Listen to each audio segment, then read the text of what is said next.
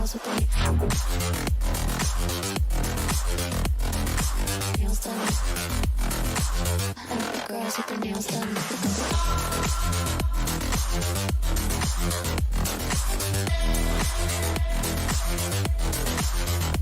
Girls with their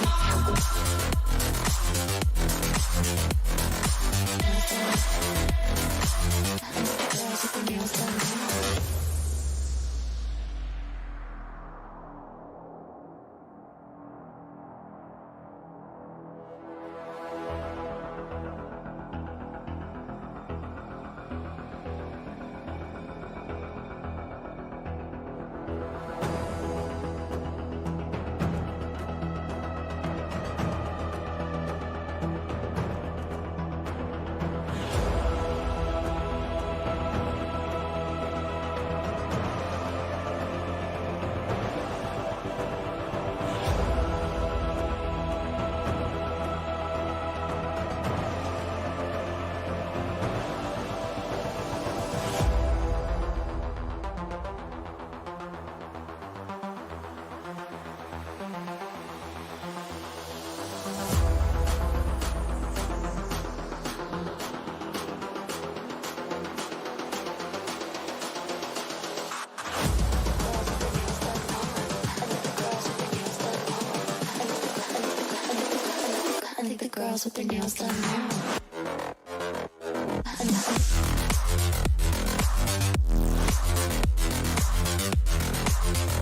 Girls with their nails done.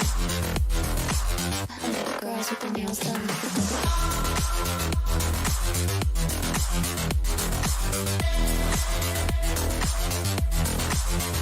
Girls with their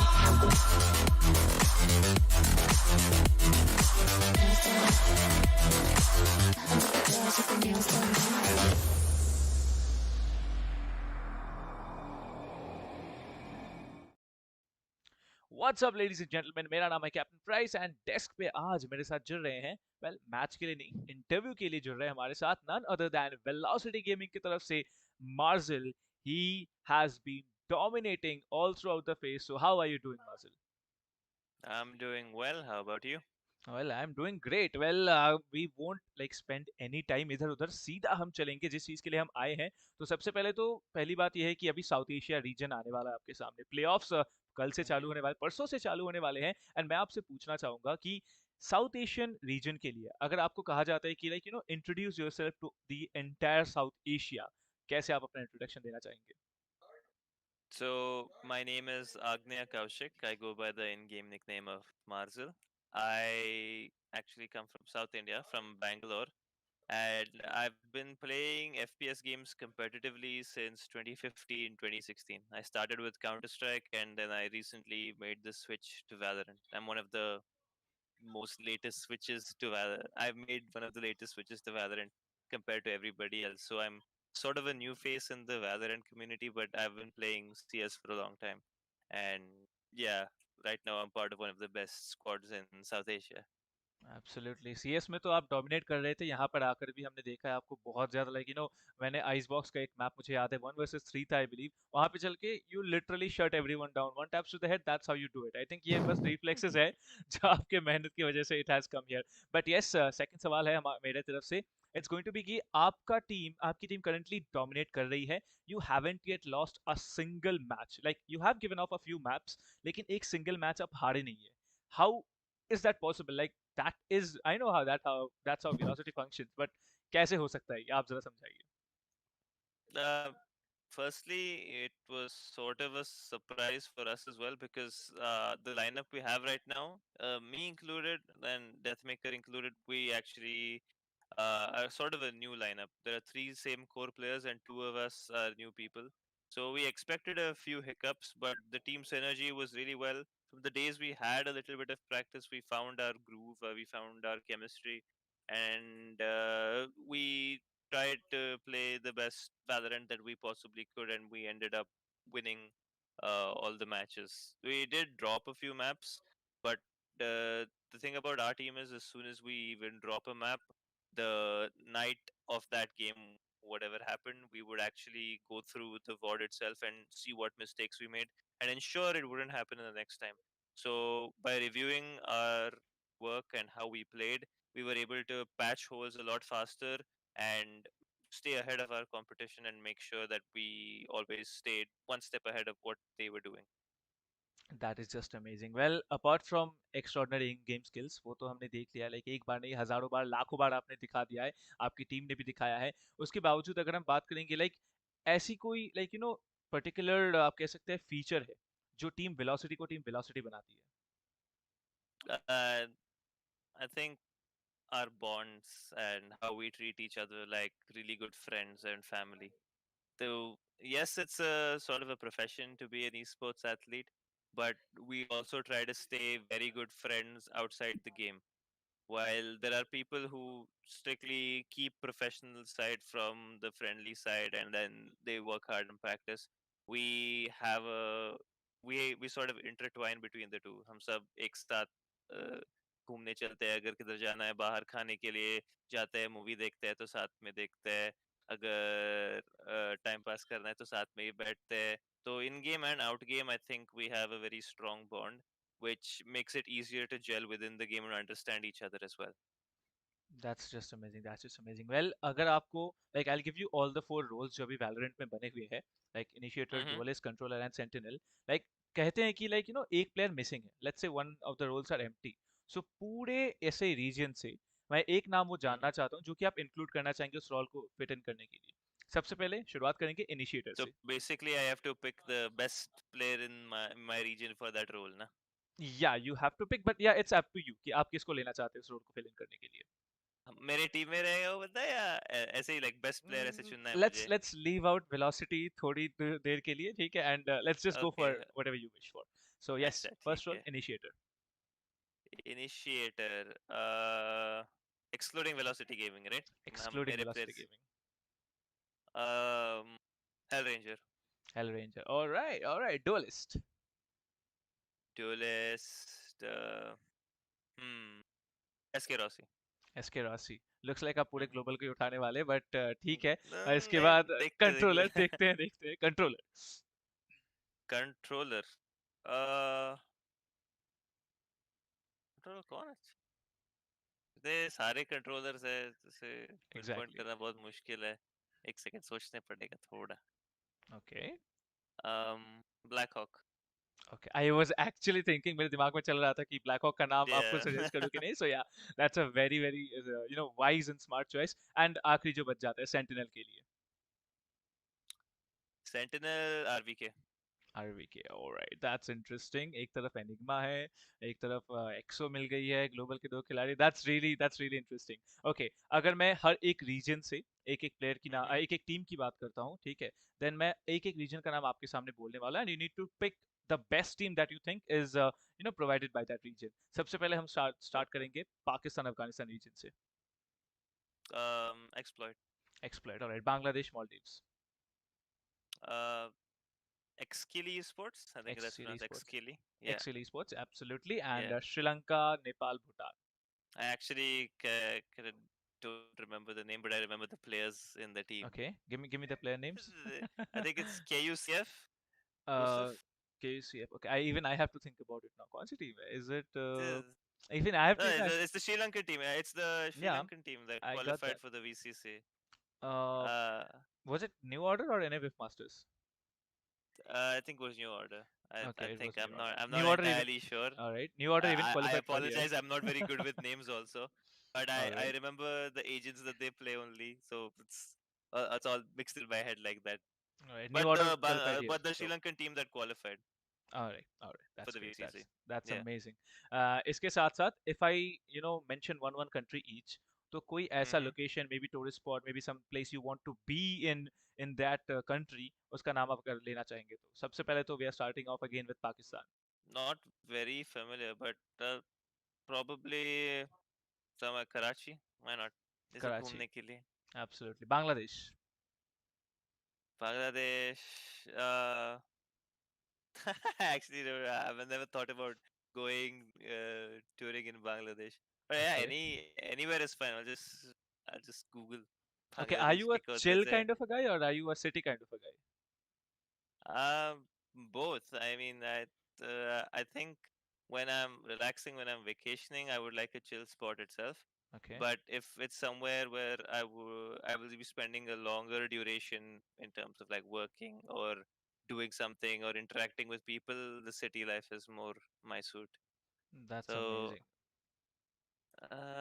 Dhaka, yeah, Dhaka. normal, Okay, one yeah, of my in ancestral Bangladesh. parents are from Dhaka, so if you are willing to go, Yeah. I can, take it there. So उसके साथ Uh, साथ the yeah, exactly, right? First we have to win. First we have to win. Then we Oh can earn our yes, let's vacation. we'll see If we who win, we will wins. earn our vacation. Okay, got it, got it.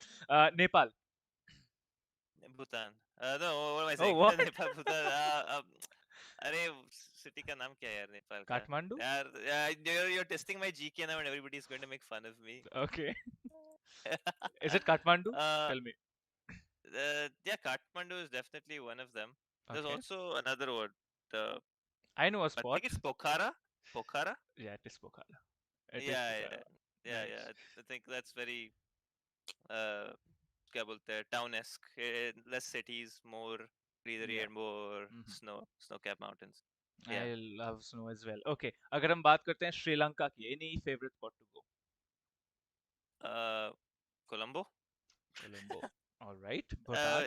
Colombo has the 7-star or 5-star hotel, right? The Yeah, very yeah, famous one. yeah. Yeah, I would like to visit there once. Okay, your GK My is really cousins. strong. My bad on that part there. But two more countries left. Firstly, Bhutan. Bhutan, no, I actually have. I'm not sure. Um, but I'm sure all of them have something beautiful to offer, right? So anywhere in Bhutan. All right. And the last one, it's going to be Maldives. Maldives में I'm not sure. I'm not sure about Maldives either. Famous islands in Maldives? Yeah, there are a lot. I Uh, think पूरे Maldives को ही घूमना चाहिए. That's a yeah. spot you should never Uh, miss out. I think Maldives is also very small, right, Yeah, in comparison to other yeah. countries. Island So, country. yeah. So, whenever I hear people talk about Maldives, they never specifically say, "Ah, "Hey, I went to this city in Maldives." It's just, "Yeah, we went to the Maldives." So, yeah, I'd be happy to go anywhere there, anywhere with a good beach. Okay, interesting. You might come and visit Chennai then sometime soon. I'll take you to a Yeah, I very good have come beach. to Chennai. I have Okay. come to Chennai. Uh, Yeah. okay. Let me know when you're coming next time, then I'll definitely, take you to certain places. All right, let's head over to Okay. the next question. So, I believe everybody has to start somewhere, right? And I want to Mm-hmm. ask you, which was your first ever winning tournament? Like, which tournament was the first one that you won, and you had a Mm-hmm. cash prize alongside, winning that tournament? First place, right? Yeah, first Winning as place. a first place. Yeah. Uh, First time I won a tournament was in 2016. Was a Counter Strike tournament. It was the Zowie Extremes Land 2016 qualifier. So the immediately winning the Indian qualifier did not have a prize, but we did get a chance to represent our country in China, in Shanghai. So we got to represent our team there. Unfortunately, we were knocked out in the group stage itself after we played against MVP PK in a BO1. But uh, that till date is still the like one of the first wins I ever had. Plus, to even go to China. Plus, it was for the first international event that I also played. Even though we came like 9th to 16th place, we actually got a prize of 1,000 US dollars. So yeah, that was a very surreal experience to be able to travel to play a tournament. That's amazing. And talking about the latest one, which is the latest one you've got on your board? Uh, Sky Sports qualifier. Okay, okay, that's a nice one. You Yeah, know, that was the one we just recently won as well. hmm But the one before that is probably the TC Gauntlet Season 2 that we won. yeah, I remember that. So those two as well. Okay, so was your name Marzel from the very beginning, or did you have something else? When I started playing competitively, it was Mazel, but in the past, when I would play casually, I used to play a lot of Call of Duty 4 Pro mod, and then Call of Duty 5 uh, Modern Warfare 2. I used to play a lot of Call of Duty games, and I only came to Counter Strike when it released Counter Strike Global Offensive in 2012. Back then, I didn't have a distinctive nickname. the last one I remember, which I had, which I could say was my in-game nickname, was Marshall. Right now it's Marzil, but I had an Okay. S instead of a Z, so it was Marshal. So back then, when I used to that, everybody used to think I was trying to be cool and be like represent Eminem or something. But then, I found it cute to just replace the S with a Z, and then Mazel happened. That's how Mazel happened. Okay, you actually answered my next question, but yes, we're gonna head over to the next one again. So, if you would like to just, make one change in your team, like no one Hmm. reveals these stats usually, but I'm asking you because everybody has already something cooking up behind the desk. So, the thing is, if Hmm. you like to make only one change in your team, what would that be? I think I would make our team stronger on Ascent because Oh. we don't play it at all, and then because we're pretty bad on it. I think we're not technically bad, but it's very on and off. One day we'll play really good, and we'll think, "Wow, we should probably have this as a permanent pick." And then the next day we play against a better team, we will have such a horrible scoreline. We'll think, "Okay, we're never playing Ascent ever again." So I think if we could bring in more consistency with that map, I think we'll have an even more stronger map pool than we have now. All right. Let's say you're, just going out for a stroll, maybe शाम को पानी पूरी खाते जाना, etc., etc. Like, just go out and Mm. have some street food.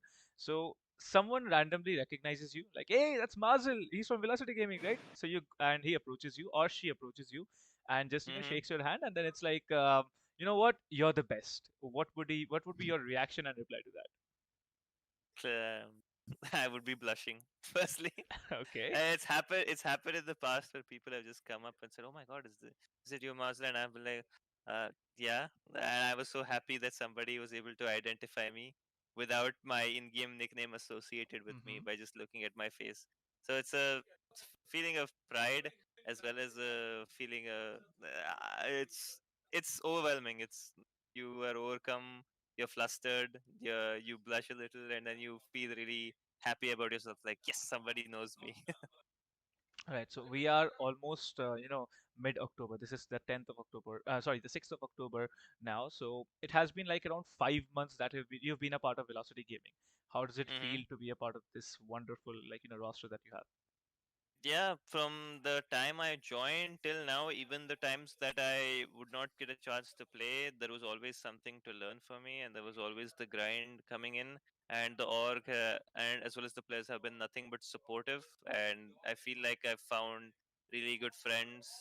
Plus, a lot of people who I can trust and put my faith in, and who share the same dream as me to be the best in the continent, to be the best in the world. So overall, it's a very gratifying feeling. It humbles me to be playing for this squad, and I hope I continue to play for this squad and then keep this family intact for as long as possible.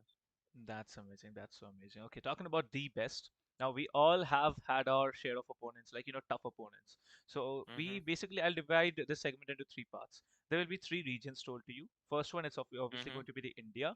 Second one is going to be the South Asian region, and the third is Mhm. going to be global. So from every Mhm. region, which team Mhm. would you want to take down? Like you consider them like to be your, you can say formidable opponents, and you would want to take them down and also be crowned the number one team. Hmm. So let's go with So India first. Yeah. India first, toughest competition for the longest time has been global esports itself. Unfortunately, they're not in the tournament, but they've always been the strongest opponents that we've had to face. We've lost against them multiple times. They've lost against us multiple times, and we have played each other so much to the point where we almost understand how and when and what somebody is going to do. So it's just a battle of who makes the least mistakes. So they've been the hardest opponents to play. We still haven't found that rhythm where we can start dominating them, or they haven't found the rhythm where they can start dominating us, regardless of what lineup we run. So I would say global esports. Yeah. All right. From the South Asian region.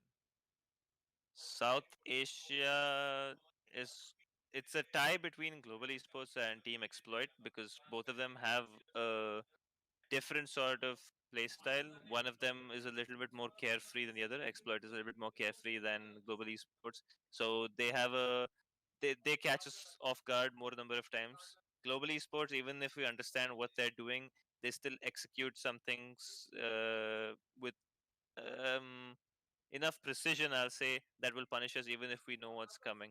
So they both are hard in their own respect, and I would say it's a tie between the two. That's just amazing. That is just amazing. Talking about the world, whom would you want to take down? The current VCC champions for Berlin, Gambit. Gambit. I have had so many answers which say, yeah, Gambit was the one, Gambit is the one. I think I know what the The, reason is, but the yeah, well, it was a very interesting session. And the last question from my end, what mm-hmm. message would you like to give all the other teams already waiting for you to probably take you Mm-hmm. down or to be taken down by you in the South Asia playoffs?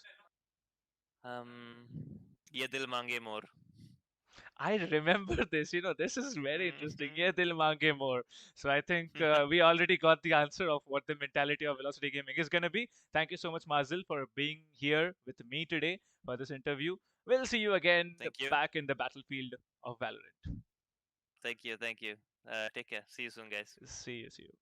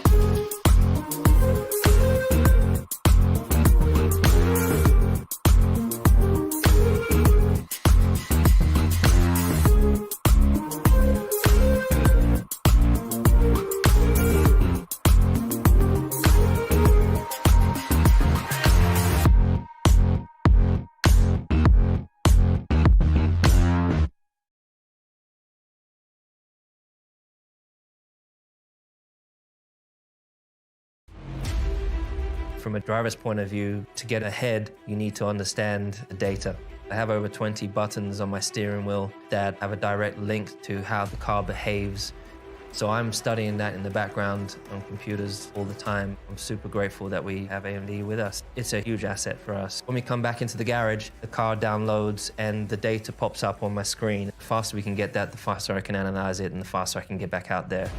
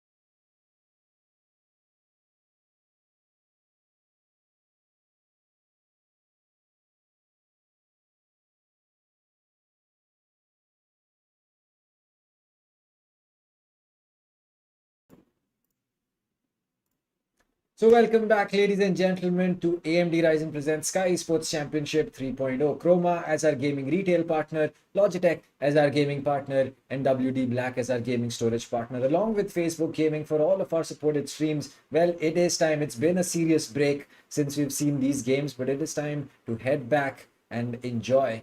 Well, it's going to be VLT taking on EXO, and it's going to be Enigma taking on Team Exploit. Well, it does feel good to be back. Yes, we had a short vacation, you could say so, but at the same time, that it does give, enough time for all the teams to read other teams and maybe come up with new strats and new executions. Because right now, this is serious games, right? These are the upper bracket matches. Yes, even if you lose, you still have another chance that you'll be moving on to the lower bracket. But I'm pretty sure none of these four teams want to go into the lower bracket. They do want to stay in that upper bracket and get to that finals ASAP and as smooth as possible. Because if you go down to the lower bracket, you need to play a lot more matches, and they're going to be knockout matches as well. So the pressure is going to be intense. And if you're in the upper bracket, yes, you have that reliability of moving down to the lower bracket. But at the same time, the pressure is kind of low. If you ask me, it's like, yeah, if you win, we'll move forward. If you lose, we still have another chance. But if it's the lower bracket, if you lose, you're out of the entire tournament, and all the hard work that you've done so far might not go. I mean, it's not going to go in vain, obviously, because you did represent your entire country in the South Asian playoffs. But I don't think anyone wants to leave this tournament without being crowned the champions. Well, that is true. And as we will look at the prize pool once again, once it does come up, we will see that there is a huge difference between the champions and even the runners up. Like usually they are pretty close, but here it is going to be a huge difference in terms of the monetary value that you're talking about. Not to mention that the entirety of the prize pool is going to be a total of $30,000, not rupees, dollars. So that is going to be a huge amount of money. And well, you are going to be playing against the best teams that we have, not just in India, but also in the regions surrounding it, from Bangladesh, Nepal, Pakistan, as far as Afghanistan even, and all the way down to Sri Lanka as well. So we've got a serious set of teams over here. And well, honestly, I can't wait to see what is going to be in store for us. Because well, today we have two games. One is going to be, well, you can say a local rivalry, and one is going to be an international rivalry. Because well, we have first VLT taking on EXO, a local rivalry game in the Indian subcontinent, and then we have Team Exploit taking on Enigma, which is going to be in India versus Pakistan. And well, if cricket games are anything to go by, the competition is going to be fierce, and the fans are definitely going to be pumped up. Yeah, they are going to be pumped up. And there you go, as we were talking about, the prize pool, 30,000 US dollars, by the way, fellas. The national qualifiers are done. You can see it, India, Pakistan, Afghanistan, 2,000 each to the national qualifiers champion. Bangladesh and Maldives, Sri Lanka, Bhutan, and Nepal, 1,000 each to the champion there. But that's all in the past. Right now, this is the South Asian playoffs. We only have, 6 teams, 8 teams, I believe. Now, moving on forward, the champions, they are going to be moving away with 15,000 US dollars. That is huge. Especially if you compare that to the national qualifiers, which is 2,000 the max. 15,000, that's 7.5 times the national qualifiers price. Yeah. So runners up, they'll be walking away with 6,000 US dollars. Still a hefty amount, but not as huge as you would compare to the champions there. But then the third place, they'll be walking away with 2,000 US dollars. And the one that I'm actually interested about, the MVP, will be walking away with 1,000 US dollars. And he's not going to be sharing that with anyone, by the way, fellas. He's going to be keeping that 1,000 to himself, only straight to his pocket. So I'm really looking forward to see who that might be. I have a few names in my head that might be, the contenders for the MVP. But what do you think about the MVP here, Dank? Well, about the MVP, well, it's going to be really interesting because, well, we have players like Amaterasu, we have players like Deathmaker, and we have players like, all the way up to players from Team Salt as well as Exploit. And I really think what is going to be the most important thing that we are looking at, it is going to be whether it's going to be about kills, or is it going to be about average combat scores, or is it going to be about something else? We'll just have to wait and watch about that. Yep, and there you go, the brackets there, bracket. Team VLT, Team Salt. VLT beat Salt and pushed them down to the lower bracket. And Exili Esports faced off against Team EXO. And then Exili was pushed down to the lower bracket because Team EXO, two of them. Exploit versus Lexius. Team Exploit did come out on top, and Lexius was down to the lower bracket. Then New Order versus Enigma. Enigma came out on top, and New Order were pushed down to the lower bracket. But then from there on forward, Exili versus Salt. Exili actually went down to Salt there. So Exili are out of the tournament. And New Order versus Lexius, that was a pretty intense one as well. New Order unfortunately could not keep up to Lexius' gameplay, and they had to leave the tournament. And right now we have 6 more teams: VLT, EXO, Exploit, Enigma, Salt, and E2S Lexius. All the Salt and Lexius, they are in the loser brackets, and they only have one more shot. They kind of have to win everything. It's a do or die situation for them. But for teams like VLT, EXO, Exploit, and Enigma Gaming, they are in the upper brackets, and they can still have a chance there, even if they lose today.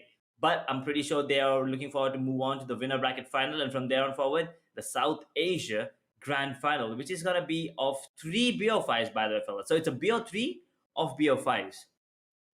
Well, that is going to certainly be something that we will be looking forward to. But just looking at these brackets right now, we see a lot of teams who are on the verge of either getting knocked out or being in a position where they can be, especially the likes of Salt and Lexus. Right now, they're in the lower brackets. Well, they're going to be facing either Exploit or Enigma, or they're going to be facing VLT or EXO. Either ways, they're going to be facing a really, really tough opponent. And honestly, this might be, kind of blowing the party over, but it's really just going to be about. I think that it's going to either be Enigma, Exploit, or VLT or EXO as the teams that are going to be taking the crown at the end of the day. They're not going to be giving it up to any other team. So, well, I think that Salt and Lexius are going to be having a really, really tough time.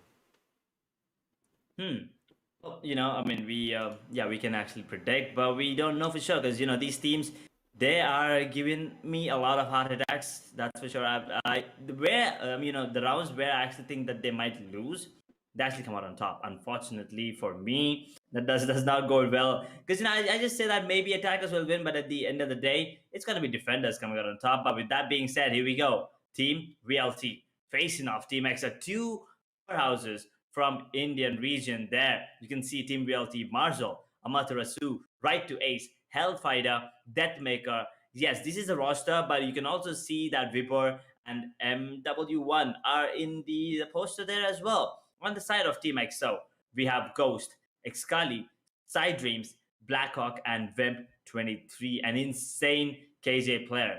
And also Blackhawk's Astra is kind of really, really good, so I'm looking forward to see how that is going to come into play today. But I think everyone's looking forward to see that Ghost versus Deathmaker Jet. Jet plays who's a better Jet. At the same time, I think it's going to be Excali, maybe on that race this time, maybe against Marshall's race. But we all know Excali has been picking Jet recently. So I'm really kind of not really sure who might pick up the Jet, and if we might be, looking at a potential race pick in any of the 3 matches. Well, we do have the map veto with us. Well, we're going to be getting into that in a little while. But right now, as we have things right in front of us, well, it is going to be the roster. So, well, you walked us through the EXO roster. Why not walk us through the VLT one as well? So it's going to be Marzel, Amaterasu, Right to Ace, Hellfighter, and Deathmaker, or, well, as I like to call him, Jetmaker, because, well, he is definitely going to be locking in that Jet for the side of VLT. Though he can play that raise very, very well as well, still, it's going to be the Jet that we are really going to be focusing on. And speaking about that, well, we have the map vetoes as well. So, well, there you go, Edge. I see that you're going to be happy. Probably the happiest one between the both of us. Definitely. I mean, yeah, VLT, they're going to be banning Ascent, Team EXO banned Breeze, obviously, because reality is absolutely dominant on Breeze, right? But here's the good thing: the first map is gonna be Bind, my absolute favorite map ever, and Team EXO are gonna be on the defensive half there, and then we'll be moving on to Split. Team EXO's pick and VLT will be on the defensive half there, and if it goes the distance, we are looking at Haven, a three-sided map, and Team EXO. They'll be starting off on the defensive half. So, I mean, we've already had this talk, Dang, but do you still think that defensive half on the map of Haven is the right choice? Well, defensive half on the side of Haven.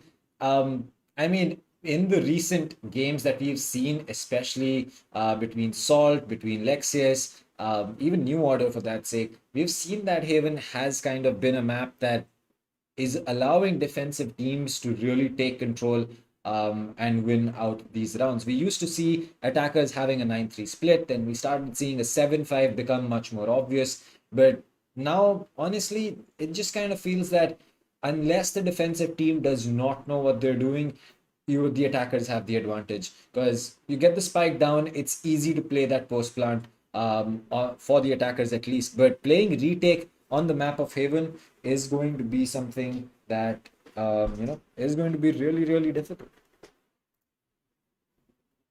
Well, it is going to be really, really difficult indeed. But here's the thing: Bind is on the cards, and I'm really looking forward to see how these teams are going to come into play with the agent selection, especially. I'm pretty sure it's going to be a duelist from at least one of these teams. I mean, you got to have Raze on the map of Bind, right? Yes, it's going to be Jet for sure, I believe. And a Raze on the map of Bind is going to be really interesting to watch. But are they going to be picking in Sova?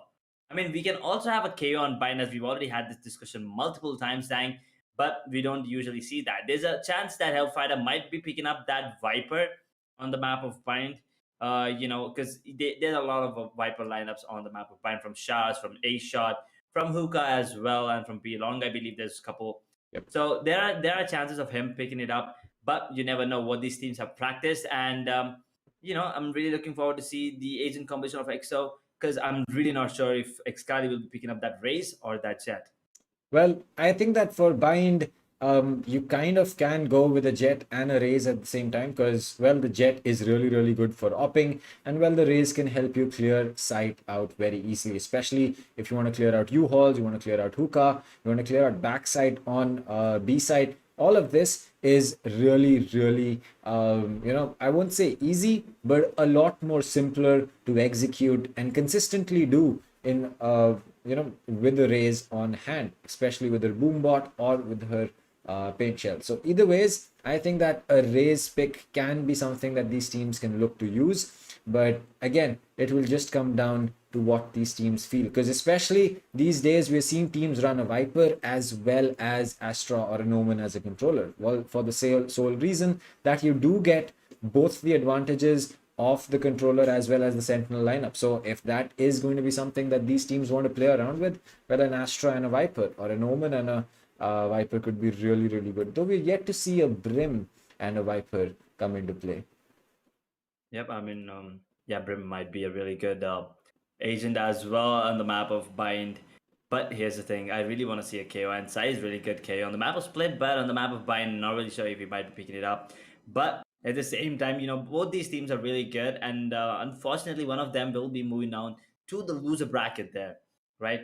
Team VLT, Team X, so two powerhouses. And if I'm not wrong, it's more like, I mean, yeah, people might say it's 50-50, but it's more like 70-30 in the favor of VLT, if you ask me, right? Because we've seen these matches a lot of times, and also these teams have faced against each other so many times. So at the same time, yeah, they're gonna know what they're gonna do, what might be their agent composition, what their gameplay might be. But here's the thing: Realty has just brought in DM, that is Deathmaker or Jetmaker as you would like.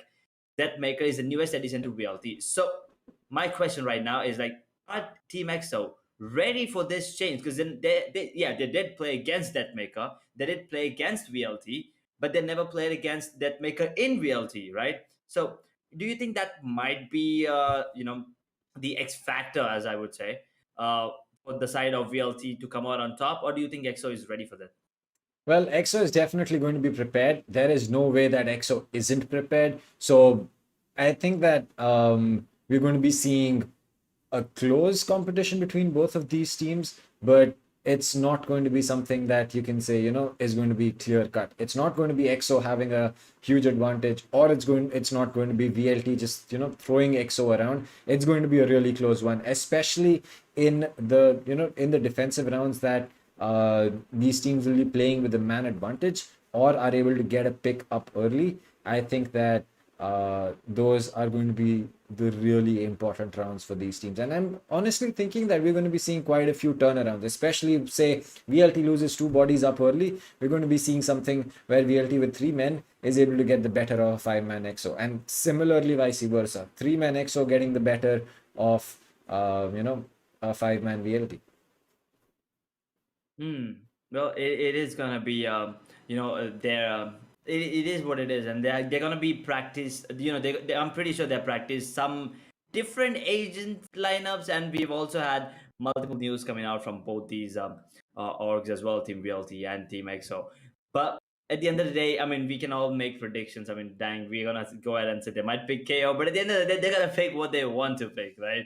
Because this is the part of this is the the point of competition where you usually don't want to change things up, right? I mean, if you're confident on your agent composition, you might as well just stick to it and aim to aim for the top. And maybe you're gonna get there with that agent composition. Maybe if you change things up, it might work in your favor, but at the same time, it might not work in your favor. And that is really not a good thing, and you really don't want to put yourself in that position. So yeah, VLT and EXO, that's a match that's coming up. But here's the other match that's coming up later in the evening. Team Exploit facing off Enigma. That is another big matchup. Team Exploit, the powerhouses from Pakistan region, and then Enigma, the runners up of the Indian regional qualifiers there. Dan, what do you think about that?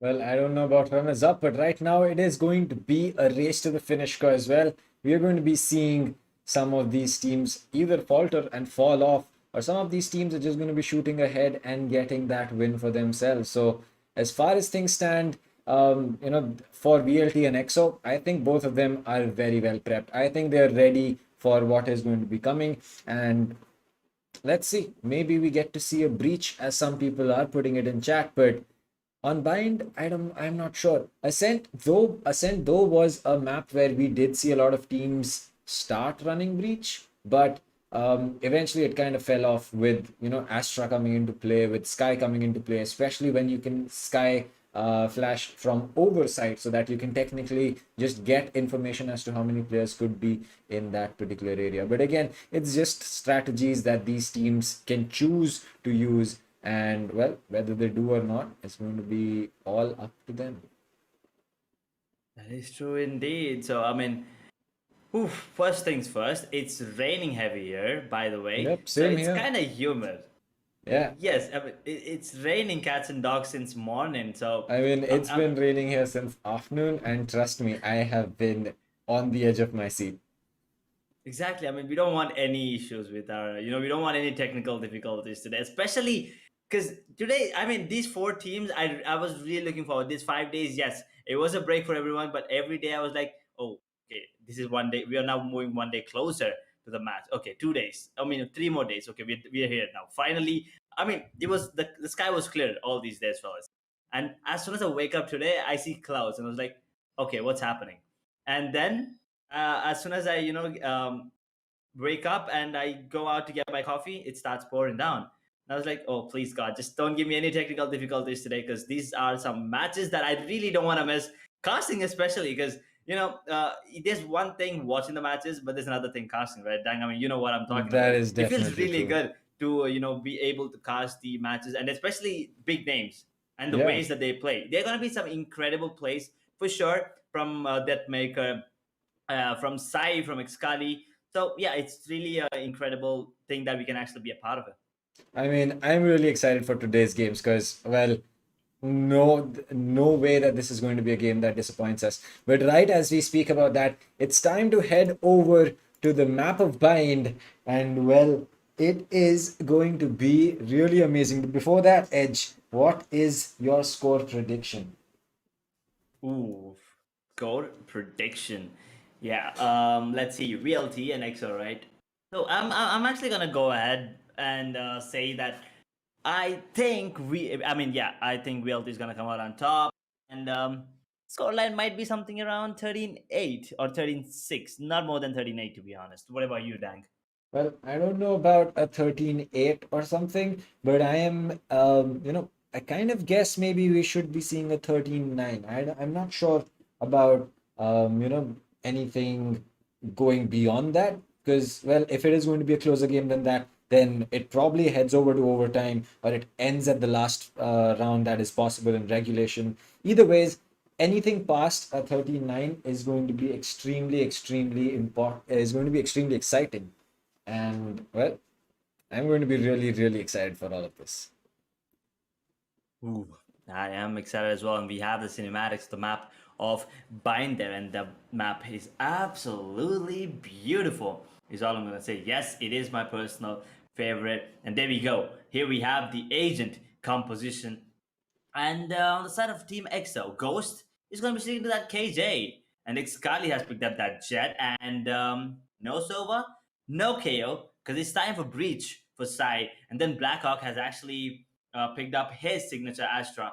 Wimp, this time not on the KJ, but rather on the Sky. But here's the thing, I think Team VLT's agent combination looks a bit more interesting. Marzo, Raze, a Materasu on that Viper, Helef on that Astra there. So the dual controller as we were talking about. And then right to ace on that Sova. Deathmaker has picked up the Jet. So I think it's safe to call him Jetmaker this game, Dank. Well, I think that is certainly true. Well, right to ace not picking up that Sky and going in for that Sova kinds of puts VLT in a really interesting position, because if you look at it, EXO has 4 flashes from the get-go and rejuvenating flashes on Wimp. But if you look at VLT, they don't have any flashes. They have the information and they have Raze with a grenade, but well, no flash to take entry. Yep, no flashes whatsoever. Actually, not even one. So that might be an issue, especially since they're on the attacking half the first. So they might still actually make it work because with that dual controller setup, they can actually get a lot of space, and they kind of have to just make sure to make Team EXO use their flashes and abilities as soon as possible early into the round, or else it's going to be really hard. And I'm pretty sure the retakes are going to be in the favor of Team EXO if they have the utility, especially with that aftershock and the concussion and the trailblazer and also the guiding light, which rejuvenates and Ghost with his strong grenades and turret. I think it's going to be an issue for the side of VLT there.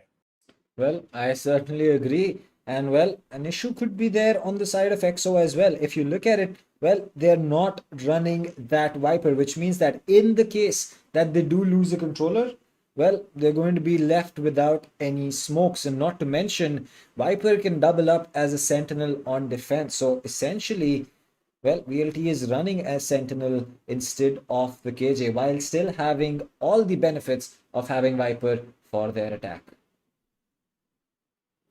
Yep. Oh, there you go. Viper.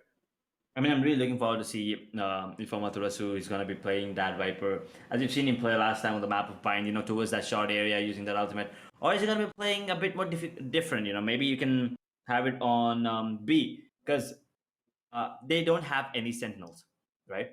So Here's the thing. As Mithika was saying, as Mithika would usually say, Viper can be played as a sentinel, and I think that's what VLT is gonna do in this particular map here. Yes, they do not have any sentinels, no KJs, no Sage, no Cypher whatsoever. So now they kind of have to play it really smart. They have to use that snake bite to perfection. The wall is gonna be important, and the smoke cloud, yes, is gonna be crucial as well for the post plan positions. But the Viper's Pit is the most important one, if you ask me, especially on the defensive half. That every time he uses the Viper's Pit, I think that should confirm the run. And if he does not, then I think that Viper's pick is going to be a fail for the side of VLT.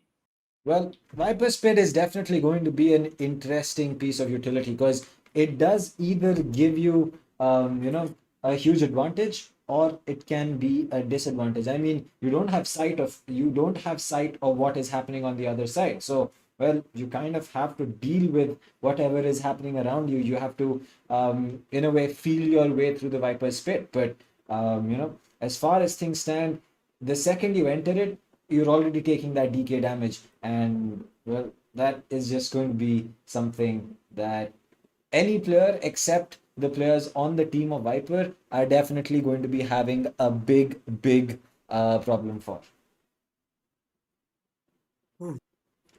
Yeah, that might be something to look forward to, but I'm really looking forward to see Excali versus Deathmaker on that Jet. I mean, I want to see some operator action come into play. Who's going to be picking up that operator? And the main question that I have in my head is Deathmaker or Jetmaker, is he going to be picking up that operator on the attacking half? Now, that's the question I want to. I don't want the answer right now, but I think I'll get the answer maybe like 5 rounds in. So really looking forward to see how that works in his favor if they do pick that operator up on the attacking half. But at the same time, Sai on that breach on the map of Bind, because Bind, yes, it is not a huge map. It is kind of a compact map, but having so many flashes, as we were talking about, like, 1, 2, 3 flashes on the side of Team EXO, that is gonna be a real pain for the side of VLT. But I still think VLT might come out on top, and I'm still gonna be sticking with my 13-8 decision there. And there you go. They are looking ready, players of Team EXO. And by the way, Dang, did you know that the pet that Team EXO has, its name is, his name is Tyson. Did you know that? Tyson, I mean, that's going to be a really interesting name because, well, maybe if EXO is, feeling a little low, they can probably get Tyson to throw in a few punches. Ooh, they might. I mean, to be fair, VLT has 2 dogs, and one of its name is Jord. So, well, that is going to be a little bit difficult for Tyson to take on because, well, Tyson is technically taking on a Jord. It's gonna be Tyson versus Jord here, and there you go. Right away, is already telling someone something. I'm not really sure who that is, but telling them what to do already outside the game as well. So I'm pretty sure he's gonna be leading the team in the game as well, whenever needed at least. And there you go, Deathmaker, Hellfighter, everyone doing their final setups, I guess, maybe final changes in the settings or something. And they look ready. Because it's gonna be an interesting one. It's a BO3, and the first map it's gonna be Bind. And BO3, it might go the distance, but at the same time, you want to make sure that does not. You want to end it ASAP, especially if you're Team EXO and you're going against Team VLT. Do not give Team VLT any space to breathe. But the same goes for VLT. Do not give Team EXO the space they need, because if you give them, time to breathe and space to think, I'm pretty sure they will make you pay and work for it. They're gonna make you run for the money.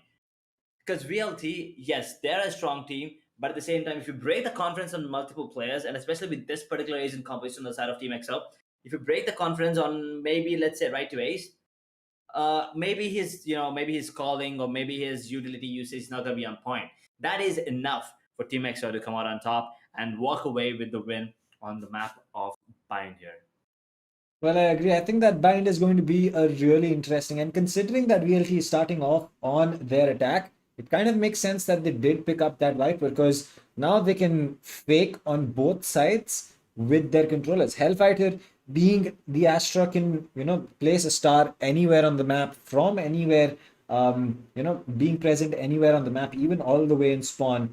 So I think that is going to be a huge advantage, especially with Amaterasu being able to distract with his Viper walls on attack, cutting off a few lines of sight, making sure that, well, the enemy team is constantly guessing as to what could be happening behind that wall. But, well, it'll only be VLT who will know those secrets. And we're just waiting for the players to completely be ready, because we don't want to have any issues whatsoever once we jump into the game. So we're going to be starting off anytime soon right now, but that does give us enough time to wait for the audience to tell us in chat that who they are here for. Are you here for VLT, or are you here for Team EXO? And who do you think is gonna win this map? and this series? Let us know in the chat, because fellas, we are looking at it. Don't worry, and everyone's looking at it as well. So let us know and support your team. Are you here for VLT, EXO, or are you here for Exploit and Enigma as well? I mean, yeah, we do have another match later on in the evening. So if you're here for them, it's fine. You can just spam in the chat your favorite team and let them know that you're here to support them as well. Because yeah, I mean, a lot of teams, they do need a lot of support. And yeah, actually everyone needs support, right, Dang? I mean, who doesn't need support? Esports, everyone needs support. It's all about the community and the players and how they are being treated in the community and are going along with them as well. I mean, yeah, you do need support. There is, I mean, you can't even sit down without having support. So, well, that just makes sense in terms of what these teams are going to be happening. You want to push a certain side, you're not going to be able to do that without support. You want to, break down the defenses that the other team has. Well, you need to have either a jet that can dash in, and kind of get past all that KJ utility, or throw some players off their track as to where the jet is going to be appearing from. So for all of these things, it is going to be extremely important for VLT as the attacking team to really pay attention, because if they don't, well, you have got some big problems coming up. Because though EXO might be a team that has not won against VLT as many times, or in other words, just not been able to make the name for themselves as much VLT has, they're still a very, very good team. And they have the likes of Excali, who was a player in VLT, Ghost, who was a part of Enigma, and well, that just tells, and Sai, he's been playing competitively for one of the longest times that we know of in the region. That is true. I mean, everyone in this particular matchup are veterans, if I'm not wrong. Maybe not Ghost, maybe not Wimp as well, but I think everyone else are like veterans of FPS games and esports in general. So yeah, a lot of experience coming into this particular matchup. So you can't just predict who's gonna win just based on that experience. Like we used to, we were predicting previous matches as if I mean, with on basis of the team which has more experience, right?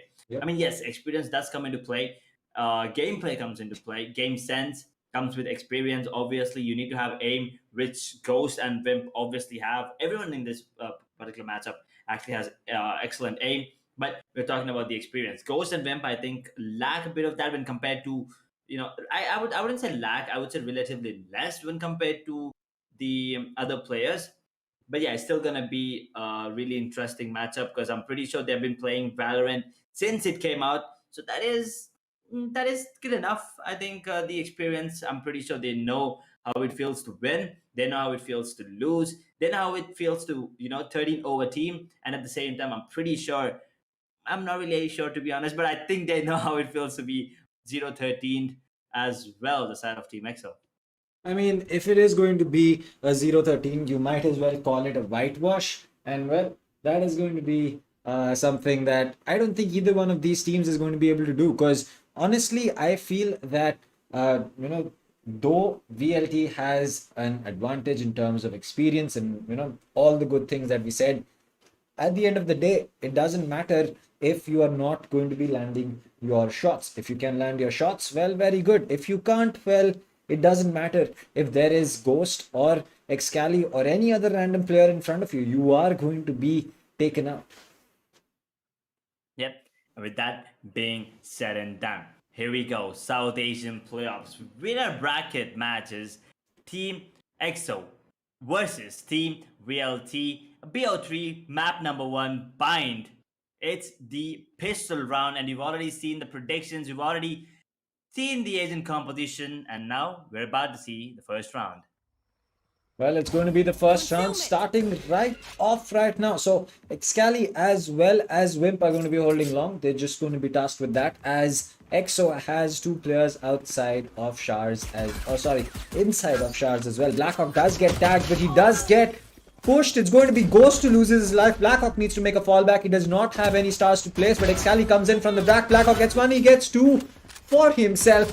Will he get a third? No, he will not. Amaterasu will finish him up, but Excali is going to be right at the back of the race. Hellfighter can land that shot. Amaterasu does get stunned by Sai, but it looks like this is going to be a difficult play coming in from the breach as well as Sky. It looks like Jet, or sorry, that's going to be Amaterasu getting spotted, but he does land those shots, and Hellfighter, just crispy, is going to be getting that pick and that kill. And well, there you go. That's first pistol round on the side of VLT. That was a pretty quick round for the side of VLT there, and there you go, the instant replay coming in, and you can see that, that was some crisp shots coming in from all the players there, and yeah, VLT, they're going to be feeling really confident, and I've mentioned it before, and I'm just going to say it again, I love Mars's new hair, you know, the new hair color and the hairstyle. I mean, the afro? Looks... yeah, I can call it an afro, I guess. I mean, it's a half afro, I'll say. I mean, either ways, that is, yes, a very, very good looking hairstyle. And, well, I hope that, or rather, I wish that I could, you know, have an hairstyle like that, because unfortunately, my hair just seemed to be too silky smooth to, you know, ever stand up on their own. But Marzel, he has that perfect curly hair, but it looks like, will he get a kill? Yes, he will. He has the perfect aim. The classic comes out. He still lands it. Concussed, he still gets that kill. Marzel is finally going to get taken out. Vim gets one. Hellfighter with two. And it's all down to the Sky. Well, she's at 40 HP, and, well, one bullet from any one of these guns is going to be putting an end to her and the round. Ooh, this is going to be another round. Going in the favor of VLT. Yeah, Sky did get the kill on the Marzel, but it's going to be a ghost that is going to be having in his hand. And 40 HP. Vim, nothing that he can actually do. I think he has actually been spotted. But right away, it's 3-1, and it's going to go down. There you go, the second round. One casualty, that is Marzel, and he only had a ghost in his hand. So nothing to worry about for the side of VLT and Team EXO. It's going to be their first buy round now. So this is going to be interesting. And an important round for EXO as well, because it's going to be a bonus for VLT. And if they win this particular round, we're looking at a potential 4-0, but Team EXO, they're not something to take lightly off. So I'm really looking forward to see this buy round. Well, I'm going to be looking forward to this as well. But as for the side of Marcel, he's still gone in with that ghost and a full shield. So he's really playing that bonus right now. But for the side of EXO, this is going to be important. The spot one head, but Deathmaker, he upgraded. He gets that kill. Excali is going to be losing his life, and well, that is the start on the Jet that you would want from a player like Deathmaker. And well, honestly, is he even trying to disappoint you at this point of time?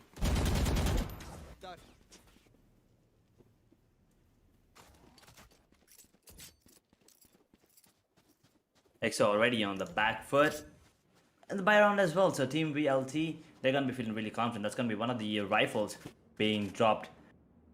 But also, you know, as you said, the Marzel is going to be sticking to that pistol. He's playing that bonus true to the name, right? So 54 seconds on the clock. It looks like it's going to be an A push coming in from Team EXO. Team VLT, they're not really aware of it, but I'm sorry, it's Team VLT that's now not aware of Team EXO's position towards that shower area. But Team EXO, they are not prepared for this. They're not prepared for this whatsoever. Because look at that positioning coming in from Sky and KJ towards that B side. They are still holding in, and VLT has already made their way into the side, and Marcel just casually walks in and gets a kill on the side with the goddamn ghost. That should not have happened. They do have the trade, but it's a bit too late. Deathmaker gets one kill as well. Now down to a 2 versus 4 VLT, having that upper hand, and I don't think Team EXO can retake this 2 versus 4. Well, EXO, this 2v4 is going to be really, really difficult for them. And the only player on VLT who has lost a life is going to be, well, Marzel. With the Ghost is Amaterasu with the Spectre on 1 and 2, and he finishes it off. And well, that's another eco for you, Team EXO, and you should have, you know, not dropped these frags so easily. Just looking at the economy, this is one of those few times, Edge, that you can say this after winning the first 5 rounds, even if your team loses, usually you do not have an economy. But this time, just looking at VLT's buys, I mean, they have a lot of money in their bank. Ooh, they do have a lot of money in the bank for this out of VLT. But EXO, here's the thing that's concerning me right now. It's gonna be another eco. Yeah, they were unable to beat VLT. I mean, they were unable to kill Marzel, who had a goddamn ghost in his hand. So, I mean, yeah, they did get the trade, but Marzel did get a free B there. So that is something that concerns me, and EXO, they need to step up their game. Otherwise, VLT might just walk over them. you know. And look at the positioning coming in from Rim right now. He does have a Sheriff in his hand. The eye of the Sheriff, the concussion, perfect timing. Look at one beautiful shot on the right ways. Deathmaker that he did dash out, but he's still peeking. Vimp is not scared and actually treats his time to low point of health. And I think that's a pull and concussion coming into play from the side of VLT, and there you go. Hellfighter getting the trade finally onto Vimp. Reach is actually low as well. Side that is, down to 20 points of health if I'm not wrong. He does have the Sheriff in his hand. 50 seconds on the clock, and Team VLT looks like it's going to be a B hit. But Viper, that is Amaterasu, is still holding on to that Shah's area, is it? Yeah, it looks like the Shah's area there. So I think he predicts someone might be up close. But is he going to be ready for it? He's not going to be ready for it whatsoever, because it's going to be Blackhawk blowing off Amaterasu's head, and there you go. 3 versus 4. An eco round, and EXO. It's the upper hand. Man advantage, but the site is kind of under the control of VLT right now, Marzel. Are you ready for this? He's not either. VLT, what's happening here, Dan? One peek. No charges left. Spike plant. Coming back. You are divided. Well, looks like Dang is having a bit of an issue there, but looks like VLT's having an issue here as well. There you go. Oh wait, never mind. Telef gets a double kill. Make that a triple. Clear quad in the round. There you go. Side the last one alive. I think he was the first one to take damage down to 20 points of health, and then he's the last one to go down. Tells you the kind of gameplay that EXO wants to play, but at the same time, Team VLT. Hellfighter, there you go. That cheeky smile, but at the same time, I'm like Rasu and Marzel. They should not have gone down. That was a bit too close to comfort there from the side of VLT. But at the end of the day, VLT does come out on top, and there you go. The operator picked up Onyx Kali. It's gonna be interesting. He does have the light shield. The operator, that's all that matters, and the flash is gonna make sure, and it's gonna give information that someone is towards that belong. That is what that matters.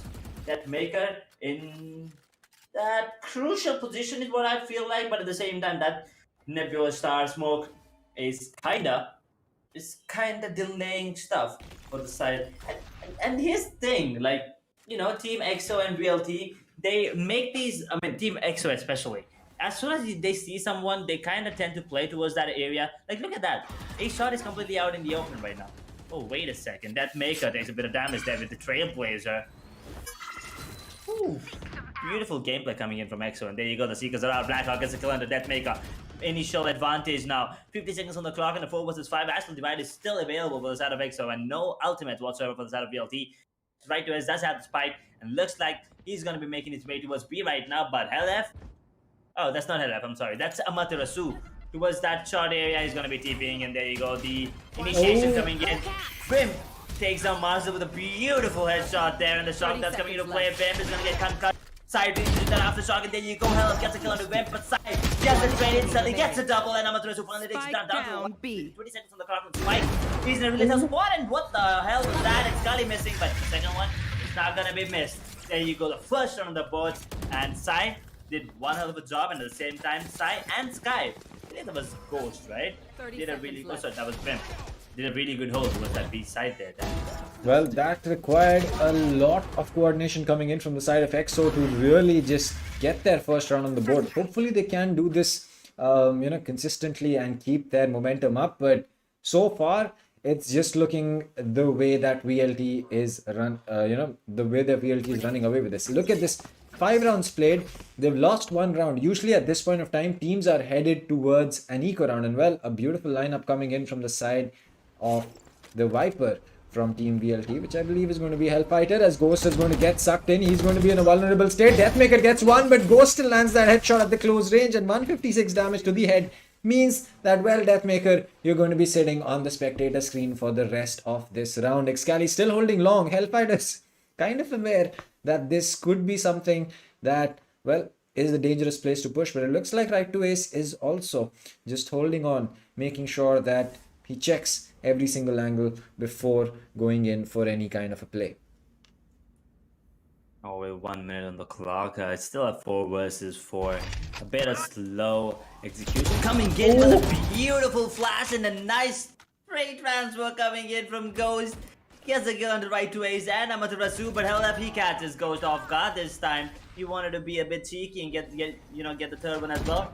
Not gonna be the case this time. LF once again, along with Marshall, they need to pull it off. A 2 versus 3 and the spike is gonna get planted now, but Typing, oh boy. Spike planted. He actually got the shot, but then he thought he's actually on the right side and then uses his aftershock, and there you go. The Astral Divide with 40 seconds on the clock. A 2 versus 3 retake. Dank, take it away. Well, this is going to be a really interesting retake for us going forward because, well, that Astral Wall is really going to be preventing a lot of information as the players push in. VLT is going to be getting one. Wimp is able to get that trade onto Marvel. But EXO, they have their man advantage. Hellfighter, he's in a tough spot. They know his position, but time's running low. They ping for that. Wimp is going to go in. He does not get that kill. The concussion needs to go out, but it's Hellfighter who gets that. 3k for him. VLT with a clutch, and oh my god, EXO. How do you lose that? Oh my god. Hellfighter. He's feeling himself today. He is on fire today. Oh boy, it's not the first time that he's, saved the round. He did do that second previous round, I believe. That was the 4th round. But then the 5th round, he tried his best, could not. But then, now the 6th round. Poof, hell left, man. Absolute fighter. I mean, Sai had that concussion with him. Had he, been a little bit more proactive with it, he might have been able to get a kill. But it looks like the flash play coming in from the side of EXO is perfect. Excali gets one. Sai is going to lose his life, but Wimp, well, Marzel, he's going to be right at the door. You cannot have a party when the door's not open. Well, there you go. It's going to be Wimp, despite all odds, getting that kill for himself. 4 bullets in the magazine, 30 in his health. He falls back. Deathmaker is really, really close to getting a frag.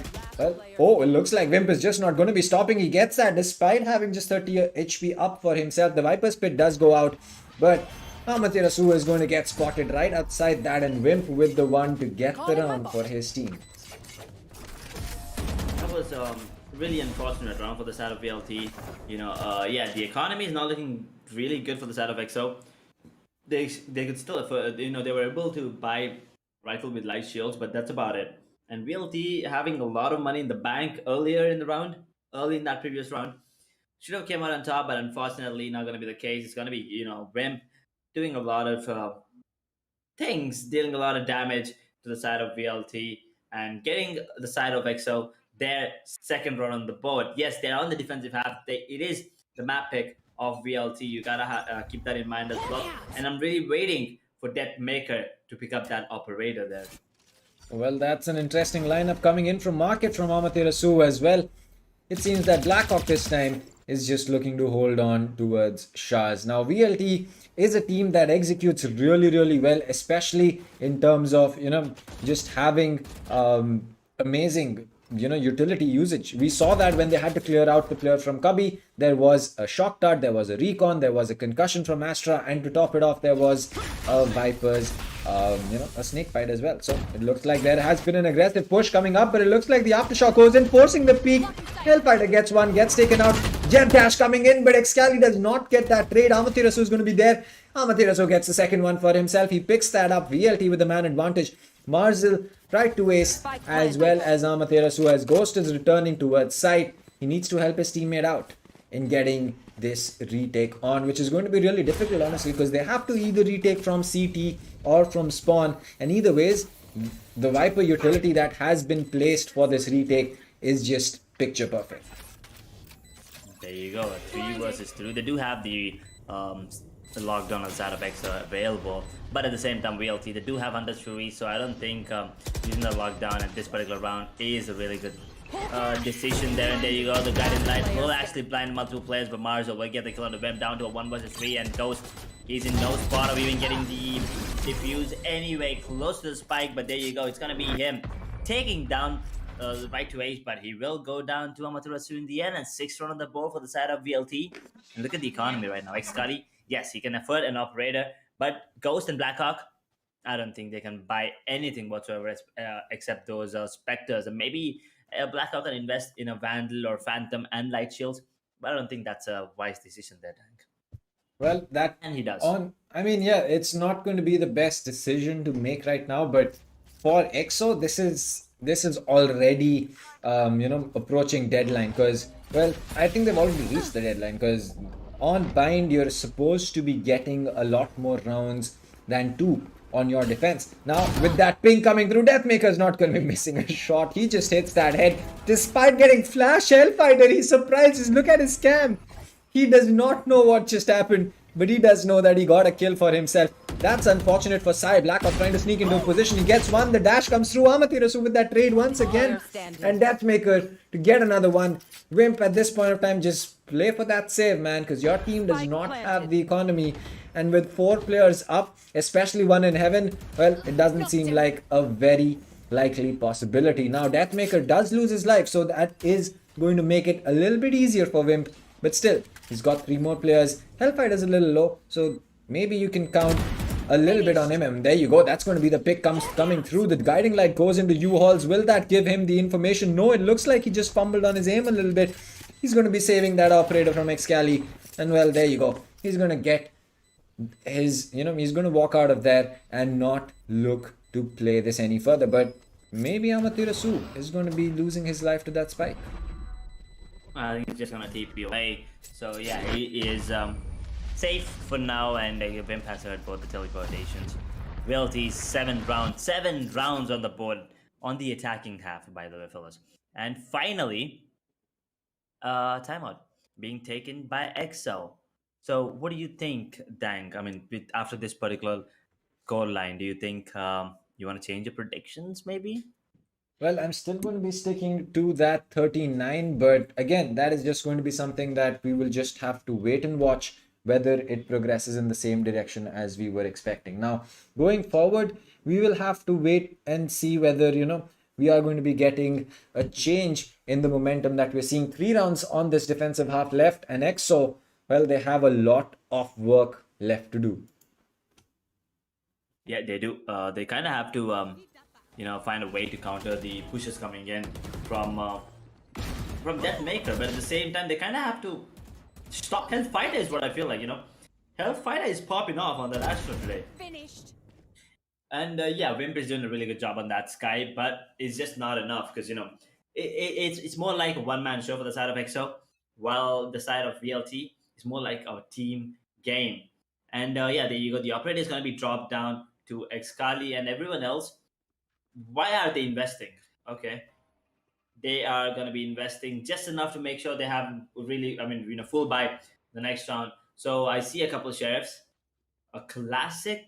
Okay, never mind. A ghost with full shields on them. I was worried there for a second, but the operator, it has to do a lot. And next Kali, he's going to be pushing up Deathmaker. If you take a couple more steps, you're going to be going down, fella. And next Kali changed his position.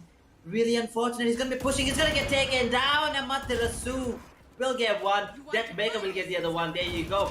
The push is coming in from EXO this time. Unfortunately, did not go in their favor. It's going to be Deathmaker with the double kill onto Blackhawk there. And they will go down 4 versus 2. EXO on the back foot. 2 pistols. Cannot do anything. Wimp is going to get taken down by Hellfighter. And the only one alive right now is Ghost. In a 1 versus 4 with a goddamn sovereign Ghost in his hand. He does have the Radiant, but he just looks beautiful. But I think he should just go for this, exit frags or something. There's no point in saving Light Shield and Ghost. Maybe get a couple of kills, but Marshall, he has the angle ready. He has the angle held up, and I think he might be the one that might take Ghost down. Oh, actually misses there. Oh my god! Actually goes down! Oh no, okay, well, there's nothing that he can do right now. He's just gonna get taken down by the bomb blast there, the spike blast there. Nothing to worry about. I just said bomb blast. Oh my god.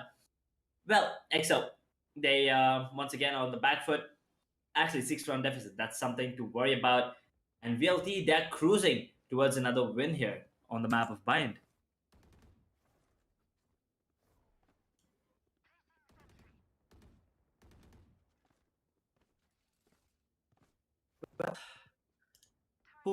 Well, the side of VLT are looking really confident, but EXO on the other hand, not really sure what's going on with them this time. Because yeah, they did want to go and start off on the defending half, understandable that it is the map pick of VLT. We're gonna be moving on to the next map, which is gonna be the map pick of EXO, and maybe they might come out on top there, and it is actually split. VLT will be on the defending half, but Team VLT, they might be looking forward to end it. A 2-0 by Excali with a beautiful kill on the right to ace instant turn out by Deathmaker. And Deathmaker, he is not scared whatsoever. He wants to take this fight with side dreams. There are 4 versus 4 with 50 seconds on the clock, and it's a buy round for EXO. And if they lose this, they're gonna be having, they're gonna be having not so much money. Maybe 1 or 2 players can afford Vandals, but everyone else, I'm pretty sure they're gonna be with Spectres or Bulldogs. Well, that is going to be the case over here. Now for Marcel, well, he does have his trusty Vandal with him. He's going to be going in for a raise nade, trying to get rid of anyone playing close. But it looks like the defender Killjoy lockdown is going to get used, and that will prevent anyone from walking up. But Wimp gets 2 for himself. He's going to be stuck. Marcel has made his way in. He gets 1 more. Deathmaker gets 1 more, but he is going to get detained, which means that with 11 seconds on board, Deathmaker needs to get the spike down and somehow figure out a way to prevent his teammate from getting taken out. But it looks like Blackhawk knows exactly where the spike has been. And well, Marcel is not going to be standing a chance. Blackhawk with that very, very important kill on Deathmaker gets the round for his team. 3-8 in the favor of EXO. And well, or sorry, 3-8 in the favor of in the favor of VLT. It's going to be extremely difficult for EXO to come back from here. Oh boy, yeah, I'm pretty sure it's not gonna be an easy one, but at the same time, it's not an impossible task for EXO, right? If there's someone who can do it, I'm pretty sure EXO is the one that can take VLT down. And right now, with 5 rounds behind Team VLT, EXO, they have a lot of work to do. But if they win this particular round, moving on to the next half, I believe the momentum might actually go in their favor, and we might be looking at a potential 6-8. So this round is really important for the side of EXO to take. Well, yes, that is true. I think that especially for the side of VLT, if they can get this to a 9-3, I think that there is going to be a really, really strong start for them. And honestly, things can change. Things can change in terms of the playstyle. 9-3 is also a very, very cursed scoreline as well. So I think that could be something that changes up. But it looks like Marcel does get caught in a gravity well, as Deathmaker is going to be playing for that elbow peak. The Viper's Pit goes up, which means that the side of VLT is going to be having massive amounts of control on this side. And considering the Killjoy lockdown did expire in the last round, there is no way that EXO has to really force these players to move out, except for that breach ult and the Sastra ult coming through. This is going to be really, really interesting. There you go, the breach ult comes through, the Excali goes in for that dash, but right to ace with 2 on the Hunter's Fury. What did this man just do? Marcel gets another one, the Viper gets spotted, but Wimp with 2 for himself pings that diffuser, but Deathmaker knows exactly where he is, and it's all down to Blackhawk, who will not survive. And that means that we get the 9-3. Will it be a cursed scoreline, or will it be will it be the end of EXO Unbind? I don't know, but VLT, oh my god, the amount of utility dump that you can call it is just absolutely insane. Not giving EXO the time, the space, they don't give EXO any maneuvering room. In the rounds that EXO gets a pick and is able to make something happen, that is good. But other than that, VLT just, I don't know, hands up, man. I gotta give it to VLT. Ooh. VLT now 9-3 scoreline. I think it's safe to say that if they win this particular pistol round, it's all done and dusted for Team EXO, and they might not have a chance of making a comeback anymore. But let's see. This is the crucial round for them. If they win this, potential 5-9 on the cards, but it's still gonna be a really hard side to take, B, especially with Marcel there holding on that hookah area. Look at the positioning coming in from Ghost towards that shot with the alarm bot and the turret there, making sure no one pushes the side of VLT, and the rotations are actually happening right now. Team EXO, they are moving away from B and making the way towards A. Dang, here we go. The rotations with 55 seconds on the clock. Well, yes, that is true. Excali gets one on the Deathmaker. That's an important pick coming through for them. But it looks like Right to Ace is going to be softening those targets up and landing those headshots. He gets one. Not Blackhawk, though, who is able to get that trade. But Marcel, he's on the flank. He has a boombot in his pocket. So maybe he could be able to get something out of it. It looks like the peak comes through. Helef is able to get that frag. Or no, it's going to be Amaterasu as the boombot goes out. Wick gets two with the classic. Marcel won. It's all down to him, though. He's at really low HP, and with Excali and Wimp holding a crossfire, he gets one. He won't get the second because the peak comes in at the same time. He's frustrated, but well, there was nothing that you could really do, my friend Marcel. A really good effort coming out from him, but a better one from EXO because they get the better of VLT in this pistol. And well, except for Deathmaker, looks like everyone's going in for a hard save. Yeah, you can see the frustration in his actions there. Marcel, he almost had the round. He got the kill on the Sky, almost got the one on to Jed. Maybe, I mean, obviously, it was a quick peek coming in. Nice double peek. But right now, 4 rounds in the bag. Oh, no.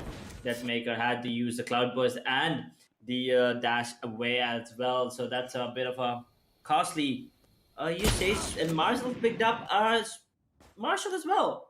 So 2 Marshalls on both the duelist, and everyone else is gonna be going in with the complete eco there, and they're looking forward to deal as much damage as they can to the economy and maybe get the round as well because they have no healers apart from Sky, right? So Sky can only heal up to 100 HP, and it's it's not gonna be refreshed. So just 100 HP for the entire round. So something that Team VLT can take advantage of and deal as much damage as they can with the Marshall 2 hits or a single hit with the head there. And there you go. Excali is ready to dash in, by the way.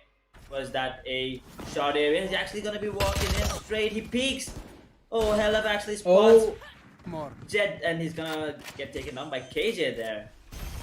Well, this is going to be interesting. It looks like Right to Ace is there in the corner, but he gets another pick. This man is absolutely insane. A Swarm Grenade will prevent his push-up, but VLT, they have the men equalized. Marcel's got a weapon with him. He's got a Swarm. He's got a Raise Grenade. Will he get a pick? No, he's going to push these players out from U-Haul. He's going to walk in, but Excali gets the better of him. It's down to Right to Ace as well as Amaterasu, who's still making his way back. But it looks like he will only have a Ghost to make it work. Now Right to Ace really low on HP. Can he land that headshot? No, he cannot. Ghost and Excali finish it off. And there you go. We're going to be seeing 5-9 come out from the side of EXO. 5-9, as we've said, it is it's happening, fellas. And the comeback is possible as well. And I see a lot of people rooting for EXO right now. Yes, the comeback is on the cards. A 4-round deficit.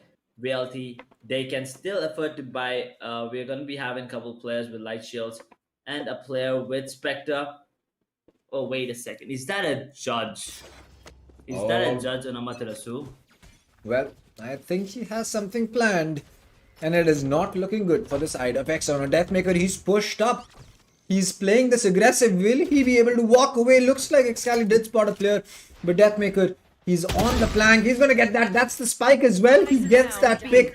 And well, it's going to be really interesting. And Deathmaker with a second one. Marcel gets a third for himself. And suddenly EXO falling across the board. Marcel hears that jump, goes in for that blind spray. Does connect one bullet, but does take a lot of damage in return. A paint shell goes out just to make sure that no one's going to be playing that position. But it looks like the spike is still in the hands of, alright, the spike did get recovered. It's in the hands of Wimp, but he's not in a very good position to really capitalize on this. That was an insane push coming in from Deathmaker there with 40 seconds on the clock. Sky and Breach, the only players alive on the side of EXO right now, and I think this round is done and dusted, and VLT should have this in the bag. And Marzo, although he was kind of low when compared to Sun, still gonna get taken down, and Deathmaker goes down.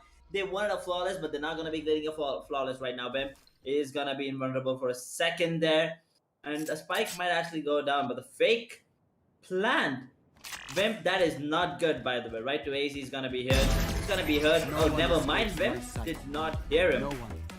Or maybe he was, waiting for the guy from CT to push. And 10th round on the board, VLT, and the momentum is broken for the side of EXO. And was that smoke from Ghost Scam there? I saw some smoke there. Dang. Well, I think that honestly, I really don't know what VLT is doing different. Because yes, we are seeing EXO just get thrown against the wall right here, but there has to be a reason for it. There needs to be a good reason why VLT is able to make EXO look like a weaker team than they are. And it's not just about EXO being in a position like this, but please check those corners, because Deathmaker is going to get that first pick, and those flashes, well, they might blind Deathmaker, but are they going to be getting your Excali back up to his feet? No, neither is going to be Blackhawk coming back up to his feet. And that just means that we're going to be having a bad situation. Now, Sai, he does get a trade, but right to ace, he knows about the player inside Shaz. He's playing to make sure that no one enters from there, and also make sure that they can get a pick in return. Now, the spike has dropped. Sai is able to cover that up. And, well, there you go. He's going to be recovering that. Maybe a plant for him is going to be getting him an ultimate, but, well, Marzil is just red with the flank. And this man, honestly, it just feels that we're going to be, we're going to be in a position where he's just absolutely insane at this. He gets one pick for himself. He does get taken out, but there you go. Look at the damage he's done to the side of Sai. And, well, that's one of the best things about Marzil. He may be a duelist, but he does play the role of a lurker as well as Ghost. He's going to be checking this corner, which Excali should have last time. But Ace is going to get blinded. The Rolling Thunder comes out. This might just be something that EXO could make do with, but it looks like Ace gets one. Ghost gets that trade. It's all down to the Viper versus the KJ as the spike goes down. Let's see how this 1v1 pans out. Once again, it's gonna be Ghost, but Amaterasu this time. Oh my god, is he gonna be sticking it? Oh, wait a second, he peeks! Amaterasu misses a few shots. He might actually take down the lockdown, and he just baits him out. I knew that was gonna happen there, and Ghost falls for the bait, peeks, but it's kind of low, so Amaterasu just had to land a couple of shots, and it did. Takes down the lockdown as well. 11th round secured for VLT and EXO. That was a really close round for them. But at the end of the day, Amaterasu comes out on top, and Ghost, especially because he was kind of low, there was just no way. But that kill there, this one from Amarzo, dealing a lot of damage. Taking down Sky and also getting the kill. Taking down Sky and dealing a lot of damage on Breach. Which held right to his, secure that Breach kill. Otherwise, he would have gone down because of the concussion coming in due to the rolling thunder there. But nevertheless, Team EXO, the economy is broken. We're looking at a potential 12th round on the board for the side of VLT here, Dang. Well, yes, that is true. Now, for VLT, I think that this is just a matter of, this is just going to be a matter of whether we're going to be seeing these players, figure out a way to come back from this, or are we going to be seeing a different perspective of this. But there you go, it's going to be Excali missing so many blades. Deathmaker, he does take one, but there you go, he's going to get that pick. He spots the second player. The flick does not land with the classic right click. The cheapest weapon in the game in the pocket is going to be getting that frag, and Hellfighter to finish it off. 3k for this man, and VLT, are you gods? Yes, you are. Match point. VLT being really dominant. Map number 1, that is map bind. Yes, it is their map pick, and they're being really dominant and showing us how to play the map of bind. And that's exactly why I said having a duelist will help you on the map of bind, especially having a raise there, right? Yes, Jet is important, but having a raise might just be the X factor. But right now, oh my god, that's a beautiful combo. A nasty combo, but that wall actually helped Marshall survive. And how the hell did you get that kill on the Excali? Because I think that was just a random shot through the wall there, right? And he actually got the kill. One to two. Oh my god, if I want to fix this, he might just get a couple of kills, but it's gonna be Blackhawk getting the kill onto him. Hellfire on the hand, instant trade onto Bit. Down to 3 versus 4. Marzo with the showstopper will get one, and that goes. Will take down Marzo, but instantly taken down by Helaf, who is on fire this game, and all down to Sai now in a 1 versus 3. His position is compromised. Helaf is ready, but he's not ready for Sai though. He's gonna get taken down to a 1 versus 2. A beautiful concussion coming in. Blade Storm is gonna be put to waste because Sai took down 1, and that's gonna be it. Right to Ace is gonna have the right to clutch. Instantly denies Sai's right to clutch, to be honest. And yeah, Hellfighter is not happy, kind of. But at the end of the day, 13-5. VLT, absolute dominant. Absolute dominance on the map of Bind here. Well, VLT, absolutely insane. I mean, there's no other way to put this. It's going to be, insane what they're able to do over here. And I mean, honestly, I think that the addition of Marzel has really changed the side of VLT for the better. It just goes to show that a player with so much experience in a completely different game can still come in and have such a calming effect on the team. So many times we've seen that the side of VLT was getting over aggressive, and maybe Amaterasu was not able to rein those players in. But with Marzel being on board, I think that they're an absolutely insane bunch of players with the calmness that Right to Ace brings, the all-out aggression that Deathmaker can put on, and Amaterasu being the brains behind it. I don't see a single mistake that this team makes. Ooh, that was really, a really good gameplay coming in from VLT is what I feel like in Team XO. 30 seconds. They just didn't have any answers whatsoever to the plays of VLT. Yes, they did have some really good rounds, but and they did have a really good eco frags, especially there. With the rounds, with the shorties, with the sheriffs. But at the end of the day, VLT and Hellfighter especially popped off for me, if you ask me. There's a lot of team work. I mean, you could see that. I mean, on the side of EXO, it felt like it was all, how do I say this? I felt like there was not as much coordination as compared to the side of VLT. Yes, there were some plays as we've just seen, the flash and the peak coming in from the breach and KJ there. Yeah, that was a really good teamwork there. But I just felt like the synergy and the communication, coordination from VLT was just on another level when compared to a Team EXO today, at least, or at least in this particular matchup. So VLT, I mean, if Team EXO wanna walk away with the win on the map of Split, yes, it's gonna be their map pick, and if they wanna walk away with a win and take us into map of Haven, that is a deciders map, then they might have to figure a way out to stop VLT from pushing, and at the same time, make some coordinated moves around the map, or else Team VLT, they are gonna make you pay no matter what, because we've seen it, right? And Deathmaker, he did do a lot of difference. And this particular round where Excali was pushing in with the operator, maybe if he would have, been a bit more patient, maybe he could have got a couple of kills and maybe things would have been different for that particular round. But he actually decided to push. Yeah, he never pushed. It was the first round he decided to push, and unfortunately, that particular round was the important round because he was the only one with a weapon in his hand. But at the end of the day, VLT was just too good for the side of EXO, especially the race pick on Marzo. I believe that was a really smart move. And there you go. This was the frustrated Marzo there. Anyway, as I was saying, I think the race pick on Marzo was the thing that actually helped VLT come out on top, having the deal list on the map of Bind. Yes, they do not have a Sky, they don't have a healer, and especially no Sentinels whatsoever on the side of VLT. Actually, no Sentinels on the side of EXO as well.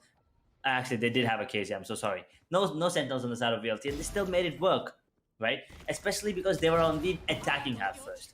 They wanted to be completely attacking favored, and after switching down to the defensive half, they played, aggressively, so they can make use of their attacking lineup, and they definitely did. And also this particular round where Amaterasu used that lockdown to bait out KJ was a beautiful and important round as well. VLT overall, absolute dominant gameplay. Well, I have no other ways to put this, but VLT is certainly on a level that honestly I don't see a lot of teams reach. Now, this is going to be VLT's pick, so probably they had some better strategies. They had they had some better, as you can say, what do you say, mindset coming in. But honestly, Hellfighter top fragging in the entire lobby with 22-9, being the MVP on that Astra. This is something that we've seen a few players like Scar God and even Hellranger pull this off. But honestly, against the kind of players that he's playing with Wimp, Ghost, Blackhawk, Excali, Sai, doing this is absolutely insane. It is. And let's just take a quick look at the scoreboard that we have here. Hellfighter, obviously the star player, the MVP for the match. 323 average combat score, 22 kills, 9 deaths. That's a 2.5 almost KDR. And 3 first plus and 4 plants. Absolutely insane. And then Wimp actually has 18 kills, 16 deaths, 1 first plant. Not bad for a Sky, but he's a top fragger. And actually the best player for the side of EXO as of now. And Deathmaker there sitting on 17 kills, 13 deaths, but 6 first plus. That's impressive considering the game only went till 18 rounds. Game went for 18 rounds. And then Marshall 13-14, 1 first blood. Ghost sits on 11 kills. Amaterasu sits on 13. Blackhawk sits on 11 as well. Right to Ace 10. Excali 10. And Excali actually has 3 first bloods. Yes, he only has 10 kills, but he has 3 first bloods. Sai, on the other hand, only has 7 kills. Not the kind of game that he wanted. And I believe two of those 7 kills were in the last round as well. But yeah, he's the only one with no first blood whatsoever in the game. Well, I think I don't know. I'm speechless right now, honestly, because I have not seen a team dominate another. I mean, the scoreline, yes, it does tell you that it is dominating. Yes, 13-5, a big loss for the side of EXO. There's no denying that. But the way that those 13 rounds have gone in the favor of VLT is what scares me, because when you have a single player use some utility to try to push someone out, yeah, good, that is how the game is meant to be played. That's how utility is meant to be used. If you're using 2 pieces of utility like a Sova and a Viper to get someone out, excellent, because 2 players are having to coordinate. But sorry about that, but VLT consistently is able to use 3 pieces of utility: a recon, a concussion from Astra, and a snake bite from Viper. I mean, you might be Tens, you might be Shazam, you might be Asuna, but there is no way that you can walk away from 3 pieces of utility being thrown at you. There is absolutely no chance. Unless all 3 of them are going to completely whiff their shots, there is no way that you walk away from that situation. And well, that is exactly what VLT was consistently doing with the players of EXO. Oh, you're standing there? All right, here's a bunch of utility you can deal with. All right, you're standing there, you're holding this. All right, deal with this now. And then to top it off, Marzel on that lurk with the raise, being the spearhead when needed and making sure that he was able to hold the flank or go in for a lurk whenever needed. Perfect flexible play coming in from Marzel. Yep, really good gameplay from everyone. Yes, and as I've already mentioned, Marzel on that race was absolutely brilliant as well. And I think that was one of the reasons that VLT actually managed to get on top. Yes, everyone else is really good, but yeah, Marzel on that second duelist, having the second duelist on the map of Bind is really important, is what I feel like. And right now, map number 1, Bind. VLT's pick did go into their favor, 13-5, dominant performance. Team EXO was completely shut down there. And then moving down to Split, that is going to be the map pick of EXO and VLT. They'll be starting off on the defensive half. What are your expectations from this particular matchup? Well, Split VLT defense, I am already going in for a 9-3 defensive half for VLT, because especially coming off the back of Bind, which is an extremely defender-sided map, and being able to pull a 9-3 on attack, I think they're definitely ready for Split. And also for those who either, might be new to the Valorant scene or might be new to,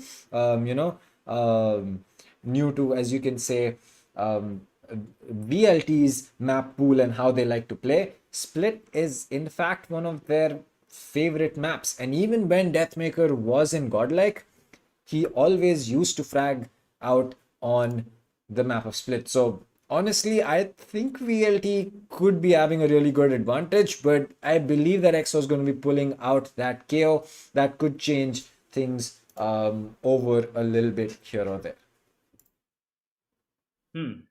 Well, that might happen. A lot of things might happen, especially it's a map of Split, and we all know how these teams play on the map of Split as well. That is Team VLT and Team EXO. But yeah, talking a bit more about Bind, just the way that Team VLT showed us, how they can play. I'm actually concerned about Team EXO right now, especially about the confidence coming in. Right, there were a lot of rounds which actually looked like it should go in the favor of EXO, especially that 2v4 where Halef actually got that quad kill to secure that round. Yes, it was an eco for the side of EXO, but they did get multiple kills, and it was a 2 versus 4 retake situation. And unfortunately, EXO could not come out on top. So if something similar happens on the map of Split, I think the confidence on the side of Team EXO might be broken, and VLT might just walk away with the 2-0 win and push Team EXO down to the loser bracket. Well, if that could be the case, well, honestly, it'll be a bad piece of news for every single team in the lower bracket, because EXO joining the likes of lower bracket means that, well, we're going to be seeing really tough competition for every single team over there. And honestly speaking, I feel that it's kind of understandable. It's only the best of the best that stay in the winners bracket. That is how it goes. That is why loser brackets are always open. You always have teams coming into the loser brackets, but winners bracket, it's only for one time. You only stay in the winner bracket once. You lose, well, unfortunately, you're a loser now, and you have to face the wrath of the loser bracket. And honestly, it's kind of understandable. It's like a slope that is just going and chopping off the legs, or as you can say, that's kind of dark, sorry. It's kind of chopping off the excessive wood that you might want to say to make the plane smooth. So at the end of the day, it's only going to be the top two teams. It's only going to be the top layer of cream that you might say is going to be reaching in the grand finals. And that is how it works. That is how the loser brackets work. And well, that is how this tournament is also going to be working. And well, EXO right now, well, they're on the verge of getting themselves shaved off into the loser brackets.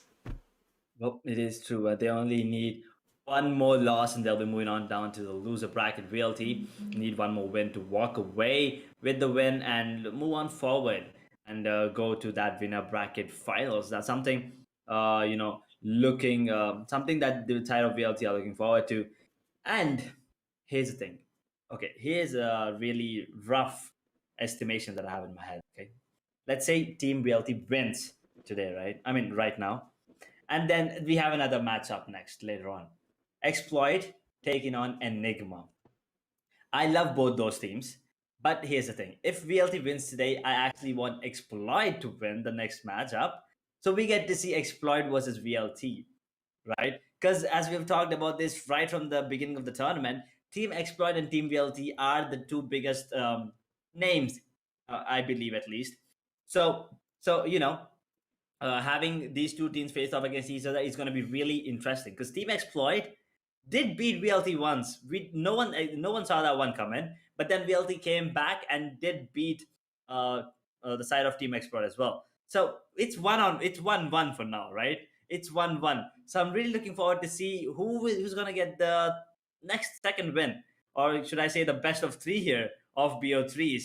I really want to see Team VLT win it, but at the same time, I do want to see Exploit come out on top as well. So I'm really confused between these two teams. So I just want that confusion to go away. So I really want. I don't want to say I want them to win, but yeah, it's gonna be a really interesting match later on. Enigma versus Exploit. I actually think Exploit might come out on top. So yeah, I'm not biased, but I do want to see VLT versus Team Exploit.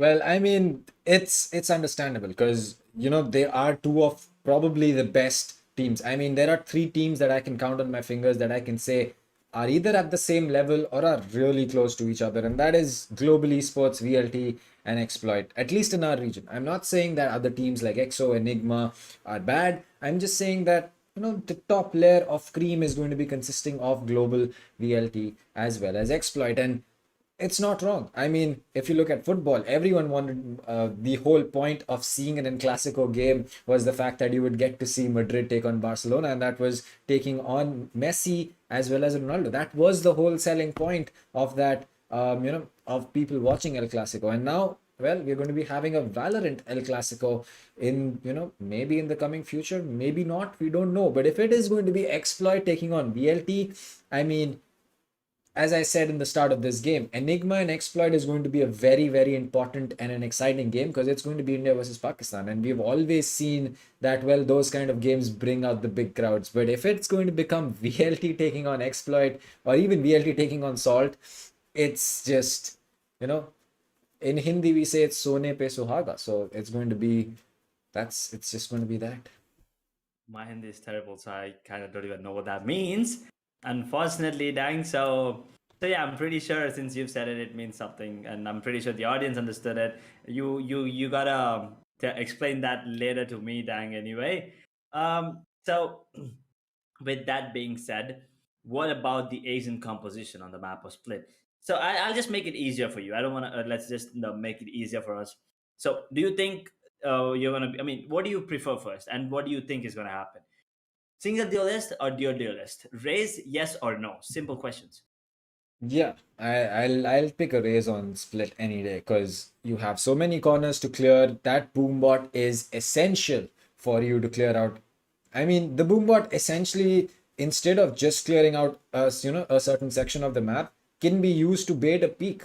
You throw that boombot in, maybe the player goes in to try and shoot that boombot, and well, you peek right behind it. Well, you traded 300 credits for a life, and I think that is a very, very good and understandable trade. So it's just how you use that utility. We've seen players throw an entire team's rotation off by simply placing 2 astral stars. And what do 2 astral stars cost? 500 credits. If you can win a round on the basis of using 500 credit utility, I think you don't really need to even compete at this point. If you can do it consistently, then, well, hats off to you. But again, that is the reason that these teams are at the top level. Both of these teams can use utility in that way. And if they are going to be, doing exactly that, well, we have a very, very exciting game coming up. We do. And one more question. KO. Do you think Sai is gonna pick that up again, or do you think that was a one-time thing? I mean, we did see him pick up the KO last time, right? So what do you think? It's on the cards again, or do you think they're gonna switch things up right now? Well, I think the KO is going to be coming out because it was one of the reasons that Sai did not, or rather EXO did not play Split in the start of this tournament. They did not play Split because they wanted to hide the fact that they play KO. They played KO, and well, they were able to, they were pretty successful with it. Their retakes were really good, and just in general, they were able to make their attacks and defenses work out a lot better. And one thing that I kind of realized after watching Sai play KO was the fact that KO can really, really be strong for those retake situations, especially if you have your 0 point up, because it's not just free information. It's swarm grenades gone, it's cypher tripwires gone, it's, I don't know, 500 flashes that the post plant team kind of always has in their back pocket. And well, all of that gone. All that you have to do is land a couple of headshots and get that diffused with your, I don't know, with your thermometer, if you want to call it. Well, another question, and I'm pretty sure this is going to be the last thing I'm going to ask you. Do you think VLT might pick up KO? I mean, we've never seen it, but we already know that Sai plays KO on the map of Split, and it's really good. Do you think VLT dares to pick KO on the map of Split? Do you think there like at least 1% chance? I mean, I'm not going to deny that maybe VLT can pick up a KO, but it's kind of unlikely because you don't look at a team and go, oh, they're playing KO, they're doing this, let's do the same thing. No, that's not how teams like VLT or EXO play. They don't look at another team from their region and go, oh, you know what? It is going to be exactly what we want to do. That is not how teams work. Players at this level are going to be looking for their own strategies. Now, if VLT has something that they've planned, if VLT has something that they're ready with, well, we might see a KO come out. Maybe they're using KO to suppress the other KO.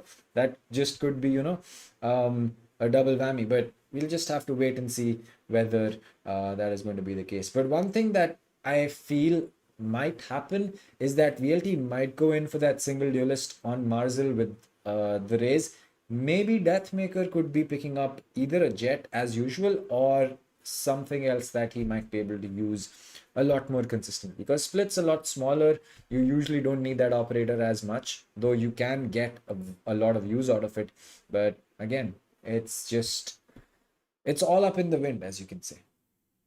Yep, I mean, yeah, you're right. It's all up in the wind, and Zed is all about that wind as well.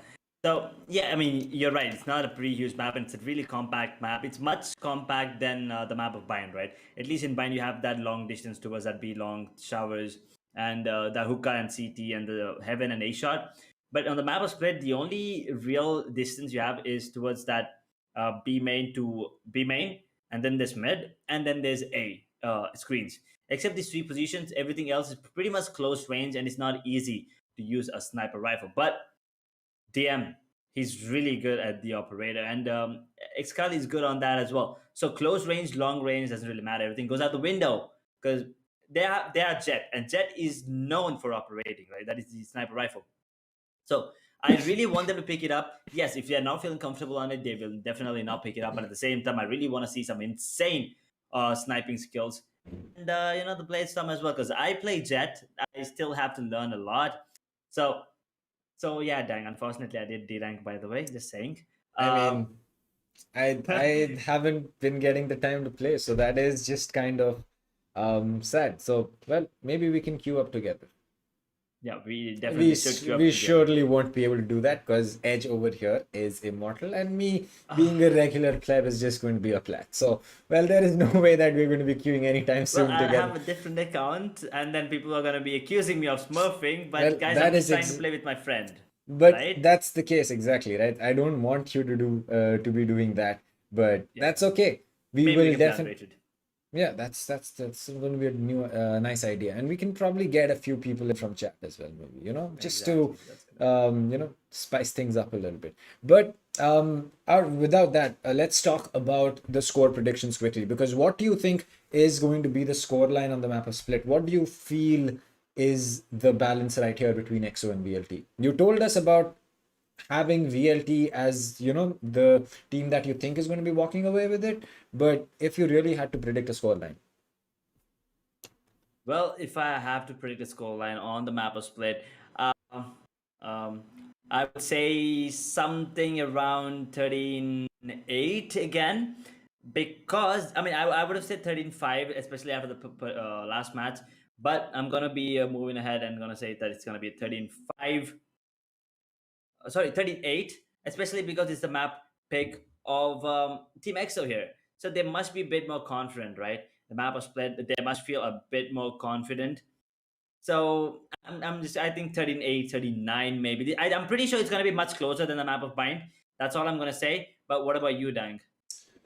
Well, I'm feeling that we're going to be having something closer to maybe a 13-7. It won't be a one-sided 13-7 in the sense that 6 rounds, huge difference, VLT or EXO so much better on Split. No, that's not going to be the case. It's going to be all of these rounds, I feel, that will go to either one of these teams are not going to be as clear cut as Bind. They're probably going to be a lot more closer. They're probably going to be a lot more concise. We will see teams hanging by the thread in terms of their economy. So with that out of the way, let us make our way into the game, because we have an amazing map coming up.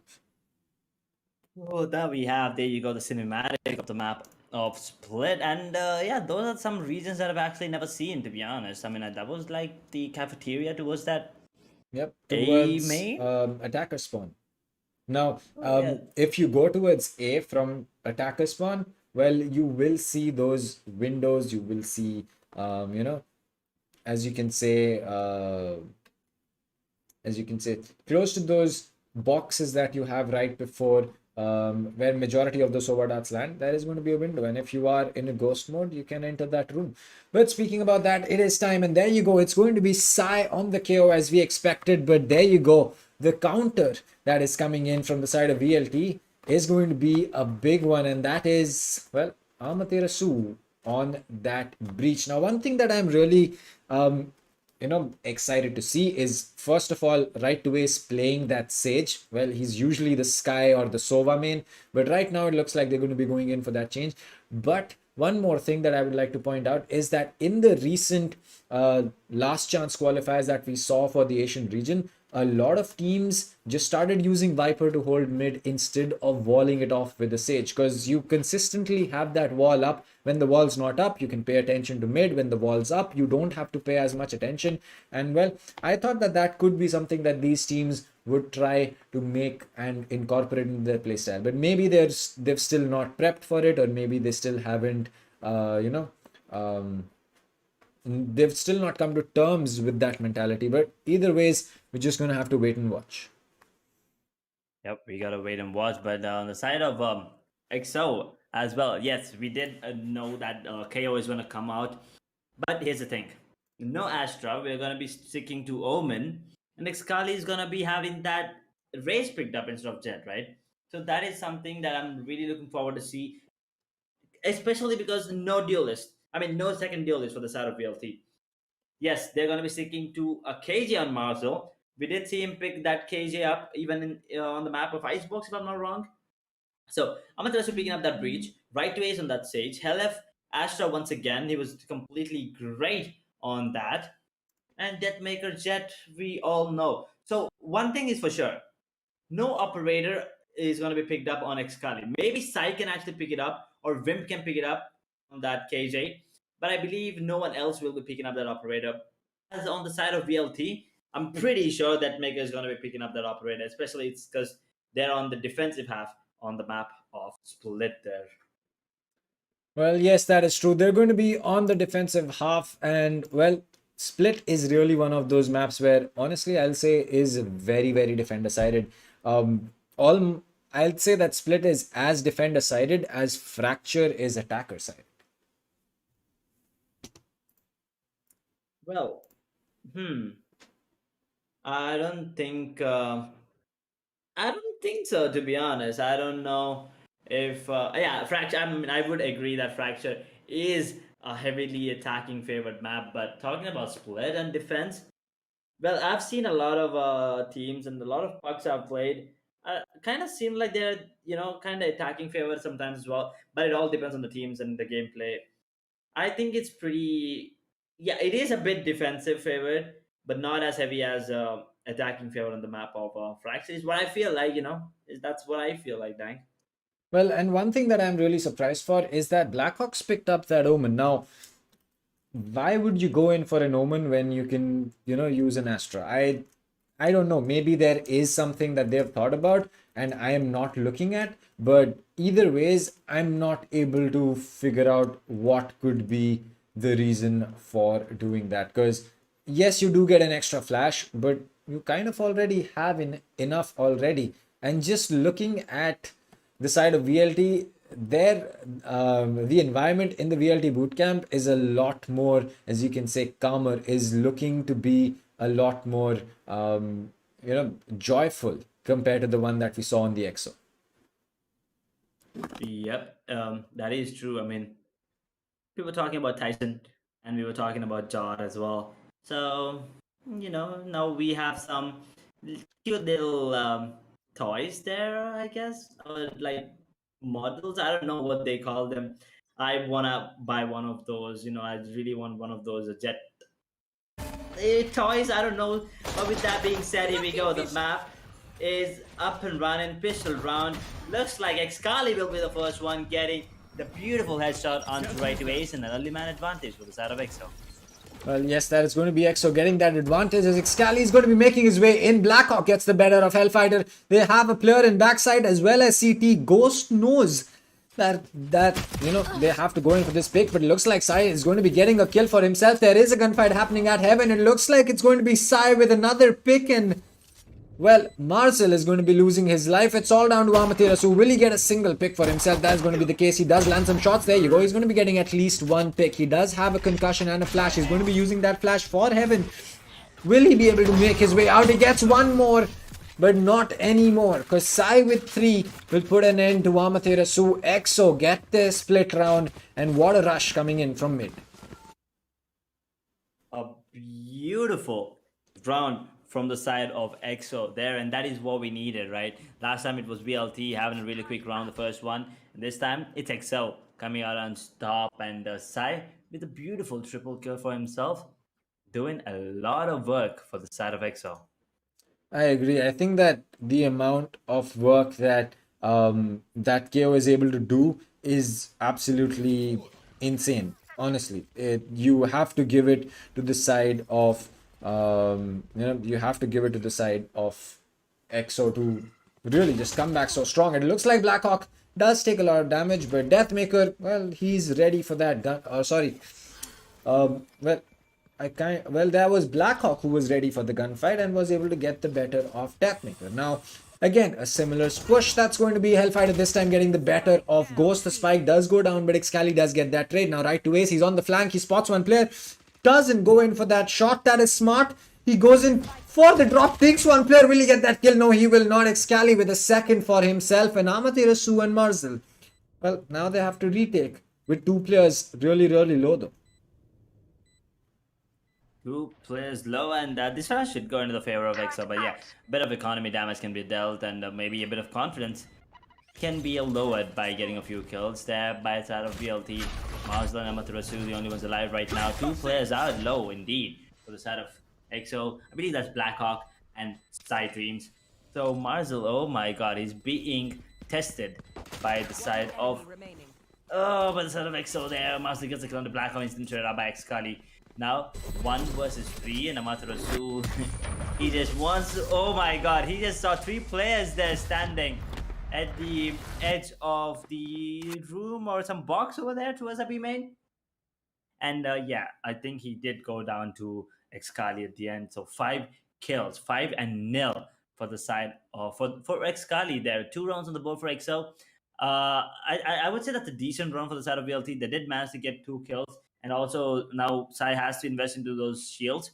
So I think that's a really good round since it's an eco for the side of VLT and EXO. This is an important round for them. They need to win this to take us, into the same kind of treatment that they got received on the map of Bind 4-0. But Deathmaker, where the hell did he get the kill on the Blackhawk? I think that was towards Med, is it? Oh boy, that was insane. Quick kill, and then now right to Ace. Building the wall and taking a bit of heat there, down to 51 points of health. He can heal himself back to 100. So, BLT, once again, right from the get-go, man advantage. Well, I think that man advantage for the side of VLT is big because they're on their defense. They need to maximize rounds as much as they can. And well, with Sai coming down, Deathmaker might be able to get him, but it looks like his feet might just give his position away. Sai knows that Deathmaker could be really close here, and well, his movement might be something that Sai is looking to exploit, but it looks like he's just going to fall back, make sure that he lives to fight another day. Hellfighter going in for those quick peek spots. One player goes in for that pull as well as that smoke. This is going to be important. Vulnerable state, a single bullet collecting right now could be danger for them, but it looks like they do not check the corner, and there you go. It's going to be 1, 2, and 3 for Hellfighter. What a play coming in from this man, just getting the better. He goes into the astral form as well, gets to know that his player is going to be spotting the last one standing towards CT, and Sai, well, there's nothing really he could do as this, 3 players just getting sprayed down at once. That was smart play from Hellfighter. That was a really cheeky play as well coming in from Helev, really well, a nice trigger discipline. But at the end of the day, VLT has their first round on the board already on the map or split. So, it's not going to be an easy one for the side of EXO. Look at the economy. Blackhawk is down to only 100 creds now. It only has a Sheriff in his hand, a Spectre on Ghost, and that's about it. So, EXO yeah, they do have a round lead, but the economy does not look good. And if they lose this particular round, they might be going into an eco next one, or might have to force as well. Right away, he's trying to be a bit cheeky and trying to peek there towards mid. He might go down. If he goes down, that's a really huge advantage for XOS, considering the fact that they only have Sheriff and Spectre on two of the players there. Well, yes, that's going to be a big, as you can say, task for the side of both of these teams. Now, as far as things stand, we are going to be in a very good position. A flash comes out. That's going to be EXO having to fall back a little bit. Now, Blackhawk did push out a smoke. I believe that was for Heavens. Not yet certain where that is going to be opening up though. But, well, the amount of breach utility dump that can be played by Amaterasu is absolutely insane. And just look at Deathmaker's face. He's ready for this pick. He spots the player, lands... Well, does not land a bullet just yet. But it looks like a grenade is going to be what Amaterasu gets in return. Now, Deathmaker, he does make a fallback, but Excali is able to get that showstopper. Irrespective, Ace pulls a kill back. Amaterasu inside the smoke lands that headshot on Excali. Two players coming in. Sai and Ghost get one each. Marzel and Amaterasu taken out right to Ace on the flank with Hellfighter. Now, we'll have to play a man disadvantage and a retake situation. Now, well, this is going to be interesting. But again, we've seen VLT come out of, we'll see VLT come out of worse situations than this. But EXO is right now having a lot of crossfires. They have a player at Heaven, they have one under, and they have one at site. As Ace is going to be making his way up, the concussion goes out. Will it be connecting? No, it does not. Sai is going to be getting that pick for himself and turns around and lands the headshot on Hellfighter. Well, that's going to take them up 3-1, and it looks like the map advantage is certainly playing into the hands of EXO right now, because, well, they're a lot more consistent, they're feeling a lot more comfortable, and, well, as you can see on the scoreline, they're winning right now. Well, we are going to be making our way to the 5th round. So for the side of EXO, this is still not do or die, because if EXO lose this round, or say EXO lose even the next round after losing a few bodies, they are going to be in a tough spot irrespective, to make sure that they get the better of VLT. But again, we've said this, 5 rounds in a row still does not mean that you have a good economy. Now, again, it looks like Deathmaker is going to be stuck in a bad position. There's a crossfire. Will he get taken out? Yes, he will. Ghost does get that kill. And, well, it's going to be a difficult play coming in, because, well, the weapons are seriously favoring EXO right now. And, well, in such close quarters, it doesn't mean that you're always going to be landing that headshot. And sometimes it's just the fact that an automatic weapon on your side will mean the difference. And there you go. Sai punishes right to Ace for that peak, and the Sage gone means that, well, these players are going to be sitting at low HP. Well, Hellfighter, he gets one, he gets two, finally getting traded out by the side of Ghost, as it looks like EXO is going to be taking quite a few casualties, considering that it was an eco round coming up. Now, VLT, they still have 2 players up, they still might be able to turn this around, but they'll have to recover weapons. And now, with Wimp playing under Heaven, I think that he's in a very good position to prevent anyone from playing this retake. The spike goes down in the default spot, and, well, the retake is going to be starting off. Amaterasu still with a Sheriff, but Blackhawk is worried about the flank as well. It's going to be Marzel with a Vandal in his hand, and maybe these 2 players have some kind of a plan. And there you go, Marzel's going to be getting one. Wimp is going to be isolating Amaterasu. Will the concussion come out? Yes, it's going to be the Rolling Thunder. Instead, it misses on the player under Heaven, but it's going to be connecting with Ghost. Marzel, he doesn't have too much time. He needs to work around this. The Swarm Grenade goes out. This might just be what changes the tide in the favor of EXO. And yes, that is exactly it. The ultimate does not work out. Marzel cannot clutch it out. But I'd say a very good eco coming in from the side of EXO.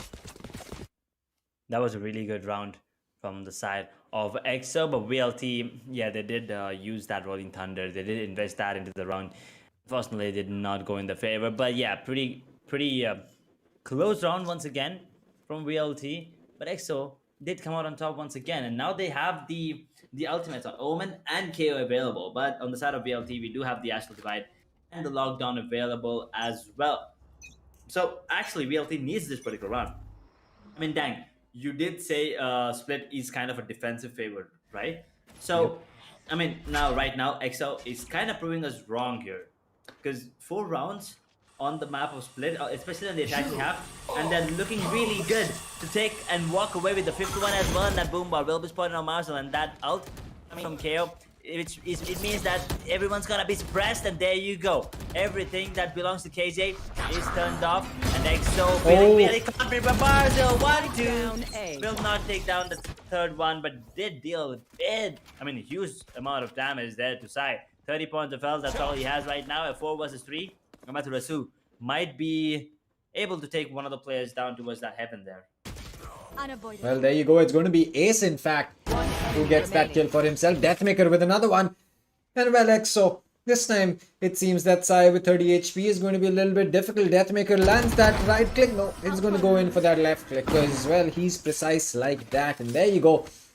Well, one thing that I want to point out is that you were saying that, yes, Split is a defender-sided map. Now, how do we decide whether a map is defender-sided or an attacker-sided map? It's honestly a very, very simple way of doing it. It's simply based on if you play the same team with the same composition, with the same strategies over and over again, you will kind of see that a map tends to favor one side. Now on Haven, that strategy that was being played by teams was, well, we get the spike down instantly and then we play retake, which is why Haven tended to be that map which was attacker sided. Look at Breeze, it is the same thing on A side as well as B. Make that Viper wall, run in, run for the gates, get that spike down, and then play on your molly, shock dart or peek whenever the spike is getting pinged.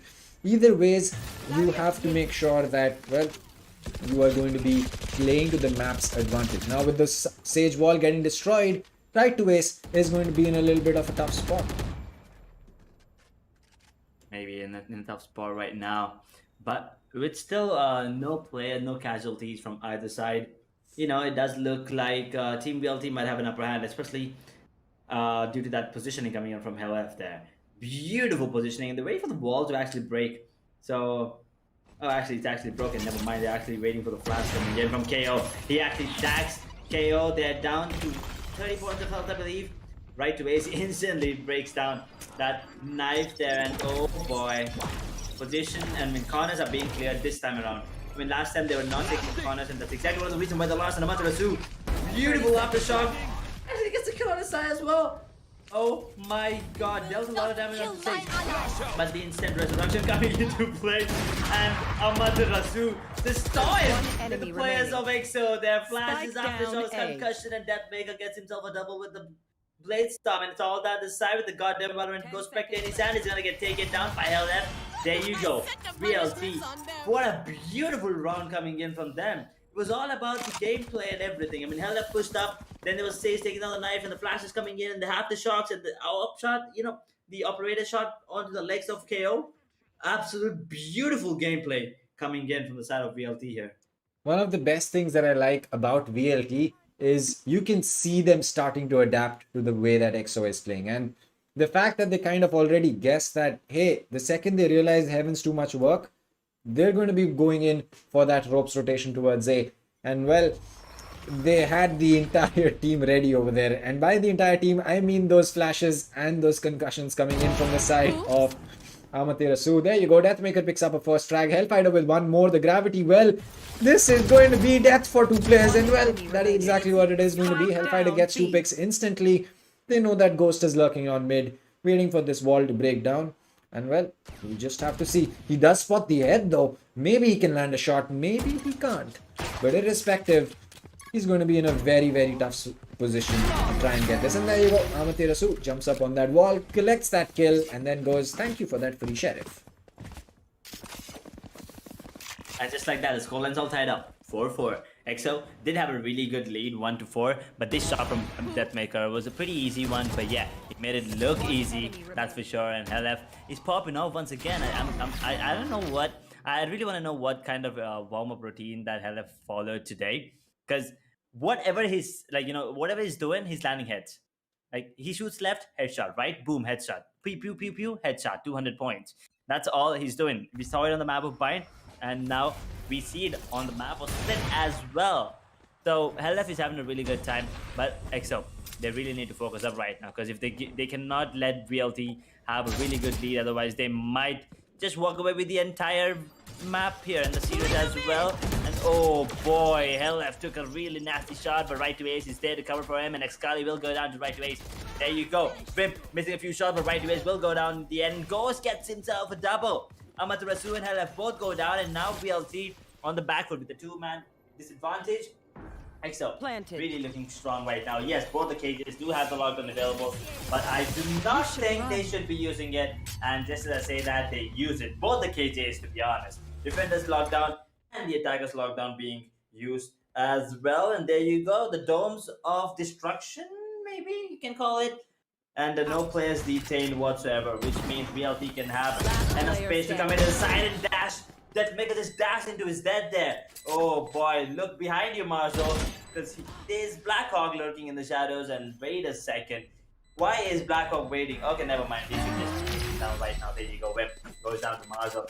That was I wouldn't say a waste of ult, because there was a pretty there was a pretty close chance that Team VLT might come out on top, but at the end of the day, Deathmaker unfortunately did go down to stage instantly, which left Marzo in a 1v3. Did manage to take down one, but that's about it. VLT once again on the back foot. EXO once again with the round lead there. But the economy, it's broke on EXO. VLT, it's on the words. I mean, it's decent. I wouldn't say it's great, but it's decent right now, Dang. I mean, yeah, I'm considering they were able to buy into that operator with a full shield once again. I'd say that they're in a good position, but again, seems that flash was a little misplaced, because it might seem like Deathmaker did get blinded by that flash coming in from Amaterasu, but again, nothing to be confirmed. But a smoke on mail room is going to be preventing a peek. Now the TP does come through. That could be bait for the side of Deathmaker, and there you go. Blackhawk's going to surprise him. Gets that frag. Good use of utility, especially something that you do not see a lot getting used, which is going to be that TP coming in from the Omen. Now a Swarm Grenade will prevent right to ace from peeking from Heaven, which means that they can play a player under Heaven, and retake is going to be really difficult. There you go. Amaterasu will have to be picking up that operator, and probably they're going in for that save because they don't want to lose any more money. Spike planted. VLT, nothing going in their favor right now. And EXO, they're going to be really happy. Once again, that B side is actually looking really good for them. You know, I think it was like four times they got the B side for themselves out of the 6 right now. So Team EXO, they did not drop a player yet. VLT, on the other hand, only have 2 more alive. They kind of have to go for the save, because the next round is going to be important. Because then, I mean, after the next round, it's going to be the last round of the first half. So it's really important, and it's also important that Amaterasu saves that operator and drops it down to Deathmaker the next round. That operator has a lot of value, especially on the defensive half. May not have the same kind of value on the attacking, but right now on the defensive half, it is the best weapon to have, and especially in the hands of Deathmaker, it's deadly. Well, he is known for having his op skills on point, and well, it's going to be an interesting map going forward. Now EXO, they've reached the halfway point in terms of the number of rounds that they need to get, which is 6. If they get any more, it's perfect. If it's not, well, you still have a very, very good advantage, considering you're going to be going on the defensive half. Now, that was interesting. Now, Amaterasu could have technically gone with Marzel for that, for that pick, but again, it kind of just feels that the reason that he did not want to go in for that was because now if Deathmaker does lose his weapon this round as well, he will still be able to pick up that operator in the next round. So smart move on 2 places for Amaterasu over there and VLT in general. But it looks like this is going to be a very, very tough shot, but it looks like Deathmaker will not connect, or he does through the wall, and that is going to force Excali to pick up a heal from his Sage. Now, as far as EXO goes, well, they're kind of walled off right now, and they're all stuck towards B main, with Excali having no shields and being a little low on HP. Being a little low on HP. That is true. And EXO, with 56 on the clock, is still a 5 versus 5. And this round should go into the favor of VLT if everything goes right. But at the same time, the Resurrection and the ult coming in from the KO might be enough for EXO to come out on top. They do have the Resurrection on the side of VLT as well. So it's not going to be an easy one for the side of EXO, but it still looks like it's going to be a B hit coming in. There are a lot of rotations happening from the side of EXO. And look at the positioning coming in 30 from the seconds side left. of VLT. Jet's operator, that is Deathmaker. He needs to make sure to get that kill. Okay, no dashes out. There you go. Misses the first shot. The flash coming in and the nade as well, but that's a beautiful shot.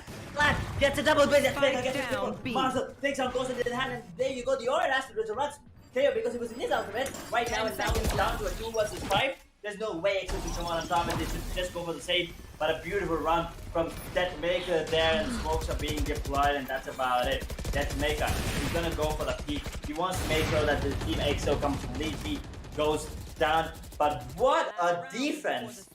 What a hold coming in from Marcel, I believe that was. I think that was Marcel and Deathmaker. I mean, Marcel and Deathmaker, yep. well, I don't. That's what I say. You give players like these, even for EXO. It's not just about VLT. You give players from EXO or VLT an opportunity, and they're not gonna miss a beat in picking it up. They're gonna be like, oh, thank you for that free opportunity, that free round, and a free, as you can say, a round win. It looks like, well, that TP might just not be heard by Blackhawk, though he does get concussed.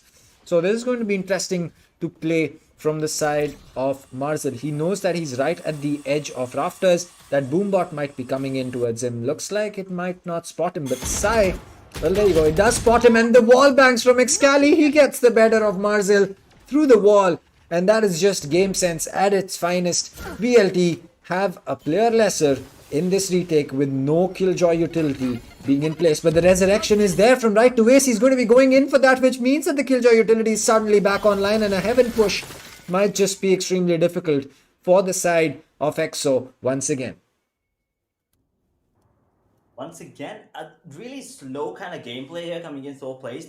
Oh, wait a second, Blackhawk. Yeah, I think that so slow-paced gameplay this time worked out for them because Amaterasu was a bit too greedy. But Helef, no, it's all about the timing, and Helef, his position is no one, and there you go. He is in a really tough spot. He's going to get taken down. Blackhawk once again, double kill for them. For him coming into this round, no outs whatsoever, and Sai gets a kill on the Marcel there. With the frenzy out, doesn't matter because it's going to be Vem getting the kill on the right. He's down to Deathmaker in the last round of the first half. There's nothing he can do. He cannot save, to be honest. He kind of just has to go for it. But there is the Omen's ultimate. There is Jason's ultimate as well on the side, and doesn't really matter because it's going to be Vim with his left click taking down the head of Deathmaker, and Team EXO.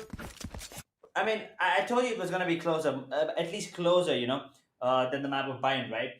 They already crossed that limit. I told you it's going to be something more than 13-5. I mean, closer than 13-5. And right now, you already see that 7 rounds are already on the board for the side of EXO. And now, they're on the defensive half of the map split. And as Dank said, it is usually the favored side. So if EXO plays the way that they're playing right now, we might be moving on to the map of Haven here, fellas. Well, yes, that is true. I think that if EXO is able to keep the momentum up the way that they are, and if EXO is able to keep, working the team of VLT the way that they are, I think that they have a very good chance of taking it all the way to Haven. But again, VLT is not a team that's going to give up. This pistol is really going to be putting in the momentum for either EXO to win this map out, or for VLT to get the, as you can say, come back in. But either ways, I think that we are in for a real treat of a game on the map split. We are in for a treat for sure, and a tactical pause. I believe there's a tactical pause being called then, and a much needed one as well, because Team VLT, this is the pistol round of the second half, and they kind of are on the back foot right now. 2-round deficit for them, and Team EXO, on the other hand, 2-round lead. They must be feeling really confident. So this does give enough time for both these teams to figure out and come up with strats on the other half of the game right now, right? VLT on the attackers, EXO on the defenders. What do you think VLT needs to do here, Dan? What do you think? I mean, yeah, we were talking about the dual duelist. Unfortunately, that's not going to be the case. But with this current lineup, what do you think that VLT needs to do to have a really good attacking side here? Well, I think that for VLT to really have a good attacking side, they need to get the best out of Amaterasu on that breach, as well as Hellfighter on that Astra, because two of those agents can really turn the map around in general. But on a map like Split, with small places to exploit map control in, and just having a lot of, as you can say, outplays that can be made, I think that it's really going to be coming down to Hellfighter as well as Amaterasu's utility that is going to change the way that this map pans out. Yep, it does depend on them a lot right now. And VLT, ooh, they did spot out a couple of players there towards that heaven area. Blackhawk and Ghost, both of them are spotted. And Sai is actually down to really low, I mean, half health there. Detonator took a shot there, down to 80 points of health. And that nade is going to be pushing out right ways back. And there you go, Amaterasu getting the kill on the Blackhawk with the first thing there. And Rem gets the kill instantly. So a final a fair trade there. 1-on-1, and Ghost dealing a bit of damage onto Astra, but could not confirm the kill. There you go. That Maker will take down Sage, and now the site's open, and the plant is happening, fellas. A 3 versus 4 retake, and Excali just spotted Marshall. Helef, oh my god, he's in a really, I don't even know what to call this positioning right now. He's in a really tough spot. Oh. If he can get one kill, that's good enough. He's gonna get the kill on November. There you go, instant trade coming from side. Amaterasu takes down Excali, who was going in for the flank, and there you go. That Maker will be the one taking down Zion. Look at the smile coming in from Helef. He knew it was like sitting on 1 HP. Getting one kill was actually huge for him with 1 point of health, and I think that's a really, a big brain play coming in from Hellfighter there. Well, yes, I think that Hellfighter just, a lot of times this happens that, a player does get under the influence of saying, oh, you know what, I'm at 1 HP, what can I really do? But playing smart, Hellfighter was able to get the better of one player, and that was all that was needed. A player dropping at heaven meant that, well, you suddenly have a lot more problems to deal with. Obscuring vision. Ooh.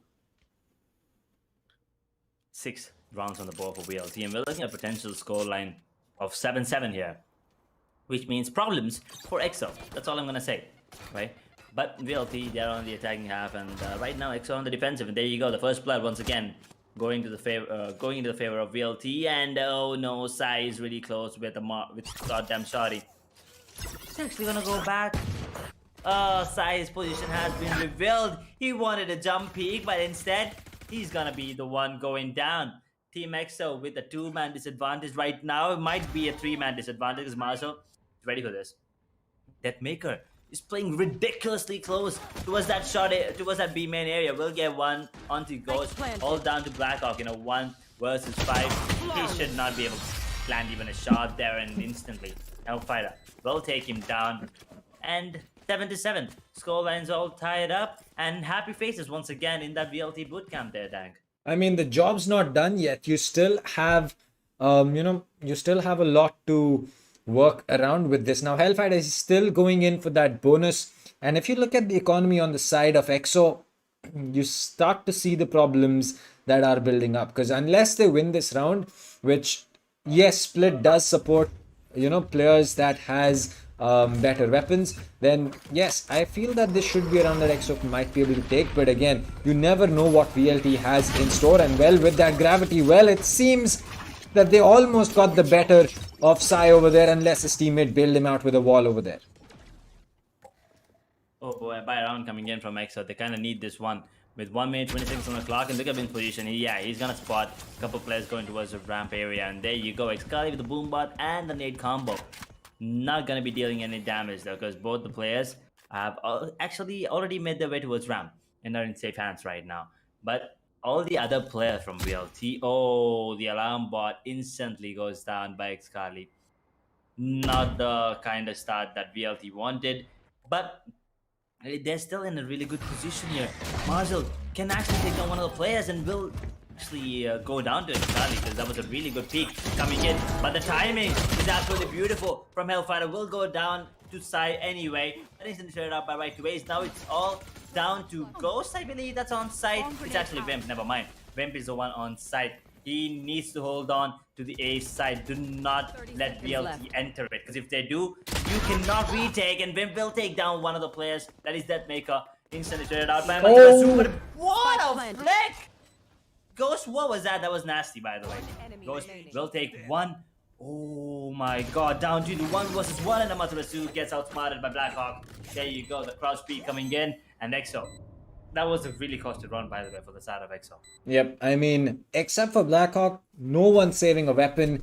We kind of have to expect, either a rifle and a half shield, or a rifle and an SMG and a full shield coming in from majority of the players of EXO, especially on Ghost, because, well, that wall is going to drain a ton of credits from him, and, well, unless there is going to be some hidden money that they have. But looking at the scoreboard, we see that it's only Excali as well as Blackhawk who are able to afford weapons. Everyone else has gone out to 0 creds on the side of EXO, and this round is going to be really, really important for either one of them. Oh boy, this round is an important one for both these teams there. But yeah, you're right. The economy is kind of broken on the side of EXO, and VLT, they're still going to be confident because that was a bonus round coming in from them. They did make it work almost. Yeah. So I still think VLT are, they still have this in the bag. But it all depends on this particular round. If EXO comes out on top in this particular round, then the economy on the side of VLT is going to be broken. Which means EXO have a really good chance of winning. And with 3 players on B, oh boy, that's close. That's a beautiful nade coming in. That's from KO there. Really beautiful shot. What shot from Blackhawk? Beautiful double kill and rolling thunder. Actually gone to waste there, unfortunately. Oh, Sai, that's unfortunate. He gets caught off guard from the dropping Hellfighter, but Excali does collect a kill instead. So EXO, they have the 2-man advantage. They have the positions. Marzel as well as Amaterasu are going to be tasked with making sure that they can get this win, but they don't know the position of these players. There are 2 players at backside and 1 towards CT. They do clear out under heaven. They do concuss, and that is going to be Marzel picking up an important frag. He's in position to get that spike, but no, 3 HP. Blackhawk is going to be getting him, and Amaterasu is going to fall to Excali. Too many angles to check, too many players to check, and, well, too many bullets in his head. And that is going to mean that EXO is going to be getting that round for themselves, and, well, EXO are going to be slowly reinitiating the round advantage that they had. Now once again back to 2-round lead, the way that the first half ended. And looking at the buy from VLT, not really sure what's happening. DM is gonna be picking up the Vandal, and a Spectre picked up as well. So yeah, they're gonna be saving it just enough for themselves. Moving on forward to the next round. If that nade actually falls in place, Master might actually go down there. Ooh, that was really intense for a second. But this time they have 3 players on A, including Sai and Excali. B, on the other hand, looks really hard to enter because of that turret and crossfire between, the turret and Wimp. Not an easy one, not an easy side to retake, but at the same time, a beautiful smoke coming in and a shot. Once again, crispy shot coming in from Blackhawk. Takes down takes down Sage there, takes down Amaterasu. Down to a 4 versus 5 and an execute and Vim. 1 enemy Oh boy, lining up, fellas. Taking names. But Blackhawk does manage to take down Marzel, but will go down to Amaterasu. Down to a 1 versus 3 here. Well, that is going to mean that Excali gets the better of Amaterasu with a paint shell. And, well, with 10-7 on the scoreboard, I think we might just be heading over to the third and the final map between both of these teams. Oh boy, everyone. They're gonna be loving it for sure. But, map of Haven. That is gonna be an interesting one as well. But at the same time, I really think VLT still have something in store for us. They might still have a bit of a stretch, maybe some new strats that we haven't seen. and they might have to, use their strats right now from their strat book, or else we might be going on to that third map of Haven, which I'm pretty sure they don't want to. But EXO, they look like they are definitely gonna take us into the map of Haven there. Well, there's going to be something that can still be turned around in the favor of VLT, but EXO is really having the map of Split in their grasp. I mean, and they're not looking to let this go. And honestly, it's just going to be a difficult play for VLT. But they're a team that can make it happen. And can they make it happen right now? It's going to be the real question. Well, they can actually make it work. So I'm really looking forward to see if they have something in store for us. I just want them to, come out strong and at least take us into overtime, fellas. Yeah, it's okay. It's gonna be great to the map of Haven. Oh, wait a second. KO used his ultimate right now, so it's gonna be even harder for the side of BLT to even enter the site right now. There you go. The push is coming in, but Excali is ready this time. Gets himself a double. Remaining. With the nade, might get himself a triple, but never mind. It's gonna be Vim still in the kill on the hell up there, who actually took down Excali. Down to a 1 versus 4, and right to Ace. Does not have the right to cuss this time. Will go down to Vim. EXO on the verge of taking us onto the map of Haven. It's gonna be. Yeah, it's not like EXO cannot do it, but I'm actually gonna be surprised if EXO actually beat VLT on the map of Haven and push them down to lower bracket, because that is something that's usually highly unlikely, considering VLT is a really strong team. Well, I agree. I think that VLT is really, feeling the heat right now coming out from the side of these teams. Now, Sai, he does get concussed, so he does fall back, but Heaven Control is going to be something that will be very difficult for the side of VLT to take, especially with the KJ being in play. I think that Wimp has a really good setup to prevent any player of VLT from walking right up. And once again, the buy not looking good, and Wimp just spotted a couple of pixels of Marzel, and I think that Mega was spotted as well. He will shoot down Marzel through the smoke there, down to a 4 versus 5, and EXO on the words of taking us into the match point of map number 2. That is Split, but that Mega, what a beautiful shot. They're missing a few shots. The blades on the side will go down to him, and Amaterasu goes down to him as well, but oh my god, at the end, it's going to be Hellfire taking down Sai, and the heal coming in from right to AJ. You go down to a 2 versus 2. Ashley might coming into play with 40 seconds on the clock. The spike needs to go down, which means it's going to be 45 seconds on the clock, and the showstopper is still up for Excali. Pain shells as well being deployed. Two couple of flashbacks and showstopper. I'm pretty sure that's going to be used. But the wall coming in, which means right to Ace's position is actually compromised. But look at Hellfighter. I think he's actually spotted. His feet might have been visible to Excali. He kind of has to run. Hellfighter, yeah, his position is compromised right now, and right to Ace still holding himself towards that wall. And what a beautiful shot onto Excali. Absolutely destroyed. Goes in a 1 versus 2 right now. He thinks that someone's towards B main, but no, everyone's towards behind that pillar. It's not going to be an easy one for Ghost. He's going to take one, but he's going to get taken down by his counterpart right to Ace. He does have the right to plus this time. And what a beautiful round coming in from VLT. That shot from right to Ace onto Excali, especially after that flashback and showstopper, was insane. Well, that is VLT for you, and honestly, there's no other way to put this. But as far as things stand in terms of EXO, they still have that advantage. They still have a good advantage for themselves. So maybe things aren't the same way as they seem in game, but again, that is still going to cause a lot of problems for VLT, because they still need to make sure that they can get this retake on. Now the knife goes out. That is not going to be revealing the position of Marzel, but he comes up and takes the bullet to the head from Excali. That's going to be Marzel, the KJ, off the board for VLT. And EXO, well, they're in a good position, I'd say. Well, everyone's in a good position right now, but once again, VLT with the early man disadvantage. Not looking good for the side of VLT right now, but EXO, they do have the resurrection and the lockdown available, so the retake should be an easy one for them. And the brain cells actually now coming into play, but that is going to be denied and delayed even more longer right now. And Vamp will get the kill on the right to ace this time. So no, actually no more right to clutch this time around. Kali takes on Amaterasu with the blast pack. That's really unfortunate. LF with the flank will get the kill on the side down to a 1 versus 4. There's no way he should be able to clutch this. And if he actually clutches this, I'm going to lose my mind right now. He might get the kill on a couple of players, but that's about it. They never mind. It's going to be Blackhawk getting the kill onto LF. 12th round on the board for Team EXO. And now, right now, VLT, they need 4 rounds back-to-back to take us into overtime.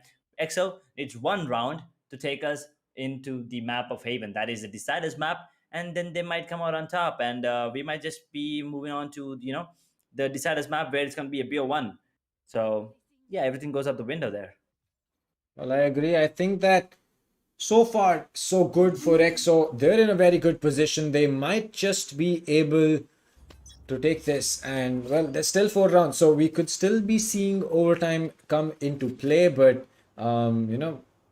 still not 100% sure about it, because VLT is a team that with their backs against the wall is going to be coming out with all with their fists swinging, and right now they're just holding on close. They want to make sure that they get some information as to where the players of EXO are. Well, there you go. The concussion goes out, but Sai is going to be connecting one. The knife goes out. Marcel gets that revive onto himself.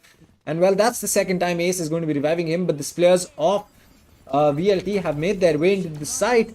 Well, both the lockdowns are going to get placed, which is going to mean that they will be able to play this in the back of site. They will be, they'll be allowed to get detained. And there you go. Defender Killjoy gets 3 players detained, and attacker Killjoy gets 2 players detained, which means that, well, for the players that aren't, this is going to be, a very important round. Blackhawk coming in from the back. He gets 2. He gets Hellfighter as well as Deathmaker. That's a big pick. But players at Heaven. Marcel gets 1 right to ace. Death's taken out. The knife goes out. The player under Heaven is going to be flashed. The satchel goes out along with a slow orb. And well, that is exactly what we were talking about. We go to a third map. It is going to be EXO walking away with split 13-8. And well, as I said, these were really close rounds that could have gone in any direction. Yep, there you go. I mean, Team EXO did come out on top on the map of split. Well, there goes my prediction though. But yeah, nevertheless, it's gonna be Team EXO winning on the map of split. That was their map pick, by the way, fellas. So they did do a really good job on that. And now moving on to map number 3, Haven. And I believe Team EXO are on the defensive half there. So really looking forward to see how that one pans out. But right now, Team EXO, they must be feeling really confident, especially after that devastating loss on the map of Bind, where they had nothing going for themselves, right? I mean, Team VLT, A, B, they were everywhere. I mean, A, yeah, they were going in. B, they were going in and getting the plant. And on the defensive half as well, VLT were just completely dominant. But moving on to split, Team EXO, right from the get-go, was absolutely strong, but at the same time, VLT did put up a really good fight. I think they just were not ready for the plays that EXO was doing. And once again, I think KO, yes, a lot of people are not going to be, maybe not, they're going to disagree with me for sure, but I still think that KO was the X factor for the side of Team EXO here. Well, I agree. I think that the fact that they were able to prevent so much utility usage coming out from the side of VLT just changed the tide in their favor. Now, is it something that they can use on other maps as well? We'll just have to wait and see. But on the map of Split, it definitely did give them a small advantage. Or rather, a big enough advantage to get this win.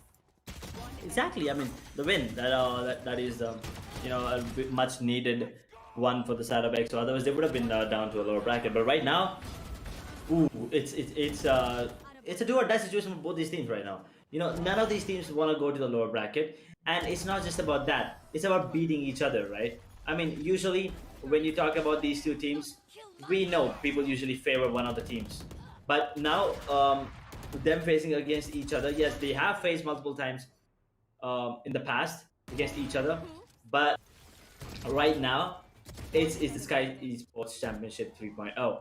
They want to have a really clean, flawless run. Team EXO, they're having it since the wildcard qualifiers. They did not lose. I believe they did drop a map, but they did not lose a single game yet.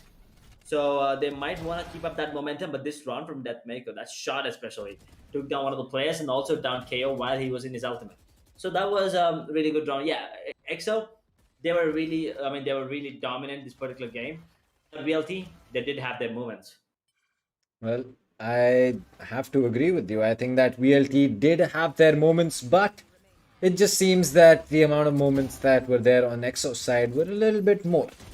And well, that is exactly how you win a game, honestly. Just playing with your team is what EXO was unable to do on the map of Bind. Maybe they weren't able to, as you can say, figure out exactly what, VLT was trying to do on Bind, but I'd say a similar story kind of existed on the map of Split, with VLT a little bit understanding as to what is happening, but not being in control of what EXO was able to pull off. Especially on the B side, it was just mayhem for the side of VLT, and they weren't able to get a proper entry into a site. But irrespective, there is going to be a third map to play, and well, that is going to be Haven. Yep, there was a really close match, is what I feel like. I mean, especially after 7-11, I felt like it should have been done and dusted. But this shot from right to us was nasty. It was an insane shot onto Raze that Xcali didn't know what hit him. But 8-11, and from there on forward, 8-12 to 8-13. The push is coming in from. I mean, EXO just seemed a bit more confident this particular matchup. Last game they were not as confident in the coordination as we were talking about. And yes, it was a really close game, and especially everyone showed up from the side of EXO. It wasn't like a one-man show or anything. I mean, you can see it. The scoreboard speaks for itself.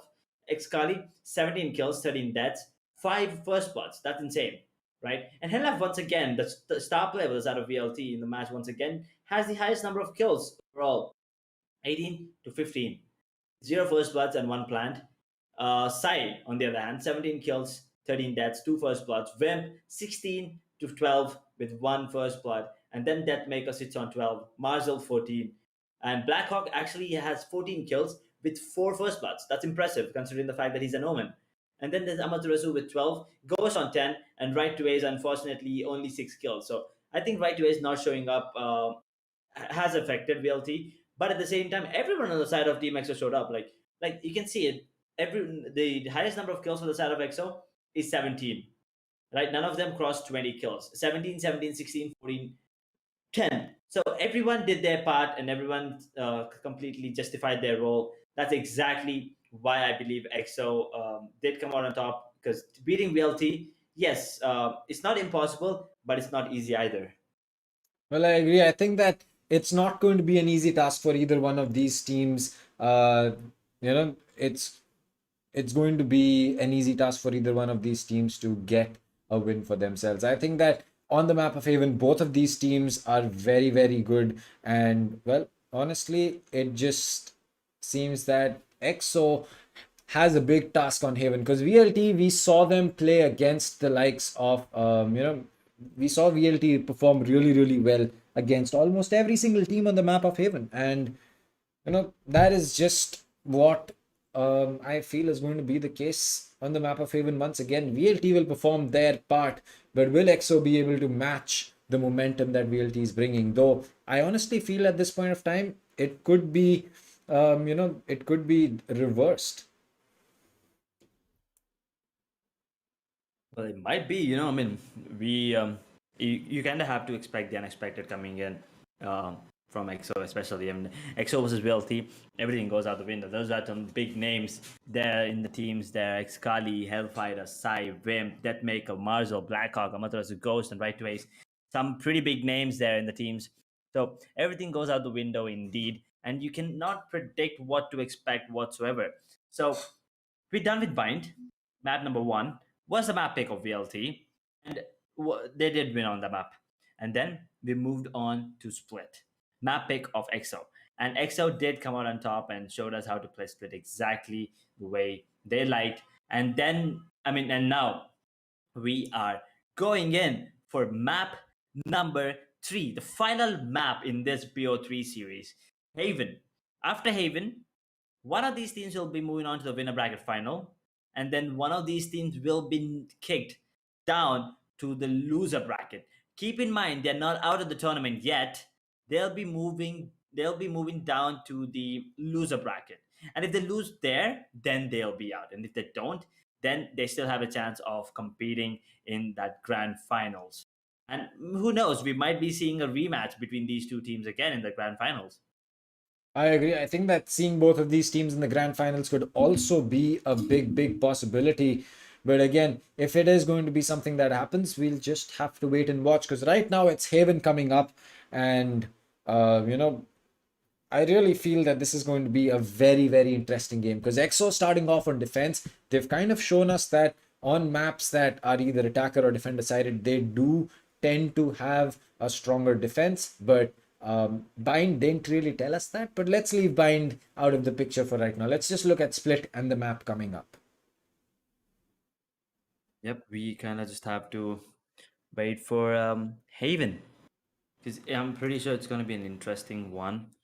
I'm really looking forward to see. And once again, the first question that goes in my head is: are we looking at a single duelist or a double duelist coming in from both these teams? Because I'm pretty sure it's gonna be an Astra coming into play, a Sova from right to ace for sure. But is Marshall gonna be picking up that KJ or a Sentinel, or is Marshall gonna be sticking to that Raze?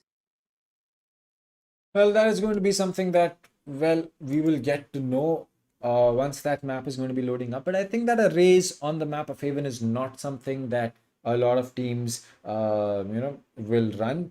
Because, well, for starters, you do not have too much corners that you need to clear out. Yes, you can clear out garage. Yes, you can look to push B with the boom bot. But raise on the map of Haven isn't something that I would feel that a competitive team would run. Maybe for pugs, a lot of teams do run it, but maybe for a competitive game like this, we might not be seeing a raise. What about a Phoenix? Okay, so simple question is: do you think that dual duelist is going to be coming into play?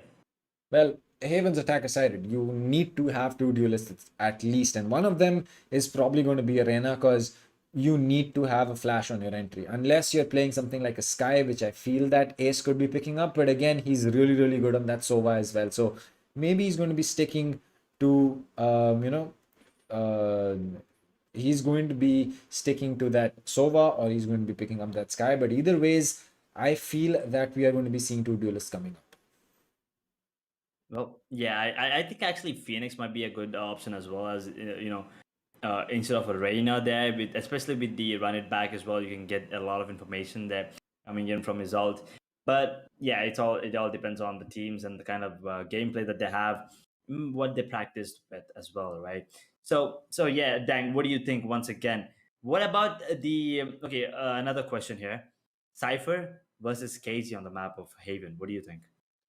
Cypher versus KJ, I'm going to be going in for, well, I'll say a Cypher, because you can kind of set up on, say, garage and C, or you can set up on A, and then you can head forward to, roam wherever you want on the map and still have your utility up and running as you please. But with a KJ, yes, you can hold C, you can hold B, you can hold garage, multiple ways of doing it, but you need to be in range. With Haven being a bigger map, you tend to get out of that range really soon. So for a lot of teams, I'd say that a Cypher could be, a better pick. But then again, these days we're seeing that the KJ is going to be the name of the game. So maybe we're still going to be sticking to that KJ.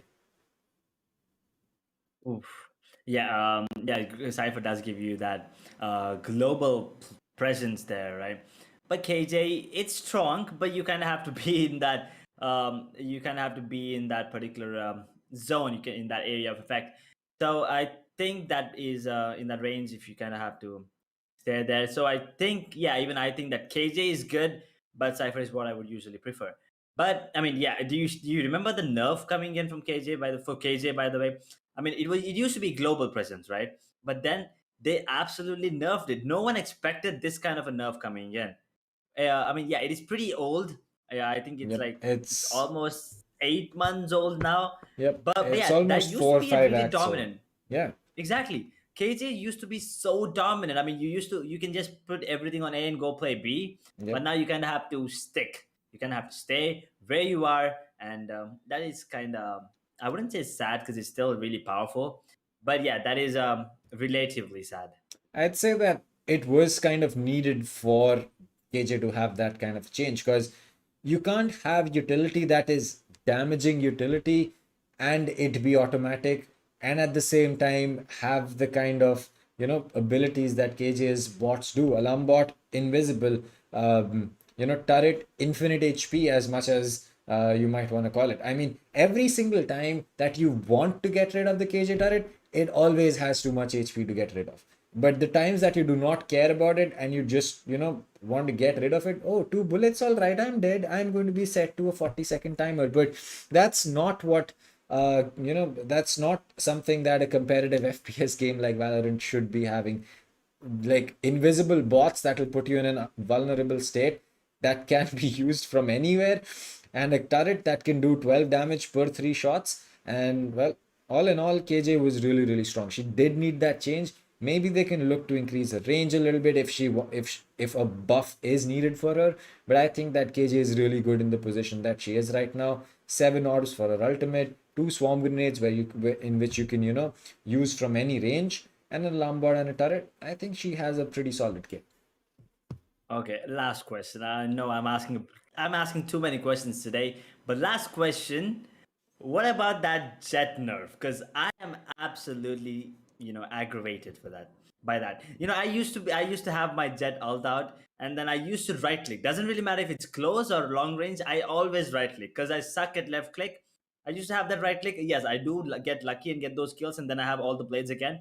But right now, every time I want to right click, I have to think like at least 10 times in my brain. Like if I get the kill, is it worth it, or should I just left click? And sometimes that screws up things, and I end up not doing anything. I don't left click or right click. I just stand in front of him, and boom, I die to a goddamn classic. So what are Well, your thoughts on that nerf?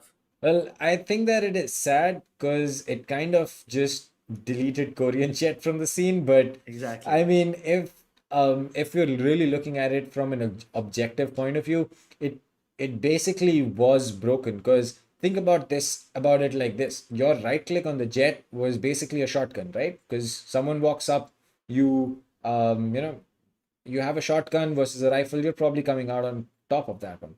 But the good thing about Jet's ultimate was that you could use it as a shotgun and as a rifle whenever you pleased. Like, miss 3 shots on your left click, well, boom, suddenly I go in for that right click, and well, I am reset back. That is not something that a single piece of utility should be able to do. It should not be effective at every single range that you can take a gunfight. If you do want to have that advantage in the close range, well, all right, good, but give up your ultimate after that.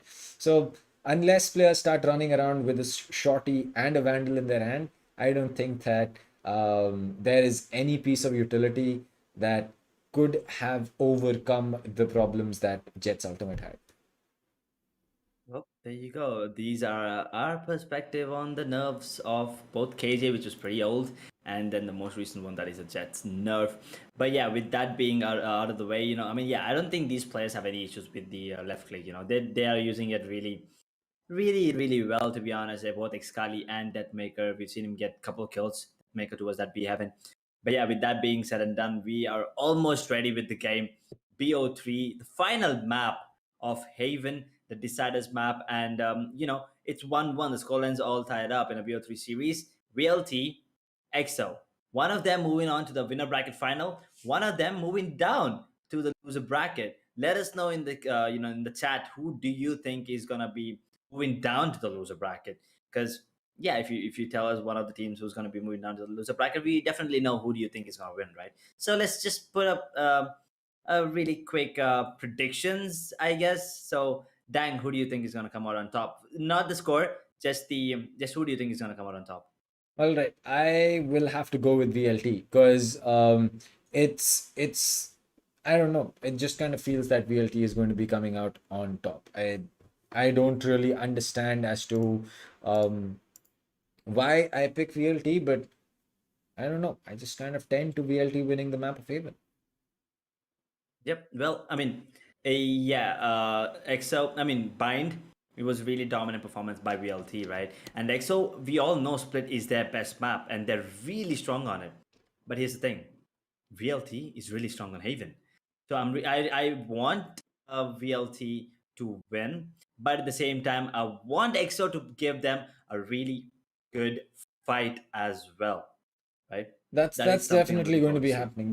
That is definitely going to be happening because for either one of these teams, it's a journey to the loser bracket. Neither one of these teams want to be there, and that's going to pull out the best game that they have between both of these teams. And Haven's a map that I'm pretty sure that almost every single team is prepped for. There aren't some revolutionary ways of playing it, at least till now. We'll, the game's constantly evolving. We might just see some changes happen, but as far as things go on Haven, it's really just going to be down to your Rena, your Sova, and your Jet to getting you rounds, because Jet with that operator, Rena with those, you can just rush into sight with flashes, dismiss or heal yourself back up, and Sova with the information as well as the shock dart lineup. So either one of these three agents are going to be extremely important to both of these teams to make sure that they get a round or a map win for themselves. Yep, that is going to be true. Once again, it's going to be the battle of jets, and once again, it's going to be the operators coming into play as well. So yeah, it all depends on who picks up the operator first. And since EXO are starting off on the defenders half, I think they might be the one picking up that operator first. But I really want DM, Deathmaker, Jetmaker as we call him, to pick up that operator on the attacking half, because Haven is a pretty big map, and there are a lot of long range fights to be taken. So if they pick up that operator on Jet on the attacking half, they might as well get those entries early in the round, and then they can start rotating. Because yeah, it's three-sided. You can make the rotations happen anytime you want. It's not like Bind. You cannot make it really fast yet. No teleportations, but it's still a lot of work for the side of defenders, because they kind of have to go from A to C. And if you're on the attacking half, you get to decide where to pick.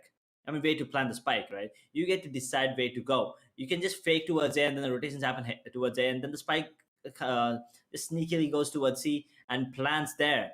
Then the entire rotation from A to C takes around what, 9 seconds. So that's 9 seconds already ticked on that spike, which leaves you with around 35, 36 seconds. So not that is a really good thing that these players can actually do, and that is actually what Haven is famous for, right? The long rotations and everything. So I think we're almost ready. Just 1 or 2 more minutes before we head into the game of Haven. We have, so I think, just waiting for the players to settle in and make sure they have no technical difficulties once we jump into the game. Well, yes, that is certainly going to be the case. And honestly, I feel that right now we are going to be, we're just on the cusp of starting this out. So, chat, what do you think is going to be the scoreline? Who do you think is walking away with this? I saw a lot of VLT, I saw a lot of EXO. I want to know what is the scoreline of Haven. Do you think it's going to be a 13-5, a 13-7, a 13-9, 13-10 overtime? Tell us so that we can look to decide what could be the plays. But as for the agent lineups, I'm pretty sure we're going to be seeing Deathmaker on that Jet. We're going to be seeing right to ace on that Sova. But right as we speak about that, it's time to head over into the game.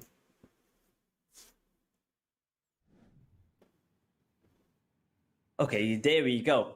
The cinematics for the map of Haven. What a beautiful map.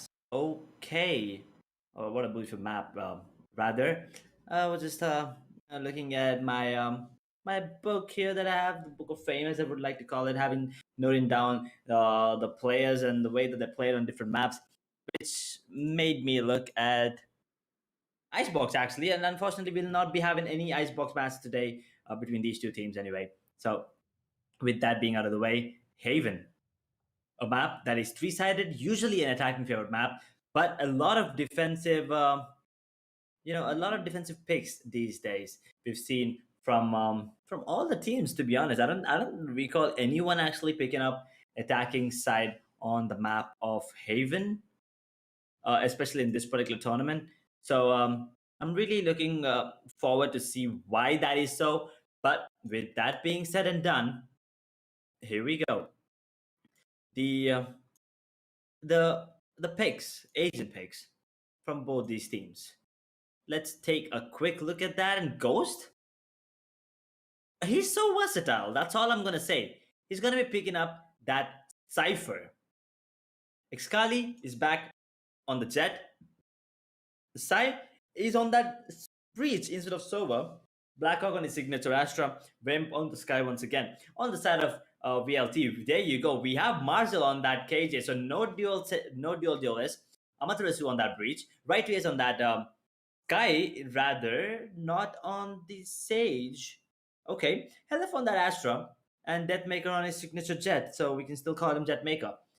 So pretty similar kind of agent composition here. Just the KJ versus Sova this debate that we were having earlier. Marshall on the KJ and Ghost on the Cypher.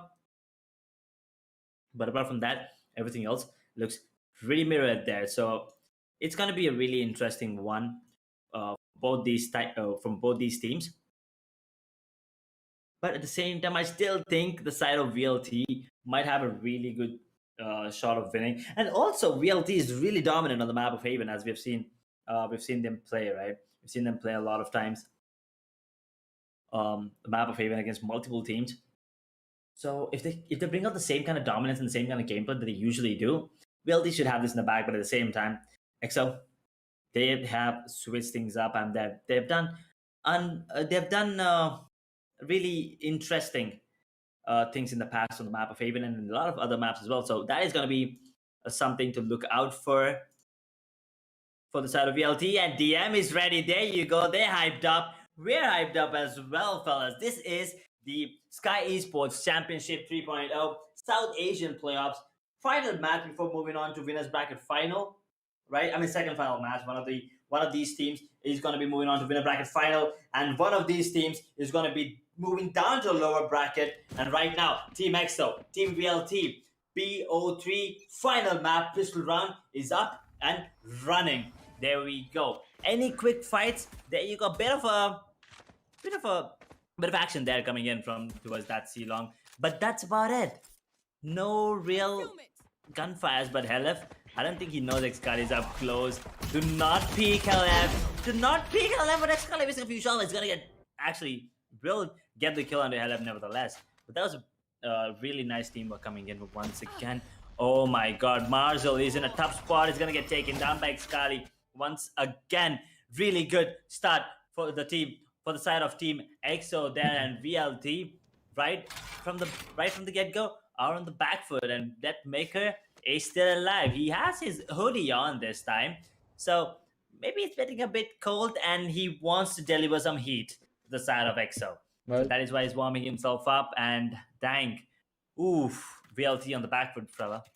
Well, VLT could be on the back foot right now, but I don't think that this could be going on for too long. And there you go. That's the concussion coming in. This time it's going to be, well, it seemed like it was going to be something that came in from the back. The dash comes in from Deathmaker. He's going to be inside side. Amaterasu gets one. Excali is going to be in a corner, but Amaterasu with two. And Deathmaker and the Breach have cleared outside. They've cleared 3 players, and the players of EXO are now going to be forced to play retake. And well, those shots are going to give his position away. But Blackhawk eventually does land that headshot on Deathmaker, who I believe did tag him for at least 25 HP. Now Ghost, he's also very, very good on the Ghost. No pun intended. There you go. The peek comes out, but they do not have any utility to peek along with. Ghost is going to be getting one. He goes out of the camp for whatever reason. Blackhawk on the jump peek will be landing his headshot.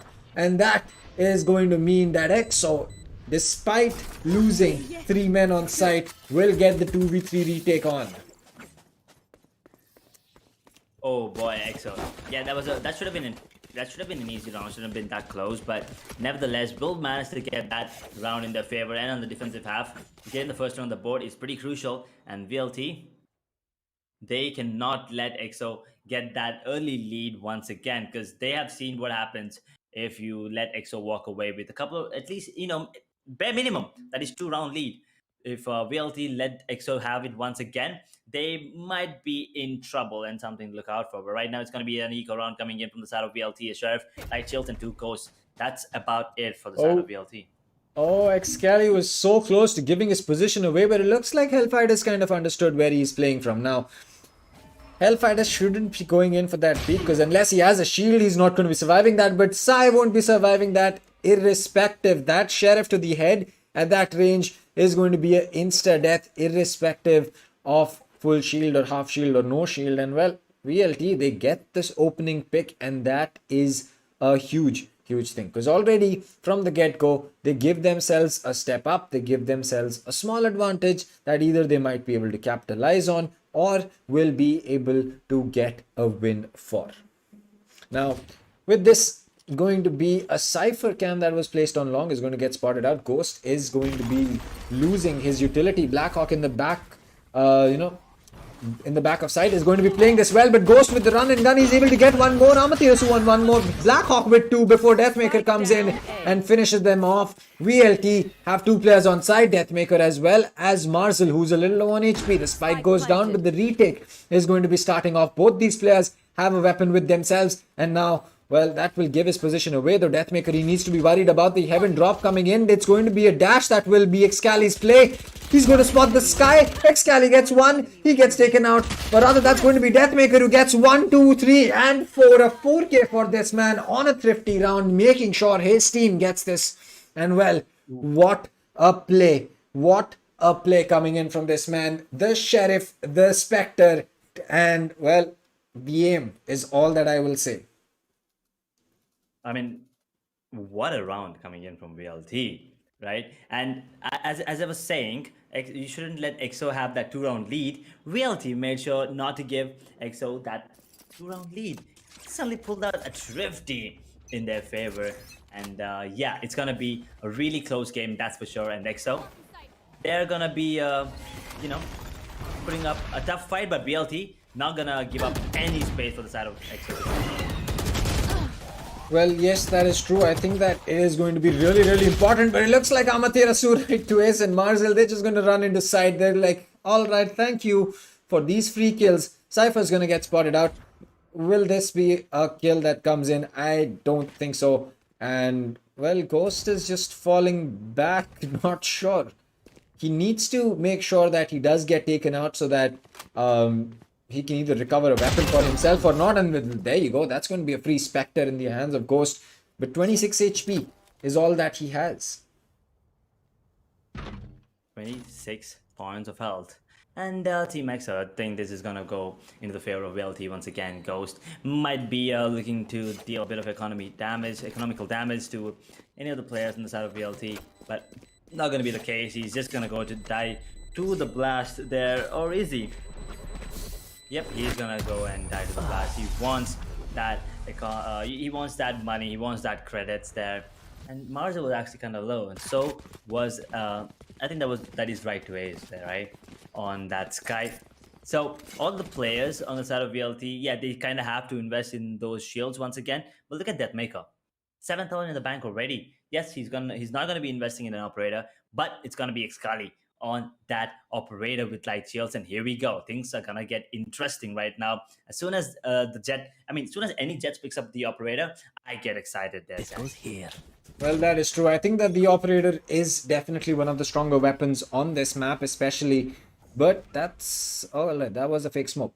Excali still holding that long line of sight. And well, as for VLT, let us see what they're going to be coming in for. The Tiger versus the Tiger is going to really just end up with Marzel being concussed. But there you go, the gravity well goes in, but the dash is going to be better. And well, with the flash coming through, it's going to be a complete side take on the back of just two pieces of utility from the breach.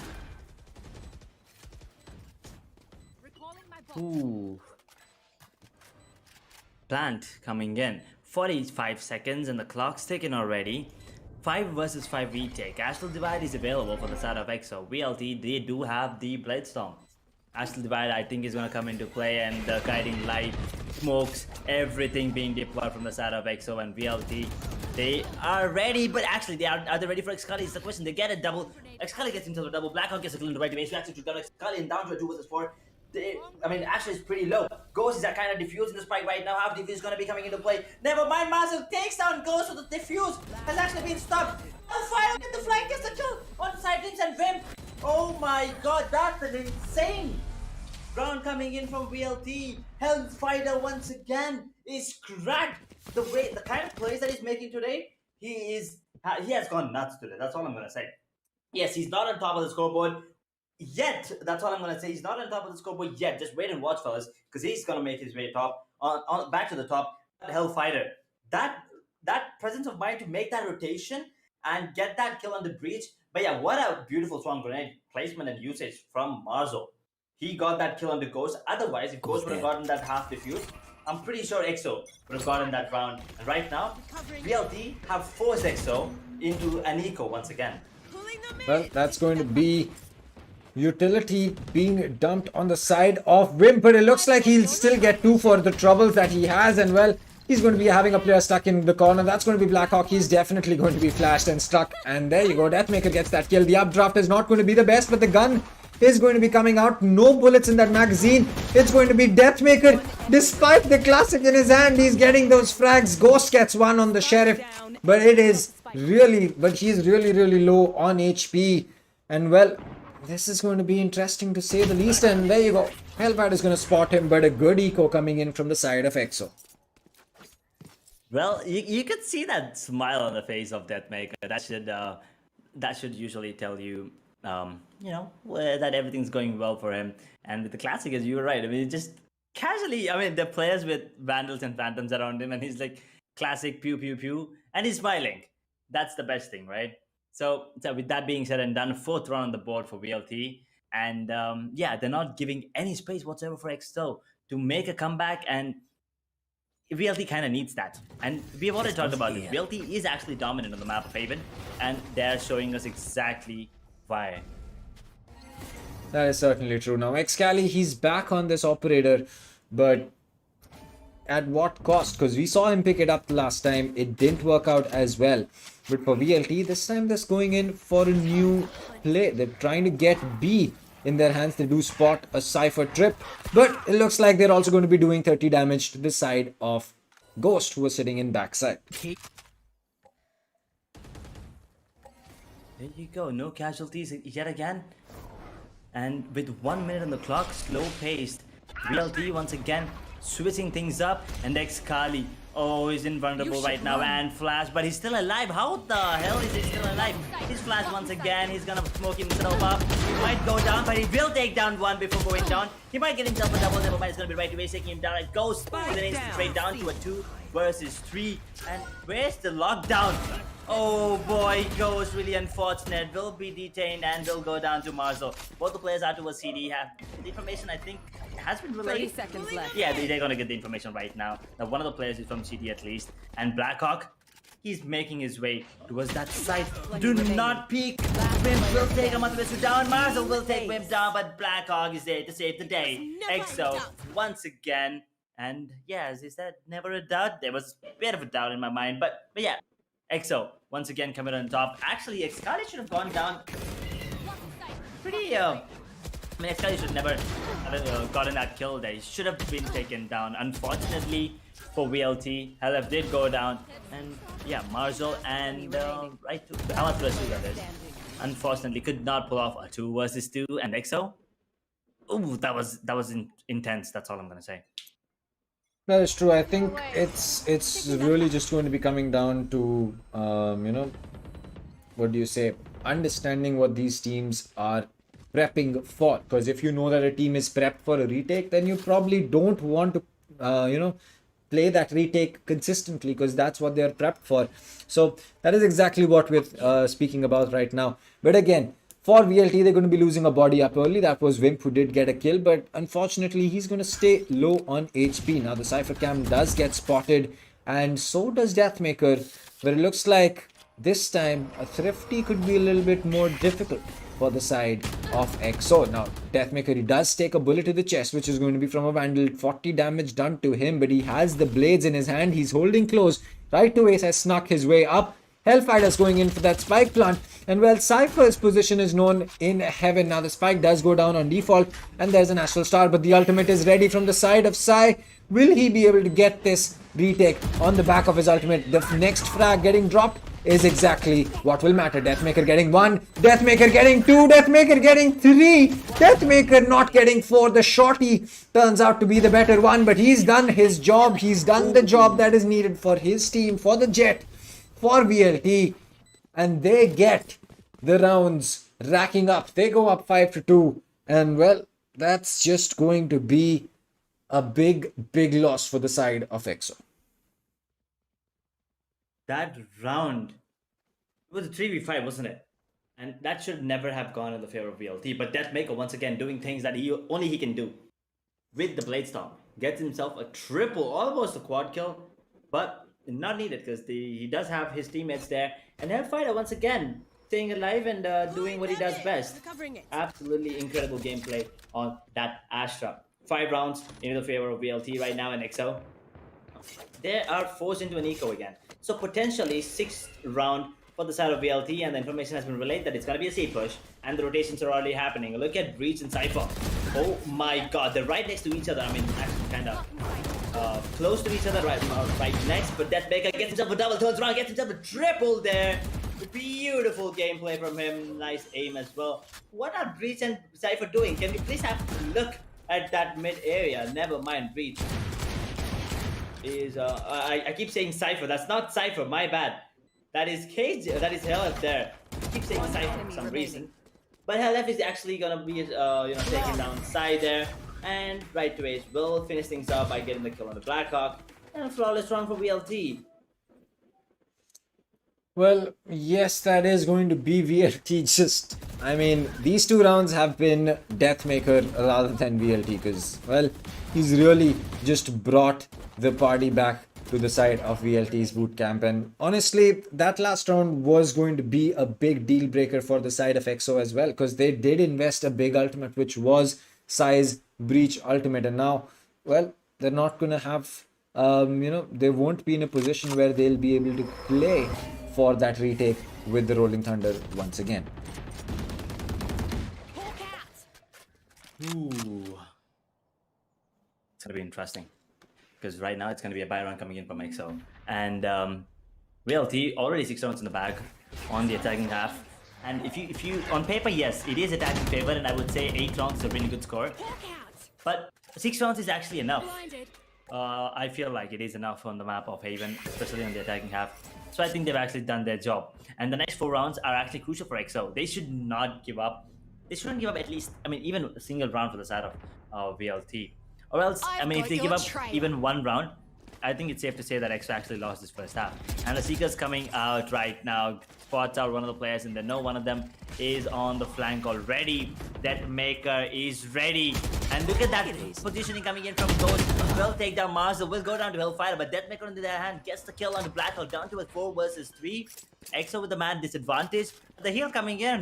Spike Okay, planted. Astra was low, but the Sky will heal him up back to 100 points of health. There you go. Spike planted. 45 seconds from the clock. A 3 versus 4 retake with no ultimates. There is actually divided on the side of VLT, but that's about it.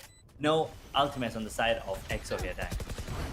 Well, I agree. I think that it's, it's just... Oh, there you go. Psy is going to be picking up Deathmaker with an aftershock. And there you go. It's going to be Psy picking up another kill. But right to Ace is going to be right there. He does not have any more utility left, but he knows exactly where the player is going to be. And there you go. That's going to be 7-2 in the favor of VLT. And honestly, this side of VLT is not looking like a team that wants to stop anytime soon. Oof. Yeah, that is VLT. They do not wanna, and they're not looking to stop anytime soon. But I'm not really sure what happened there to Deathmaker. He went into the aftershock. I mean, maybe he thought that if he goes a bit more, backwards, he wouldn't be hit by it or something like that. Because I'm not really sure what happened. He just went into that, took lots of damage and went down there. Otherwise, it would have been a much easier round for the side of VLT. Yes, it was still an easy round, but it would have been much easier. But there you go. Another round in favor of VLT, which means the economy, once again, is in jeopardy for the side of EXO. Well, I agree. I think that the economy on the side of EXO is not just about, as you can say, playing around. But there you go, Blackhawk with a shot through the smoke is going to be getting the better of Deathmaker. Excali does lose his life though, as Sai is on the flank. Maybe his position's no, it's not.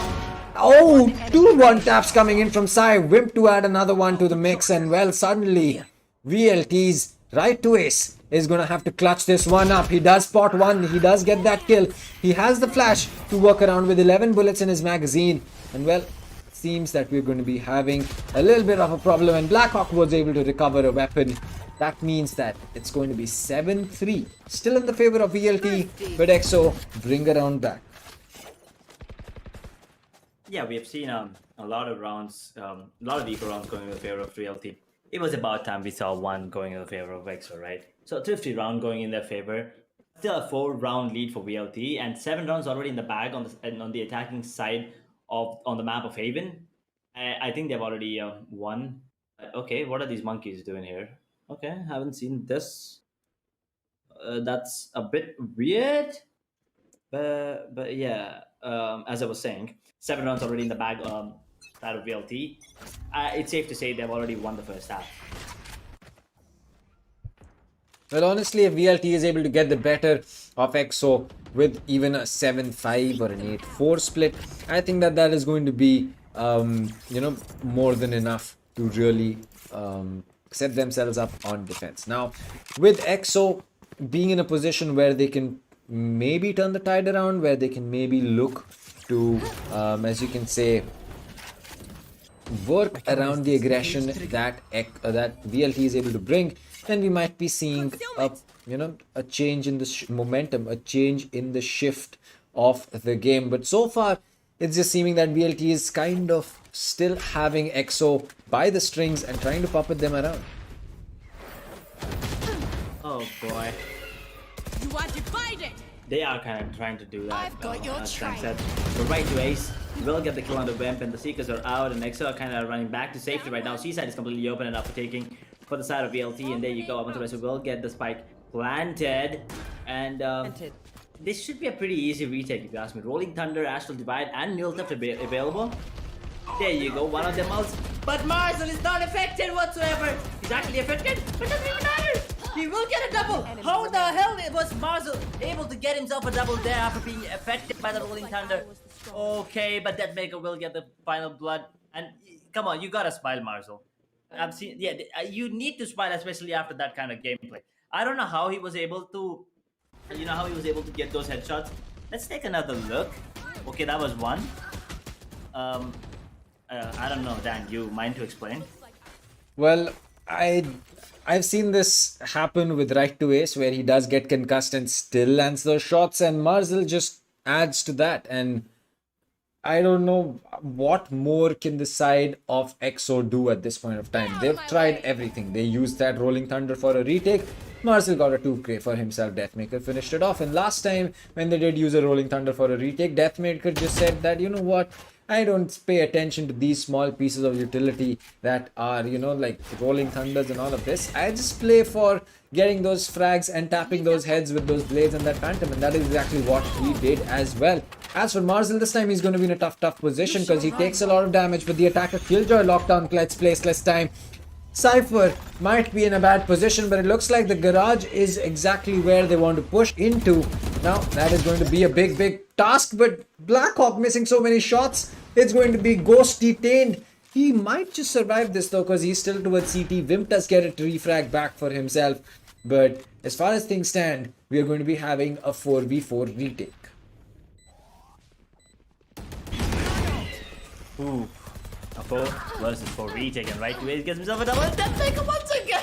One enemy Okay, remaining. I'm so sorry, but I cannot take him seriously anymore. Like, what is happening? Well, Little Theft coming into play, man. Hell left with a beautiful flank, but doesn't really matter anymore because his position is being compromised, and they kind of know where he's coming in from. He's gonna delay the rotations happening. He kind of has to peek right now. Oh. If he gets some kill on the Ghost, it should be an easy one, and spray down. We'll get the kill on the Wimp as well. But Deathmaker, what are you doing?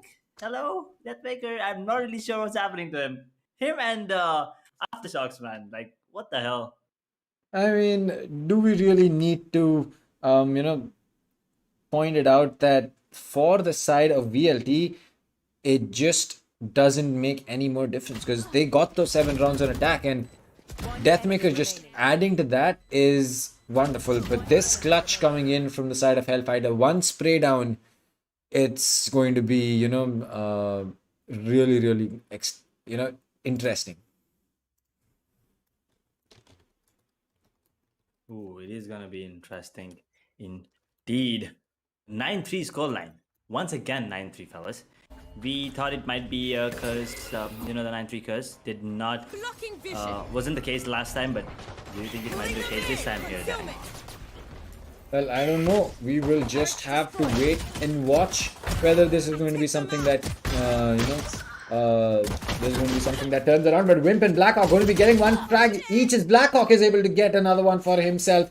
And well, suddenly EXO might just be in a position for Namaterasu. He says, you know what, just sit down with the spike on the ground. Deathmaker coming in from the back. He gets that final frag. And well, that is 10-3. Deathmaker's just gone up into his own groove this time. Own groove. Oof, 10-3. I think it's safe to say that this match is already over. We didn't do a match, we didn't do a score prediction, but we did both of us predict that VLT might come out on top. That's exactly what looks like might happen. So yeah, and we also did mention that VLT is really dominant on the map of Haven. They're really, really good. And yeah, they're showing us why exactly they're considered really strong on the map of Haven. So moving on, 10-3 eco round for the side of EXO, looking at a potential 11th round on the board for the side of VLT. Well, yes, that is true. I think that as far as things stand in terms of, what do you say? In terms of EXO being able to mount a comeback, things do look, pretty, as you can say, bleak. But again, that is something that you still cannot point out. We've seen comebacks all the way from an 11-1, but it looks like Right to Ace is going to spot 1-2. No, not the third. The Stinger was able to get the better of him at that range. He does recover that Spectre though. So at least there is going to be some firepower in the hands of, Sai. But there you go. It's going to be Ghost getting a dink, getting flashed, getting taken out. No, that's going to be his teammate jiggling around. He does get that, but he's in a vulnerable state. And well, a single bullet could be the end. As there you go. He's going to be exiting that, but Marzil will say, hey, you know what? Exit this round. We want this. And well, that is exactly what will happen.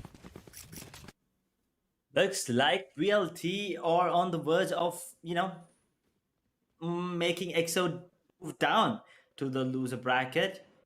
Or should I just say kicking them down to the loser bracket? Because they are actually kicking it right now. 11-3, VLT are absolutely destroying EXO on the map of Haven. And yeah, EXO did start off on the defensive half. Only were able to get 3 rounds. Really not something what I expected. Although we did predict VLT will come out on top. I didn't expect this kind of dominant gameplay coming in from them. But it's a full buy round coming in from the side of EXO right now. So VLT, they kind of have to, win this to end it ASAP. Oh, a dink on the Deathmaker. Okay. I mean, EXO, yeah, it is a full buy, but they only have Spectres because they invested in the last round to get themselves a couple of Spectres and a Stinger. But this time, Helen gets a kill on to Excali, and I think that's the entry going, the entry fragger going down, and Hellfighter might get himself a double, can get himself a triple, but not the quad because Ghost will take him down to a 2 versus 4. VLT are looking strong and dominant right now. Well, VLT was looking strong and dominant from the get-go, but there you go. Wimp does pick up a kill, so that is going to change the tide a little bit. But Amaterasu on the retake, and well, that is going to be something that we'll just have to see. Deathmaker funneling in with the Marshal in his hand. He's going to look in the wrong direction. Ghost gets a kill. Amaterasu pulls one back. The Cypher gets spotted on the other side, and well, with Right to Ace as well as Amaterasu both having flashes, there really wasn't, too much that you could be expecting. Yep.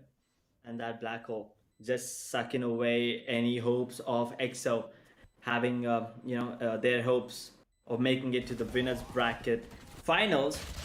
Unfortunately for them, they kind of have to make their way to the grand finals through that lower bracket run. I mean, yeah, their journey is not done, fellas. They still have a second chance through the lower bracket, that is. Yes, it is a much harder and a longer journey, but it's still a chance. And VLT, they're going to be moving forward to the winners bracket. But what do you say about 9 rounds back to back in the favor of EXO here, Dank? It's I'm- highly it's highly unlikely, but just for the sake of the argument. I mean, if that is going to be something that we see, then I am going to be extremely, extremely excited.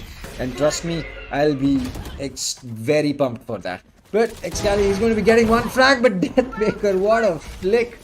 Oh boy, he gets flashed, makes a fallback, but this astral wall is going to be something that might just get the better of him now. He's going to be going in for that jump peak. Amaterasu does lose his life. Deathmaker also has to make a fallback. And well, that'll mean that VLT is pushed out of sight, at least right now. Blackhawk getting 1, Blackhawk getting 2, 3 in the round for himself. And it's all down to Hellfighter now. Down to Hellfighter in a 1 versus 4. I think VLT kind of have to wait a bit longer before moving on to the winners bracket final there. Oh boy, that's a freebie given away. Can he get himself a double kill? No sir, because Blackhawk will get himself a quad, taking down his counterpart on the side of VLT. 4th round on the board for EXO. 8 more rounds, Frank. 8 more rounds. Well, 8 more rounds is, honestly, it's difficult, but it's not like it's impossible. And I feel that if you're going to be seeing a team pull it off, doing it against VLT is, honestly, just going to give you such a huge buff in terms of, in terms of their morale. The morale as well, and oh boy, looks like it's gonna be a really quick execution coming in from EXO this time towards C, but look at Deathmaker, he has already pushed all the way towards C main. Oh, C long that is, but Hell left pushes through the smoke, gets a kill onto Excali. There you go. Where is the lurk? There he is, Deathmaker. But doesn't really matter, it's gonna be up on Rasul. Deathmaker will get himself a double. It's all done and dusted. Right click, he misses! Oh boy, goes, he's gonna get taken down by right 2As. And here you go, the smiles in the boot camp. VLT take down Team EXO will be moving forward in the upper bracket to the upper bracket final. And if they win that, we will be seeing them in the South Asian playoff grand finals. Well, that is VLT for you. Velocity, what a way to, just walk through the side of EXO after those 2 first close games. Bind wasn't close, but Split really was. But after that, it was, I don't know, it was just, mayhem on the side of Haven. It was a mayhem on the map. I think Bind was 13-5. This was 13-4. So that's 2 maps now you need to be worried about when playing against VLT. Bind and Haven. The split was close, but we all know EXO is absolutely dominant, especially with the side, picking up that KO is really good. And we knew that Haven was gonna go into the, it felt like Haven was gonna go in the favor of in the favor of VLT. As soon as DM got that clutch in the second round, 50 win for the side of VLT, right? That actually told us the entire story instantly, and that was the bottom line. Because at the end of the day, VLT did not give EXO any space to breathe. Yes, EXO did win a really good eco round for themselves, but that's about it. Nothing really popping off for them. And I'm really looking forward to see how many kills Hellfighter has, because he was on top of the scoreboard for the first 2 games. Is he on top again? I think Deathmaker is on top this time around. Well, not really certain about that, but I honestly, at this point of time, kills don't matter, because the domination that was there was not because of the kills of one player or anything. Yes, we saw Marzel play really well on some rounds, right to ace, Deathmaker, Amaterasu. It was a team effort, and unless you consider that, um, you know, it's just going to be something that you have to just accept. But Sometimes what? Yeah. sometimes it's just going to be, teams that are able to play it out better as a team are going to be getting that win. Sometimes individual play might get you a win, but it's going to be the team play that is the much more consistent one, and that is exactly what the side of VLT is so good at doing. They play off each other's backs, they play to make sure that they can get the trade for each other, and well, it works out in their favor so many times. Yes, but one thing that I still don't understand is the rounds where Deathmaker actually died to the aftershocks. He was taking damage and he was just standing there twice. Like I was like, what is happening? Like, did he think he would get hit? Because I'm pretty sure he knows that he's gonna take damage, right? And the first time around, he actually moved in the aftershock. The second time, well, I think he miscalculated the distance, so that's understandable. But yeah, it was kind of funny, is what I feel like. But I really want to know what he was thinking, and this miss, the right click miss, unfortunately, did not get the kill on the ghost. But at the end of the day, right to ace is there to save the day. And there you go, Deathmaker is on top as we expected. 20 kills, 10 deaths, 2 KD. That's impressive, especially against a team like XO. 2 first bloods and 1 plant, and right to ace with 19 kills, 11 deaths, 2 first bloods, and 3 spike plants and 1 defuse. So he's an all-in-one package there. Did everything. Did get the kills, first bloods, objectives, and everything else. Hell F, on the other hand, 17-9.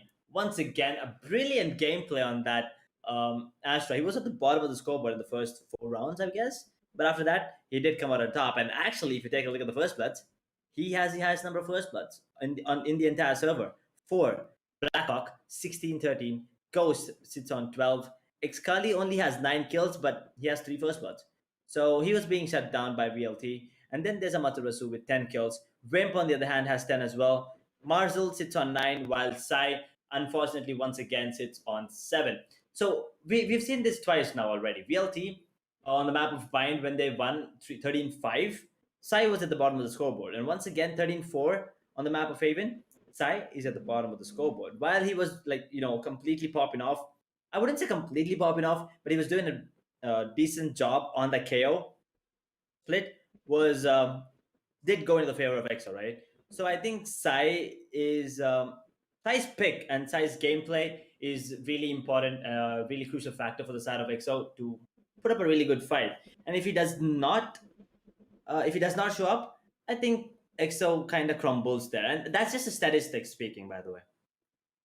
Well, I agree. I think that stats can tell you half the picture, but stats can't tell you the entire picture. But so far, it is going to be VLT heading over into the winners bracket, or keeping their position in the winners bracket, while the side of EXO will unfortunately have to have a fight with either Salt or Lexius.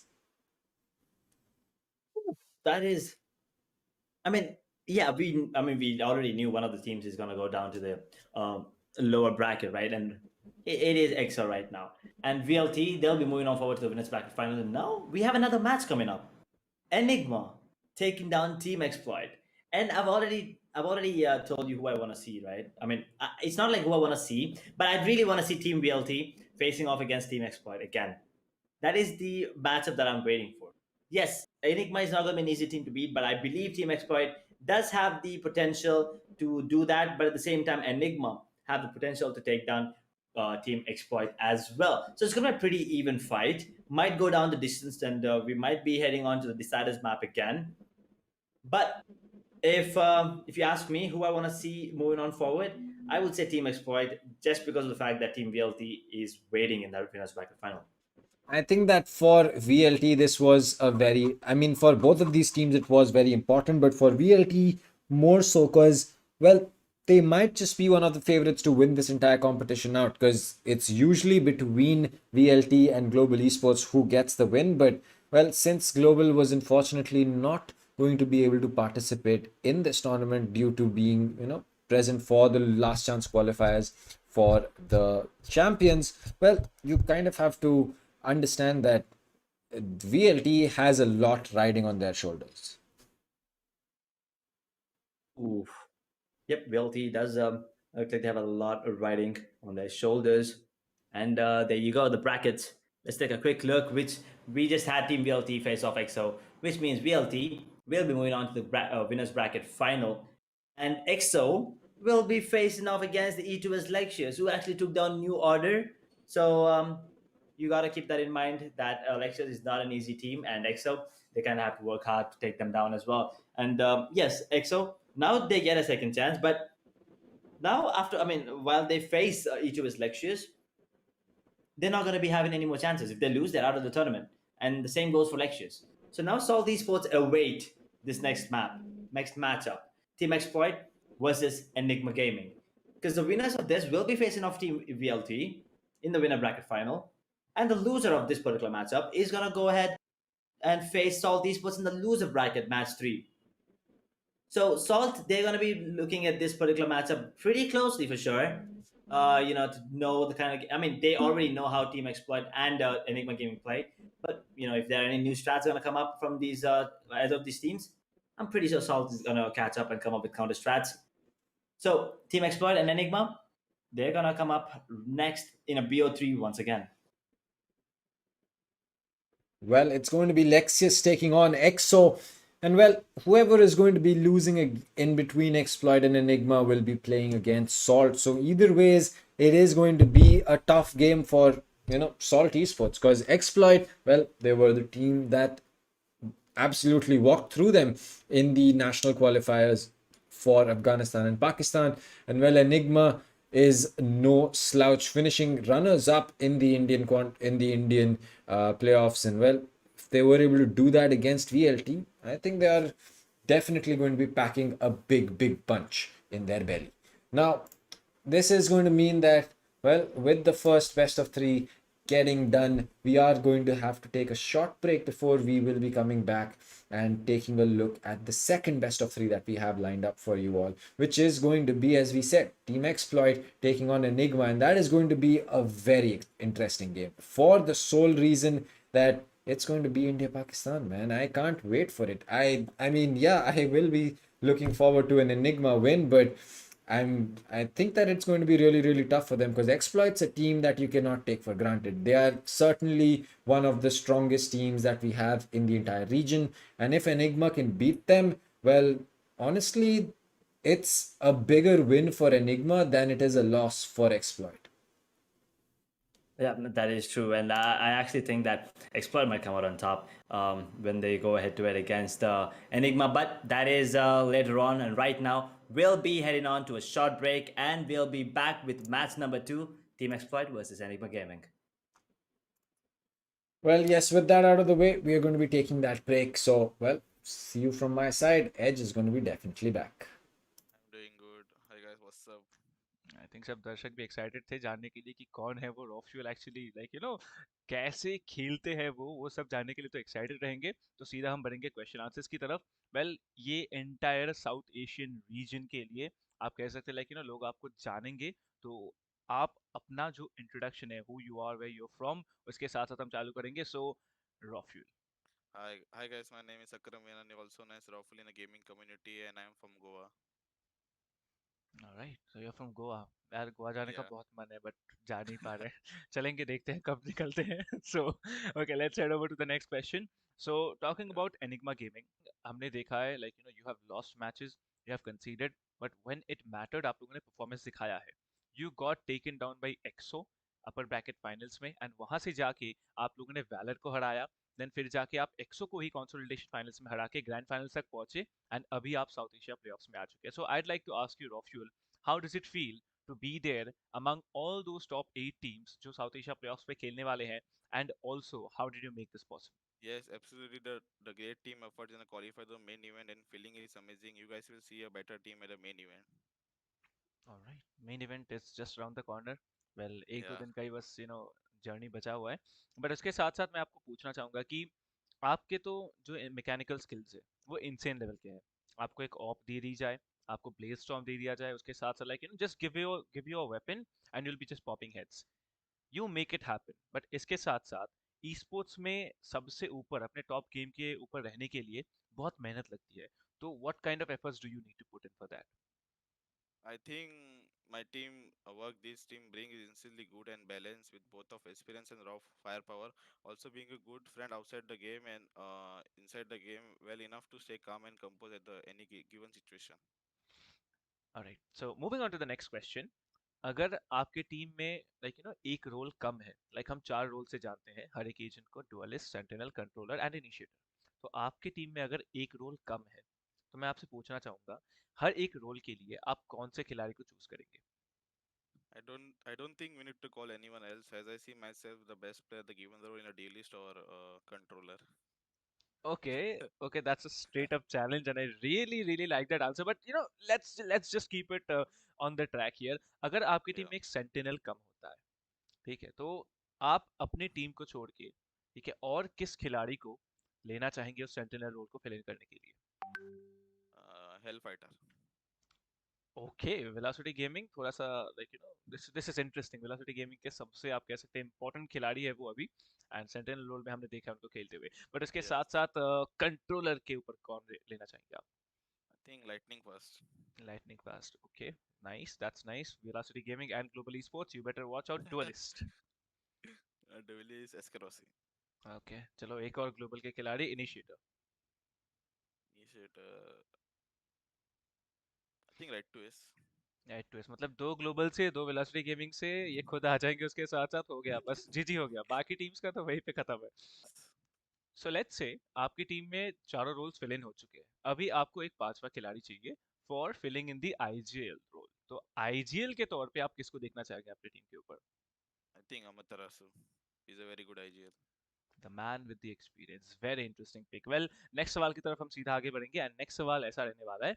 I am gonna tell you the name of one particular country, and you have to tell me what hits your head first. कौन सा पहला factor है जो आपको उस country की याद दिलाता है? लेट्स से मैं अगर बात करता हूँ इंडिया की, देन इंडिया में तो बहुत सारी चीजें हैं, उसके साथ साथ जो पहला चीज थिंग है, लेट्स से मेरे को इंडिया के बारे में सबसे जो अच्छा लगता है, that's the people of India. ठीक है, सो ऐसे ही करके आपके मन में पहला जो ख्याल आता है उस कंट्री के बारे में, let's say about e sports और may be about the culture, heritage, जो भी है। तो सबसे पहला जो कंट्री आने वाला है, what do you like about Pakistan? The Pakistan foods, very amazing. Very amazing, right on Yeah. Point. Bangladesh? The people of Bangladesh are nice. Right, Sri Lanka? Hicculled. cult, okay, nice one over there। Maldives? Holidays. Maldives and holidays are like best friends। Nepal? Yeah. Mountains. Mountains, I think mount Everest चढ़ना है, मेरे को भी जाना है, देखते हैं कभी जा पाते हैं कि नहीं। Talking about Bhutan? Culture. Absolutely, Bhutan के festivals are like on a different level.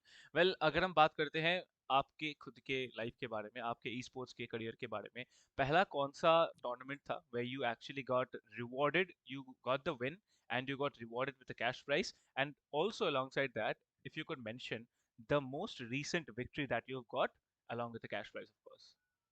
Yes, my first achievement was at LXG 2019, where we won 70K as a team, and my latest tournament winning tournament was VCC, and the prize pool was $3,500, and That we is placed third. amazing. That is really amazing. So, Enigma Gaming, like there are a lot of teams actually who are coming for the hunt, and I believe you are also getting ready for that. Well, Yeah. इसके साथ साथ आगे बढ़ेंगे हम next सवाल की तरफ। आपका सबसे पहला, नाउ आप सबको, सब आपको जानते हैं with the name of Raw Fuel, but is Yeah. There something इससे पहले भी कुछ था, आप ऐसा कोई पर्टिकुलर नाम था जो आप इससे पहले यूज करते थे as your IGN, and if you get a chance to change now from raw fuel to any other name you want, what would it be?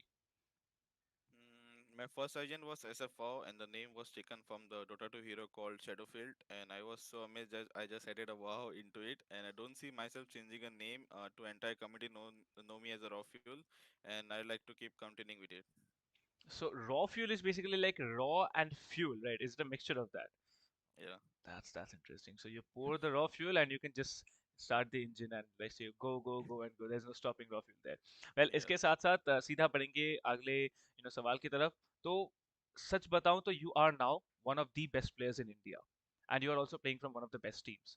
तो इस मुकाम पर आने के लिए आपको बहुत ज्यादा मेहनत करनी पड़ी है। You had to go through a lot of struggles and challenges as well. So talking about challenges, ask you, what are your biggest strengths that have made you come to this point and just progress and success? I am very grateful to my mom for supporting me throughout my journey. Without her support, I will not be able to achieve what I have done till now. Okay, that's so lovely. That's so lovely and so Yeah. precious. Mom's love, we all know how precious it is. Well, let's head over to the next question. If there was, one chance you had to change something about your team, let's say, like, let's keep it in a very, very tricky way, of course. If you had one chance to change something about your team, what would that be? I think I should go back to Oman as I am too good at a jet and Hika's amazing sky flashes. Oh, Ikka's amazing sky flashes. I think I have spoken a lot about, Raw Fuel and Ikka's combination on Belong on Bind. That Yeah. match, I remember, two of you, no one could actually come into B side. That was just massive. That was just insane level of, mechanical skills and definitely your comms. So, talking about the next question. Let's say I'm gonna tell you the name of a single player, and I'm gonna ask you what is that person made about. Like, for example, if I tell you, for example, let's take mine. If someone asks you that what is Captain Price made of, you can just answer Captain Price is made of casting and Maggie. So that's me. So now the question comes to you. What is Hikka made of? And the Hika made of Murli Dhawan and Lasik Malinga. Okay, interesting combination there. If I ask the same about yourself, what is Raw Fuel made of? The struggle and the grind. Oh man, that just touches here. That just touches here. Yeah. Well, let's head over to the penultimate question. And this is a very important question. बहुत लोगों को जानना होता है कि एक team कैसे शुरुआत होती है. How does a team function and how does it get stronger and stronger day by day?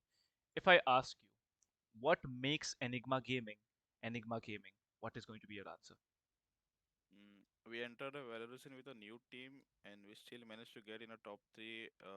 In a top three, and our organization main goal is to always stay on a top in any game we professionally take part in, and we have successfully managed to do as an Enigma, and we to continue to bring the out the best performance of our player for the year to come. Hashtag fear the Enigma.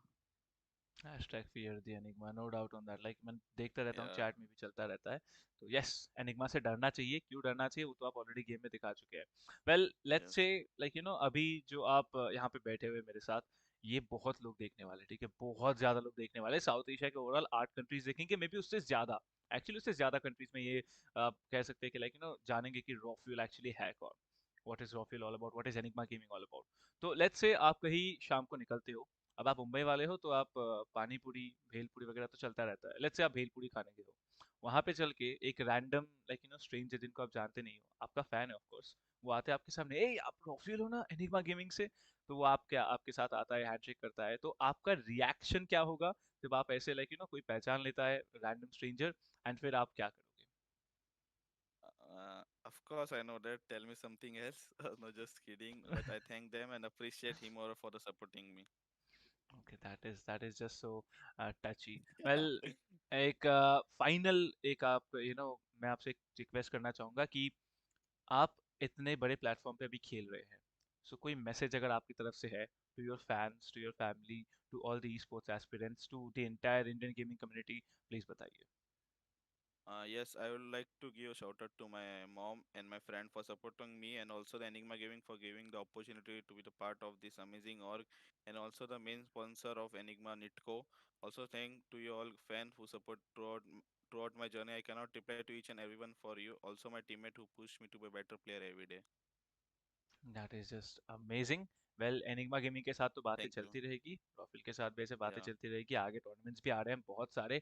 तैयारी आप लोग कीजिए. आप लोग एक बहुत ही बेहतरीन team है, टॉप 8 में आ चुके हैं. Let's see how far which team can go, but yes, may the best team win. Thank you so much रॉफिल, आज हमारे साथ जुड़ने के लिए इस इंटरव्यू सेशन में. We will see you right there Valorant के मैचेस में.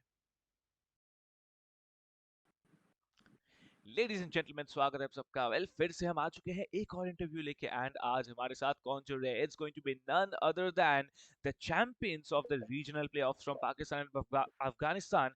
It's going to be team Exploits captain HSB joining us here on desk. So कैसे आप एचएसबी? ठीक ठाक. कैप्टन प्राइस आप बताएं. मैं तो बहुत बढ़िया हूँ। वेल ये कंप्लीट साउथ एशियन रीजन के लिए है। आई थिंक यहाँ पे पूरी दुनिया देख रही होगी, लाइक चैंपियनशिप 3.0 इतना बड़ा प्लेटफॉर्म है, साउथ एशिया की टीम्स खेल रहे हैं। तो एक छोटा सा इंट्रोडक्शन आपकी तरफ से अपने बारे में। तो मेरा नाम एचएस भी है और मैं एक पाकिस्तानी प्रोफेशनल प्लेयर हूँ, एक्स सीएसगो प्लेयर हूँ जो रिसेंटली वैलोरेंट में शिफ्ट हुआ हूँ और अभी मैं टीम एक्सपर्ट के लिए खेलता हूँ। That is short and sweet and spicy as well. Well इसके साथ साथ हम आगे बढ़ेंगे सीधा नेक्स्ट क्वेश्चन की तरफ। नेक्स्ट सवाल जो रहने वाला है मेरी तरफ से वो ये है कि अभी तक एक्सप्लॉइट ने एक भी मैच गवाया नहीं है, एक भी मैप आप लोगों ने किसी और टीम को दिया नहीं है। That is just domination. How do you feel about it and how is that possible? तो I don't think I am too much surprised because I think मेरी टीम की पोटेंशियल जो है वो यही है कि हम अभी लोकली हम एक भी मैप ड्रॉप ना करें अपने अपने रीजन में, अपने कंपटीशन में।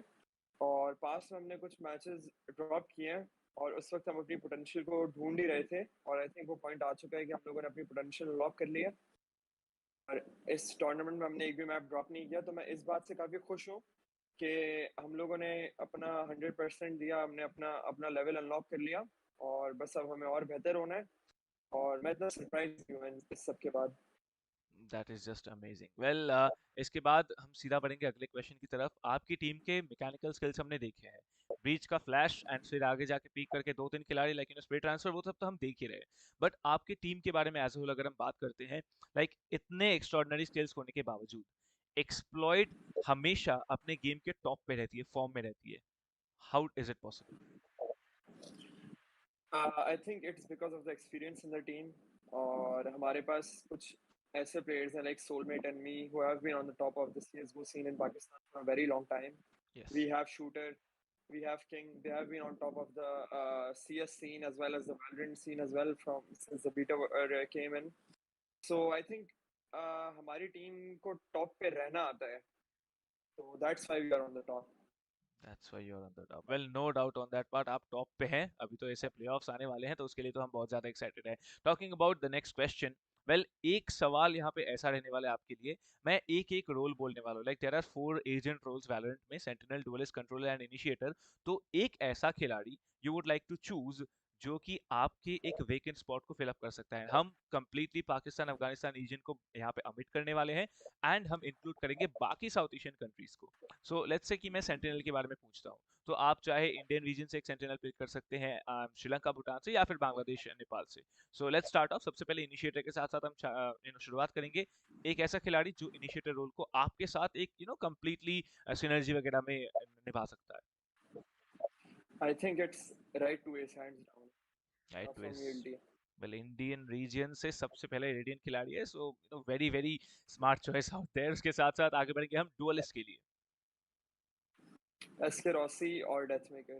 एसके रॉसी और Deathmaker, global esports and Velocity Yeah, gaming. any one interesting, of very them. Interesting. Any one of them. Any one of them works. Well दोनों आ जाए तो क्या ही बात हो Yeah. जाएगा, राइट। वेल उसके साथ साथ अगर हम बात करेंगे कंट्रोलर की, Hello from ELT. हेले फ्रॉम वीएलटी। आप तो पूरी वीएलटी की टीम ही उठा ले रहे हैं। इसके साथ साथ the next one is going to be the sentinel.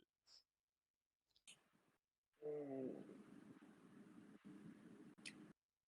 I think it's gonna be Vibhor. Okay, Vibhor. Vibhor like अभी थोड़ा सा अभी नहीं खेल रहे हैं कुछ दिनों के लिए, बट आई स्टिल थिंक जब वो वापसी करेंगे एकदम धमाका होने वाला है। So let's see what happens. And अगर आपके अगेंस्ट में मैच में देखने का मौका मिल जाए, like VLT versus exploit, HSB versus Vibhor, फिर तो और ज्यादा मजा आने वाला है। Well let's head on to the next question.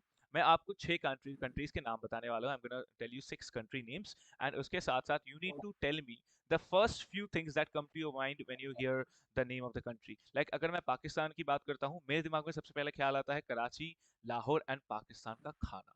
Honestly speaking, I love the food of Pakistan. तो ऐसे ही मैं आपसे पूछने वाला हूँ कुछ कंट्रीज के बारे में। सो पहला कंट्री जो रहने वाला है आपके लिए, that's going to be Bangladesh. Fish and rice. Fish and rice, okay. मैं भी बंगाली हूँ तो मेरे को भी वो थोड़ा सा लाइक मेरे दिल के थोड़ा करीब है, although I don't like fish, but yes. Let's head over to the next one, Sri Lanka. Beaches. Beaches. Then Maldives के बारे में क्या रहने वाला है? Honeymoon spot. Oh my god, it was just going on in my mind. Nepal. Nepal. I think medication spot. Okay, meditation spot, very interesting. Bhutan. I don't know much about Bhutan. Okay, let's we'll talk about it again next time. But आखिरी रहने वाला है, last but not the least, talking about India. Goa. Goa parties. Okay okay, मतलब आप बहुत party animal type इंसान है, ये तो मैं कहना चाहूंगा. That is really amazing. HSB. Well, इसके साथ साथ हम बढ़ेंगे आगे अगले क्वेश्चन की मैं तरफ. एक चीज बोलना यस, चाहूंगा बस. Please please. अगर मुझे कभी चांस मिला इंडिया आने का तो I'll be going to Goa for sure. मतलब hands down no questions I'll be going to Goa for sure. Well, मेरे यहाँ से ज्यादा दूर नहीं है, 1000 किलोमीटर दूर है. आप भी आ जाइए, हम भी आ जाएंगे, करेंगे मजे एंड मस्ती, तो पार्टी तो चलती रहेगी. बट लेट्स मूव ऑन अगले क्वेश्चन की तरफ. सो अगला जो सवाल है वो ये रहने वाला है. आप बहुत टाइम से कॉम्पिटिटिव खेल रहे हो, लाइक सीएसगो के टाइम से आपका नाम चलता आ रहा है कम्युनिटी में. एंड अगर हम बात करेंगे कॉम्पिटिटिव की, पहला कोई विक्ट्री, लाइक आप सबका एक पहला विक्ट्री होता है, लाइक चाहे वो कोई भी प्राइस पूल हो, कुछ भी हो. तो पहला जो आपका विक्ट्री था, लाइक आप चैंपियंस बने थे किसी इवेंट के, कौन सा इवेंट था वो, and you know what was the prize money involved in that? तो it was in 2015 local LAN tournament on okay. gaming zone and the prize pool was $50. एक हफ्ते का टूर्नामेंट था पूरा, a week long tournament and first prize was $50. इससे ज्यादा हमारा petrol और खाने का खर्चा हो गया था क्योंकि हम लोग स्पॉन्सर्ड भी नहीं थे उस वक्त. तो I think we just played it for like the first place. तो $50 था, याद है मुझे अभी तक.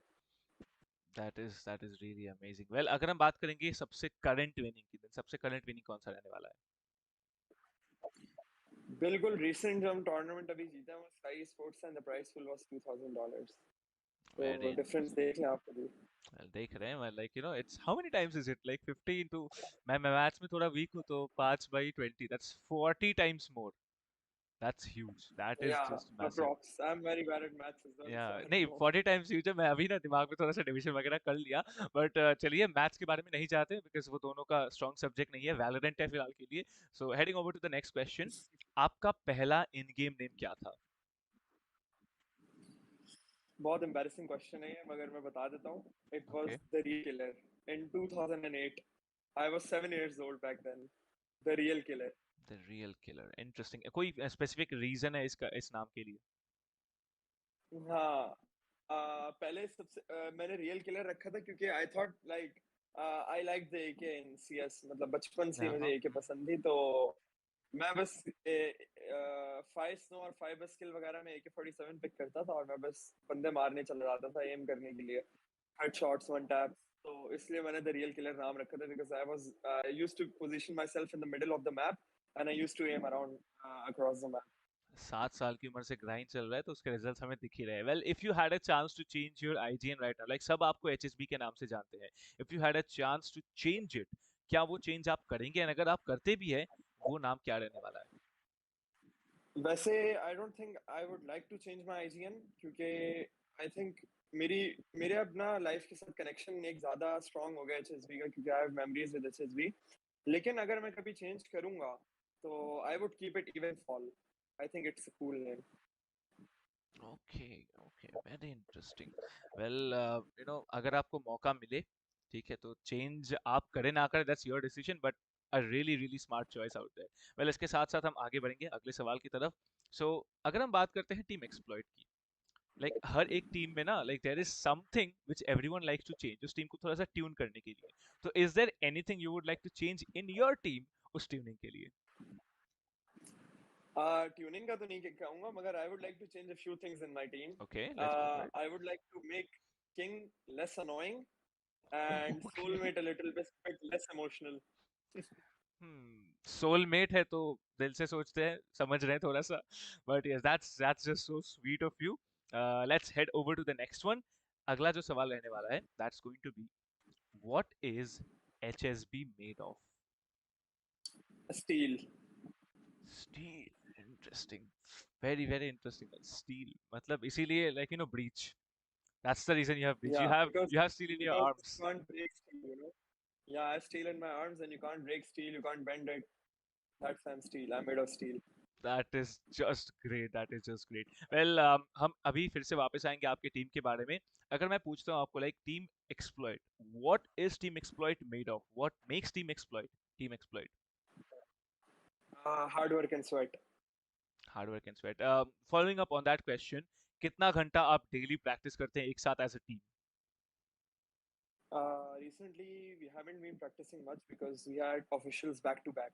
But Okay. when we practice at least like 5 to 6 hours with our team.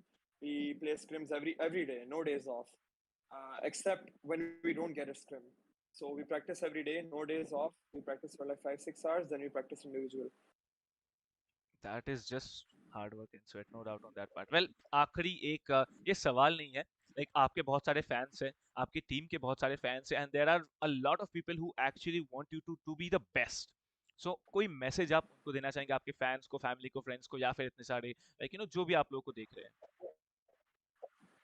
तो जो लोग हम लोगों को देख रहे हैं, आई थिंक उनका एक बहुत बड़ा पार्ट है हमारी लाइफ में, क्योंकि सब प्लेयर्स की लाइफ में एक ऐसा पॉइंट आता है, सब प्लेयर्स के करियर में एक ऐसा पॉइंट आता है जो ब्रेकिंग पॉइंट होता है।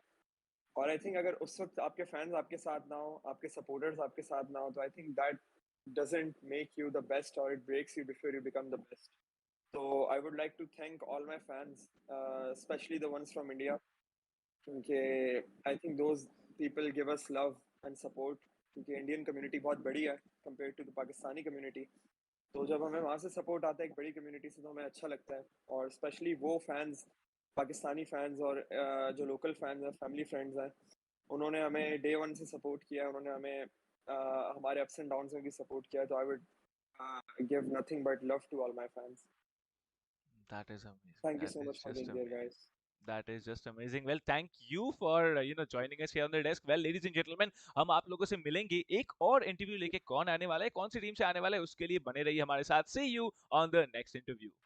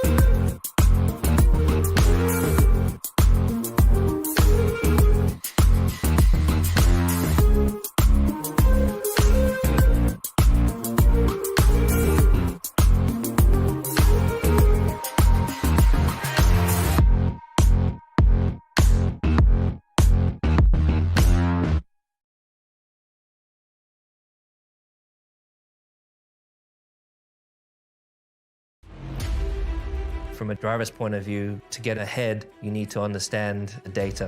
I have over 20 buttons on my steering wheel that have a direct link to how the car behaves. So I'm studying that in the background on computers all the time. I'm super grateful that we have AMD with us. It's a huge asset for us. When we come back into the garage, the car downloads and the data pops up on my screen. The faster we can get that, the faster I can analyze it and the faster I can get back out there.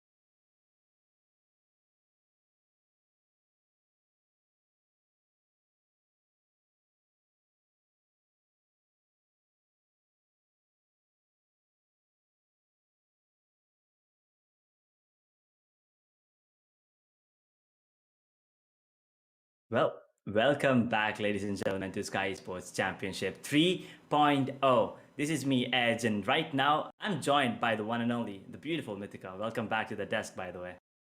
Hey, Edge. Nice to see you So, again. yep, it does feel good to see you again as well. And we've just finished an incredible match. Team VLT and Eggs. So any thoughts on that, Mythica? Because I'm pretty sure you've been watching. You watched that entire series there. I did actually miss the first matchup, but I did watch the second and third map, and all I can say is that I think EXO actually has the best split so far that I've seen in the entire tournament, and they keep proving it again and again. I mean, I don't think they've lost a single match on split so far, and winning split against VLT is actually such a huge feat. Um, because I mean VLT is one of the top two teams from India, right? And Yep. EXO putting up that fight, winning split and doing pretty well in the first map as well, I think. I mean, that was pretty insane from them, to be honest. Yeah, VLT was kind of dominant. So, would you agree to the fact that KO was the X factor on the split, or is it just me? I have to say, kind of, yeah. In a way, yes. I think majority of the reason, like I said this before, I believe that I don't think that teams are very used to like playing against a KO yet. I don't think everyone understands like what sort of protocol you should have when you're playing against a KO pick, because it's just like not enough experience, like it hasn't been picked up as much, and like if there's only just one team coming in with the KO pick, and while everyone else is just ignoring the agent, you just don't get enough practice like against an agent like that nobody's used to yet. That is true. And right now we have another incredible matchup that I cannot wait to head on to. Team Exploit taking on Enigma Gaming. Before we head on to the roster and the map veto, what are your thoughts on these two teams? Team Exploit, a powerhouse from Pakistan, and Enigma, another dominant team in the Indian region. I mean, Exploit, I believe, has like won against Enigma in the past, but what I'm excited to see is how they fare against the new Enigma. I mean, they did win against the old roster, and Exploit has become more dominant as well. As of recently, they've had a few roster changes as well, but that hasn't like taken a huge toll on them the way people thought that it would.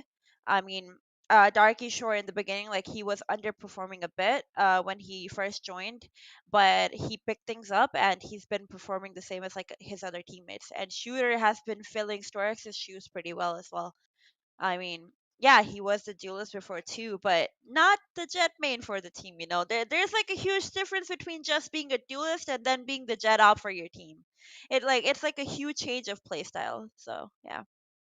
Yep, that is true. And yeah, sneak a peek into the map veto. We're gonna be watching Bind again, so it's gonna be interesting. And yes, I am excited for that again. And yeah, Team Exploit and Enigma, both these teams are really good. And as I've already said this before, I really want to see VLT versus Exploit. Yeah, I do think it's gonna be a pretty close matchup between Exploit and Enigma Gaming. But just because I want to see VLT and Exploit, I have to say that I actually think that I actually want Exploit to win, uh, so that I can see that VLT versus Exploit, because that is a matchup I've been waiting for a really long time. I mean, as far as I can remember, as soon as the tournament started, I've seen VLT. I saw Team Exploit taking part in the tournament. I was like, this is the matchup I want to see, because that is something everyone's waiting for. Because Team Exploit did beat VLT, as I've said before, and then VLT came back stronger, as I could say, to beat Team Exploit. So it's pretty even now. It's 1-1. So I'm really looking forward to see who is the better team in this particular tournament. I have to agree with you on that, honestly. As they call it, the El Clasico, I believe that Exploit versus VLT is pretty much the FPS El Clasico of South Asia, and that's something people really look forward to every time. VLT being one of the top two from India, and Exploit being the number one team from Pakistan, who have been very dominant in the past. And like have been extremely dominant in South Asia as well. I mean, that's definitely the matchup that everyone's like looking to watch. So Yep, and with that, we let's take a quick look at the brackets once again for any of the viewers that are just tuning in. And I mean, if you take a look at the brackets, we see that Team VLT did face off against EXO, right? And they did beat EXO. It was a pretty close matchup, an intense one as well. 2-1. Did not see that one coming. I actually thought it might go 2-0 in one of those favors, in one of those teams' favor. But yeah, 2-1 it is. And so EXO will be moving on to the lower bracket, and they'll be facing E2S Lectures tomorrow, I believe. And then now Salt Esports. They're waiting. They're closely watching this match. I'm pretty sure Exploit and Enigma. One of these teams will be facing VLT, and the loser of this particular matchup will be facing Salt Esports in that loser bracket match number 3. So it's going to be really interesting to see who is going to be facing VLT. Yes, I do want to see Team Exploit face them, but Enigma, that's another strong team. And with the way that they're playing and with the addition of Antidote, they're not an easy team to beat. So it's going to be an interesting one. And they will be moving, one of these teams will be moving on to the winners bracket final. And then from there on forward, one of the teams will be moving on to the South Asian Grand Finals. That is huge, by the way. That is huge indeed.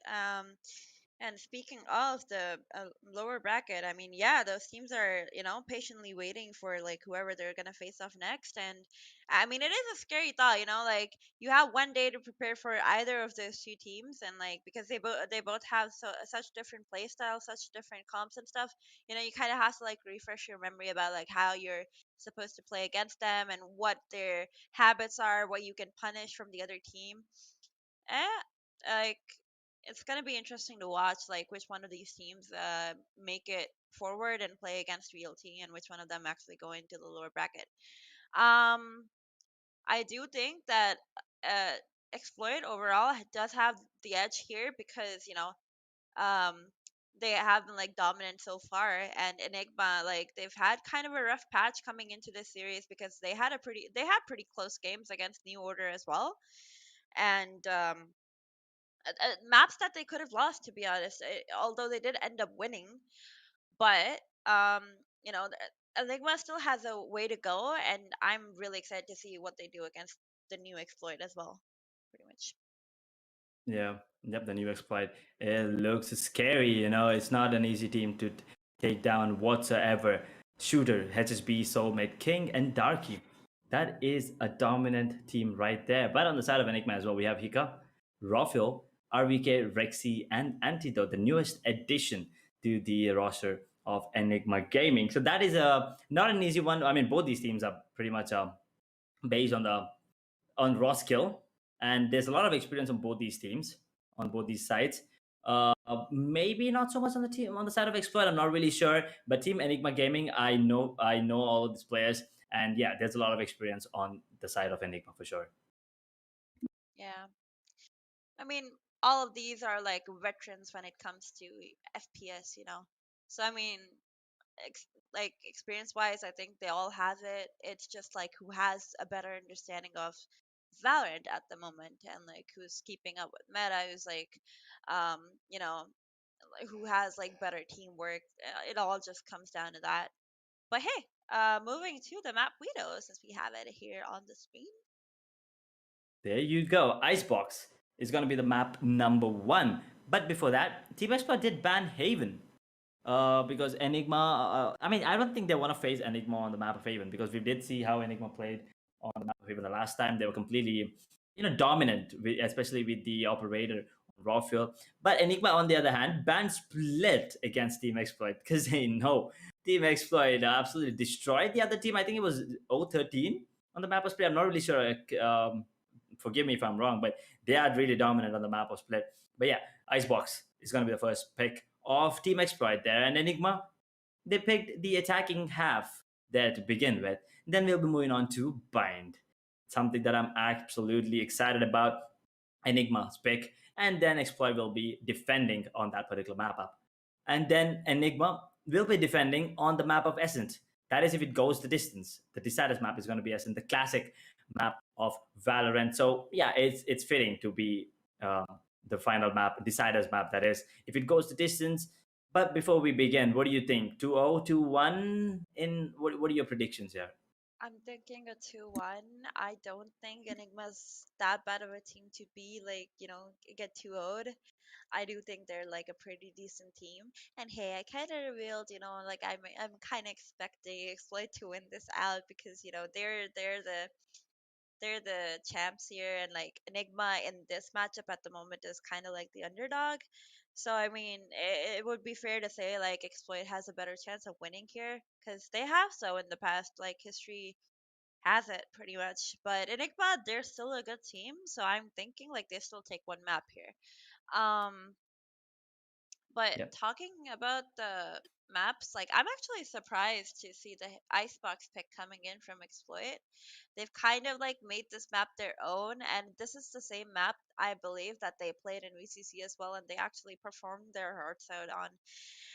Um, the split ban coming in from Enigma is no surprise. I don't know if they prefer banning split usually, but if they ban split because of exploit, it makes sense because shooter is an insane raise on split, and then you have HSB coming in with like either breach or sky, and like that's scary to play against. I'll be honest. Like I think TE have like very good coordination on split. Their like understanding of the map is insane. Um, we did see Enigma's bind. It was really good. They played it recently and they did so good on it. Um, I feel like Ascent is gonna be, the map where like they both just have like head-to-head competition pretty much. Hmm. That is true. So it's gonna be pretty intense. That's the bottom line, I guess. It's gonna be intense for sure. So you're gonna be saying 2-1 in the favor of Team Explorer, right? Yeah. Well, I have to agree. I kind of think the same, to be honest, especially after the map redo. I think Enigma might actually walk away with the win on the map of Bind. But apart from that, Team Exploit is really good on the map of Icebox and Ascent. So Enigma really need to work hard to walk away with this series win and try to avoid that loser bracket, because one of these teams will be moving on to the loser bracket. Yes, they are not going to be out of the tournament, just moving down to the lower bracket and take the long road ahead and face off against Salt Esports. I mean, even if you win, it's not an easy road. You're going to be facing VLT, right? So Yeah. either way, I mean, yeah, you prefer one being in the winners bracket, obviously, but you're still going to be facing a really tough time, tough team there. And if you move down to the lower bracket, you're going to have a tough time. So it's kind of confusing, I guess, at least from our point of view. I mean, if you talk about if you talk from the point of view of players in the team, they obviously want to stay in that upper bracket and they want to face off VLT. You never know. Maybe they will take down VLT pretty easily because we've seen Team Expert do it, and we have also seen Enigma do it as well. Yeah, that's true. Enigma is like Enigma is a team that can surprise you totally. So, yeah. Yep, you can never count them out. That is true. You can never count Enigma. Even if you're down 10-2, 9-3, Enigma might have something up their sleeve, and they will make a comeback. So, Team Exploit, they need to be a little cautious, not to give them around lead, or not to give them space to breathe, like they did against other teams. And Exploit, I believe, did not drop a map yet as well, right? So they are undefeated still. So Yeah, I I think actually, yeah. So I think they wanna continue their momentum forward as well. So 2-0 is what they're aiming for, but since it's Enigma, I think 2-1 as well. To be honest. hmm But yeah, definitely exploit. I do think they have the upper hand here. But at the same time, being an underdog is not really a bad thing. If you win, you get so much praise. But if you lose, people are still like, "Hey, you know what, champ? Good try. I mean, they were like a pretty good team. You guys did so good." You know, the Well, pressure is always on the team that's better in the end. Um, like true. the team that has been like dominant from the start, like they're the ones that are gonna be under pressure because if they lose, they're not gonna hear, "Hey, you guys lost to such a good team and whatnot," and like they're pretty good. It's okay, you can lose like that and whatnot. But no, instead they're gonna hear, "How did you guys lose? We thought you were better," Well, and whatnot. Yeah. I So it's actually like, don't think. I don't think Enigma is an underdog team, to be honest. Especially looking at the roster. I mean, there's some pretty huge names there, right? I mean, Raw Fuel, Rexy, RVK, Hika, and Antidote. I don't think that's a underdog team, Mythical, No, when I say whatsoever. underdog, I don't mean underdog Comparatively, I guess. overall, but like if you like, you know, if you're like having a matchup between two teams, there's always like someone has to be the underdog there. Like in that specific matchup, like in this specific matchup, let's talk about this one, right? T has more wins like than Enigma, and T has won against Enigma before as well. They just haven't played this roster yet. But so That yeah, is this is true. gonna be exciting to watch. We'll get to see like, you know, has Enigma gotten way better than before compared to T at the moment. Yep, and there we have these cinematics of the map number 1, that is Icebox, an incredible map. Lots of creepy penguins, I guess. But yeah, there's a conveyor belt, and it is usually an attacking favorite map, is what I feel like. Do you feel the same, Mythical? I do feel the same actually, yeah. I think it's so easy to scale attack side on Icebox. There's just so much that you can do. Like there's so many holes that you can just slip through, you know, like towards mid. Um, uh, if you have a good lurker on the team, if you have someone who's really comfortable on flanking, I think you really have this map in the bag for yourself. But hey, getting to the rosters from both teams. On the defending side, we have Team Exploit, Shooter picking up Jet, HSB on the Silva, Soulmate as usual on his Viper, which has impressed us in the past. So let's see how he does today. King on Killjoy, Darky playing Sage. On the attack side, we have Enigma Gaming with Hika picking up the Sage, Rafuel with the Op, with the Jet Op, RVK coming in with that Viper pick. I really want to see a Viper diff today from RVK, not gonna lie. Rexy with the Silva pick and Antidote on the Killjoy, which has impressed us before. I mean, I still recall that one match where he had over 300 ACS. That was cracked gaming. That is true indeed, and it's I think it's pretty much mirrored lineup, right? So it's gonna come down to the gameplay and aim, raw aim, and everything. Because talking about the agent composition, it's pretty mirrored. So it's actually mirrored. It's not pretty mirrored. It's mirrored. So it's all gonna come down to the aim from these players and the calls coming in from, I think, HSB is the IGL there, and I think calls on the side of Enigma are given by Rexy or RVK. I'm not really sure who it is.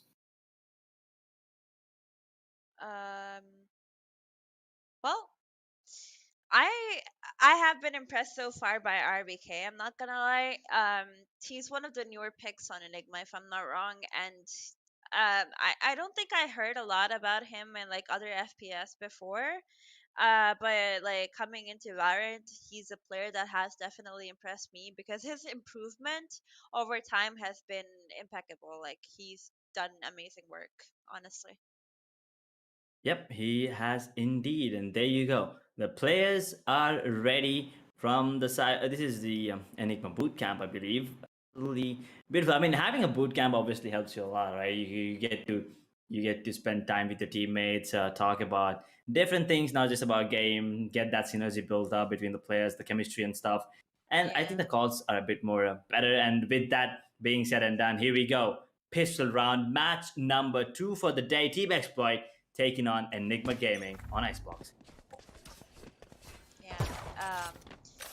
Well, Enigma Gaming are gonna start off towards A. All 5 people there. The turret is gonna be watching flank, so nobody should have to go like behind very early on. Although the Viper is staying back, I'm not sure why. I would prefer like if Vipers just push up with their team early on. If you have a turret for flank, because you don't really need to be like holding that, right? But well, she's gonna be behind. She covers, I guess, like both angles in a way. Um, they have taken control till the ult point area, but well, there we go. The kills coming in. HSB going to be coming in with the Silva div, taking down Rexy, turning it into a 4v4 because he does get traded out as well. Shooter is gonna be all the way towards Tube. and the Viper is staying in B because they are expecting it to be a fake, which is the correct call because everyone has left A. Only the Jet remains over towards A while everyone else is just like scaling up towards mid. And it's still a 4v4. Pretty slow round coming in, not a lot of time to be honest. I think Enigma might have a lot of trouble getting onto site here. I think they were just waiting for the utilities coming out from Team Exploit there, but Enigma Gaming, I think they might have miscalculated things because King and Darky are making it hard for them to end up the A side. RVK finally gets a trade on to King, but will go down to Darky. Oh my gosh. Oh boy, who actually goes down to RVK Snakebite at the end. But nevertheless, Exploit, the start that they wanted. Yeah, so this is what I was talking about. I think that the time crunch was like such a huge pressure on Enigma here because they wasted a lot of time towards mid, to be honest. They didn't really achieve anything by being mid. I think if they all just like sat outside of A and like sent like 2 people maybe or like 1 person towards mid to make sound or something, that would have been enough for them. But in the end, they didn't really have enough time to like make any moves, clear out any angles and stuff. They just were in a rush to kind of just get onto site. He just placed the alarm ball right in front of him. Oh boy, that was awkward. But I don't think he took down the alarm bot yet. But Shooter shoots the head off of RVK there. That was an insane shot, and dashes out in style. Jet that he is. King, he's ready. He's right next to Antidote there, so it's gonna be KJ versus KJ, and the turret will take him down yet again. That's the second time. That's the second one for the turret, I believe. So I think we should keep account for the number of kills that the turret gets this game. Here. I like this bait and switch setup that they had towards B just now. Like one person just peeking from yellow towards B main, and the other person just picking people off because they got baited by that one person who was yellow. That was a pretty nice bait and switch setup, honestly. But hey, moving on to the next round, 2-0 is the scoreline in the favor of Team Exploit. And Exploit are going to be on a bonus. None of them are going to be buying up on any weapons. Shooter isn't buying up extra armor either. Like he's just gonna stay with the half armor and play it around like that. I guess he is saving for an operator, although I do think that he might be able to get an op regardless, even if he goes for like a full armor set. But well, what is that lineup? Whoa, that was some lineup coming in from Hika's slurp lineup, something you usually don't see. But Shooter, oh boy, making sure Rockfield doesn't see anything else in this particular roundup. Will take him down with a beautiful headshot, and keep in mind, there's a bonus round coming in from Exploit. A full buy for Enigma, and unfortunately one of the rifles has already been dropped. Although I like that Sage slow warp lineup, I feel like it was such a waste because it came in so early that there wasn't really a need for it. It didn't really achieve anything. But the lineup was sick regardless, so hey. But talking about the round, man, Shooter just coming in with those picks. With that one pick on the scout was pretty insane, but it's not really going to be enough because now it's a 3v2 in the favor of Enigma because they have the numbers advantage. They have the spike planted as well. And HSB is going to be rotating all the way towards kitchen, I believe. Darky, he doesn't have his wall, so there won't really be a defuse wall coming in. And I'm not sure why he peeked there without HSB, but it happened, so well. HSB kind of in a war with the Solar Recon is low on bullets. Yeah, it was low on bullets, but he was trying to deal economic damage on the side of Enigma Gaming. Yeah, it was a bonus round for the side of Exploit. They did take down 3 players, and all of the players on the side of Enigma Gaming now has to, they have to invest in the shield. So a lot of economy damage, I believe, on the side of Enigma Gaming by Team Exploit. That is true. And now we're going to be seeing a full buy coming in from Team Exploit. Shooter has bought up on an operator, which we were expecting that he was saving up for one. Everyone else is going to be on a Vandal and Phantom, so I was about to say Spectre solely. But Soulmate is going to be throwing one of his Viper Mollies towards B main to stop any early pushes. I do hope that we get to see some good util management from him. I mean, it was a good call to like throw in the molly early so he doesn't get rushed. But yeah, he's playing this correctly. He has like backed off towards yellow. There you go, a buy round coming in, and Shooter has picked up the operator. I mean, he was doing so much with the Marshall, and I mean, you can only imagine what he can do with the goddamn operator in his hand. There you go, get the first kill on the Hikan, then Soulmate takes down Robco, and just like that, Enigma Gaming on the back foot will get healed up. Oh, never mind, he just walked through the Viper's wall. Then I was like, why is he low? So he's back to I think 100 points of health. But our VK is in a really weird spot. We'll go down to Darky, down to a 2 versus 5, and TE are looking strong. TE are definitely looking strong here. Right here. A 5 versus 30 2 seconds situation, and they haven't dropped a single player ever since they went on their full buy. I mean, they were playing against a full buy as well, but you know the difference is so big between these guys right now. King is gonna take down Rexy, and now Antidote is gonna be left all alone. He's gonna be going towards mid. Not really. He's just gonna stay outside of A main, waiting for any sort of exit kills. Maybe he drops a weapon or two, but that won't be the case. Doesn't get spotted by the recon. Might take down Shooter here. He is gonna take down Shooter. That's huge, actually, because that's an operator. Need a drop. That's the operator going down, and the team exploit. Third round on the bow for themselves. Enigma Gaming, the economy is in jeopardy already, and they kind of need to get as many rounds as they can on the attacking half, because they did prefer to start off. They did pick attacking half to begin with, right? Yes, it is a map pick of exploit, but attacking is where, you know, most of the rounds shall be, you know, what do you say, secured. And unfortunately, Team Exploit have already taken 3 of those rounds, and Enigma with only 1 in the bag. I'm kind of worried here for Enigma. I mean, generally they should be, yeah, on the attack side, but it also depends highly on like how your teamwork is, you know. So yeah, that's what matters in the end. And look at that Soulmate. I love these comms actually. He was so aware of that push coming in from under tube that he just like got that pick immediately. Like he was so confident with that pick. And now it is a 5 versus 4 situation in the favor of Team Exploit. There you go, T. Oh boy, actually, Rawfuel gets himself a double, takes down Soulmate and King. So Enigma looking strong once again. All of a sudden, although the economy was not that great, they did manage to make it down to a 3 versus 3, but actually down to a 4 versus 4 because of that resurrection from Darky. But Rawfuel once again pulling things back. Look at the positioning of Antidote.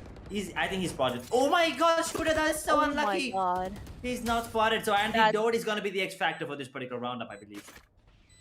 He only has a classic. He only has a classic. Oh my god. HSB coming in with that pick onto the Rawfuel, denying the ace, but it will not be enough. I have never seen this unlucky timing before. Like, that's the most unluckiest I've ever seen anyone be with timing. Like, that was like 0.01 second. I swear. I mean, Antidote was rushing, and then, I mean, who was that? Shooter, right? Shooter was just waiting there, and then Anti stopped all of a sudden. And then Shooter turned back. He didn't see him. And then Shooter was moving again. Anti was coming forward, and then Shooter turned back. Anti stops again. I mean, that was almost like Anti had wall hacks there. Yeah. Rawfuel continues to impress, honestly. Like, that, yeah, he does have bad games, but when he has good games, he has really good games. Exactly. But yeah, getting back to the round at hand, we have a Viper ult towards A. I kind of don't like this because, okay, so whenever you have like a Viper ult towards one side, I think the Jet should always be on the opposite side of the map. Because a Jet, you know, Jet just needs a lot of vision, a lot of like room to move around and float and whatnot. But if like there's gonna be your own Viper's ult and like your Viper util, you're gonna have such a hard time like getting good angles and stuff. That is true, and That's there you like, go, the lockdown. yeah. being utilized from both the cages there, attacking and defenders. The defenders cage did get one player detained, but it looks like they still want to attack A here. They do. I mean, yeah, there is everything from Viper there. It looks like they still want to go B. I mean, still want to go A. But look at RBK's position. Oh boy, that was important. But then he goes down to King, down to a 4 versus 4 with 25 seconds on the clock. They are trying to rush B. And Darky with the cheeky wall play coming in. If he gets one kill, I think that is a good round for the side of Exploit, and they might actually get the round win based on that. But doesn't look like it, because Anti just took down King, down to a 4 versus 2 once again with 4 seconds on the clock. Darky gets one, Darky tags the other one, but has 3. Confirms a kill onto Antidote. Down to a 2 versus 3. But Rexy's position is compromised, and now he's in a really tough spot. Will take down Soulmate nevertheless. What the hell was that shot onto HSB? All of a sudden it's Darky in the tough spot and will go down to Rockfield. What a twist of events there. How did that round going up and completely turn down, around? I'm actually speechless. How did that round completely turn around? Rexy was so caught up, and then he's just like while running, he just like gets that one pick onto HSB, and that was insane, honestly. I mean, this is doable, but when you get that last pick onto HSB, that's where you're like, dude, you're cracked. But hey, getting back to the round at hand, it is a 3-3 scoreline, an equalized scoreline. This is a chance for Enigma Gaming to get the lead here, because Exploit, they have a pretty bad buy. They're gonna be on sheriffs only. And Enigma, I don't think they should have anyone alone, and that's what I was gonna say. Shooter is gonna get that pick up to RVK. It doesn't matter, you know, like it doesn't matter. You have a better weapon or whatever. You should never be alone in a round where your enemies have like a pretty bad buy, because there you're giving them a chance to like isolate one person and get a weapon, which was the case here. Look at this, Exploit completely turning it around for themselves. 5v3 situation in their favor. They have the double man advantage. Shooter is gonna take a lot of damage, but he still survives. Rafiel is gonna be taken out. Yeah. Oh my god. What am I watching? What is this chaos? Okay, that was a weird round coming in from both the sides. That's all I'm gonna say. Definitely. I don't know what's. I think Sage wanted the weapon, but he was just running out in the open. And that was a nice little spray transfer coming in. Almost an ace. But then Anti got the final blow onto Shooter there. This was weird as well. There you go. But yeah, really good round from Hika there. And once again, Enigma somehow coming out on top. And they do have 4 ultimates there on their side. So this round should be an easy one. I mean, technically, yeah. I mean, Shooter has an operator to play with. He has a pretty good position as well, but this is also a very dangerous position at the same time if your teammate is not covering you pretty well. Oh, the Silver Drone coming in. I hope Darky breaks it for him so that Shooter can keep his like overpowered position, and there we go. That is exactly what we needed to see from Darky, like breaking that drone for Shooter so he can get a pick. He's gonna get another one as well, although they had gotten the advantage back for them, as in like the numbers back for themselves, but Shooter is quickly gonna take that away. Turning it into a 5 versus 4 again. RVK is gonna be creeping up, but will be spotted by the turret and pushed back because of the Killjoy molly, and Killjoy is gonna take him out. That's gonna be King, turning it into a 5 versus 3 situation in the favor of Team Exploit. Oof. Enigma. Finally, Antidote with the trade. Gets the kill onto Soulmate, but then Shooter with the triple. He's on for the ace. If he gets this kill onto Antidote, or maybe if Anti gets a kill onto Shooter, then it might be an easy one. Oh my god, Anti gets one, turns around, tries for the second one, does not get it. But Darky, he's gonna get the kill onto Hika there. Finally, another round. And once again, the scoreline's all tied up. 4-4, equalizer. It's going back and forth here, Mythica. I mean, Enigma, they lose one. And then Exploit, they lose one. Not really sure what's happening. I mean, they lose rounds that they're not supposed to lose, and they win rounds that they're not supposed to win. That is insane, by the way. Exploit, definitely, they have been losing a lot of rounds which they shouldn't be losing. They have like a bunch of leaks coming in every time, and you know, the one round they got timing so hard. And when they got the 5v3, I believe, advantage, or 5v2 advantage in that half buy, I feel like they should have won that if they actually coordinated the peek to peek onto KJ well, but they didn't. They just peeked her 1 by 1 and gave her so many kills. But hey, getting back to the round at hand, it is a 4-4 scoreline. Again, an equalizer, as you said. RBK is going to be holding mid. He has no idea Shooter's there, and I feel like Shooter could definitely get the pick, and he will! He'll be getting that pick onto RBK. I feel like Shooter shouldn't have wasted his dash there, but he did it anyway. Oh, that was a waste of wall.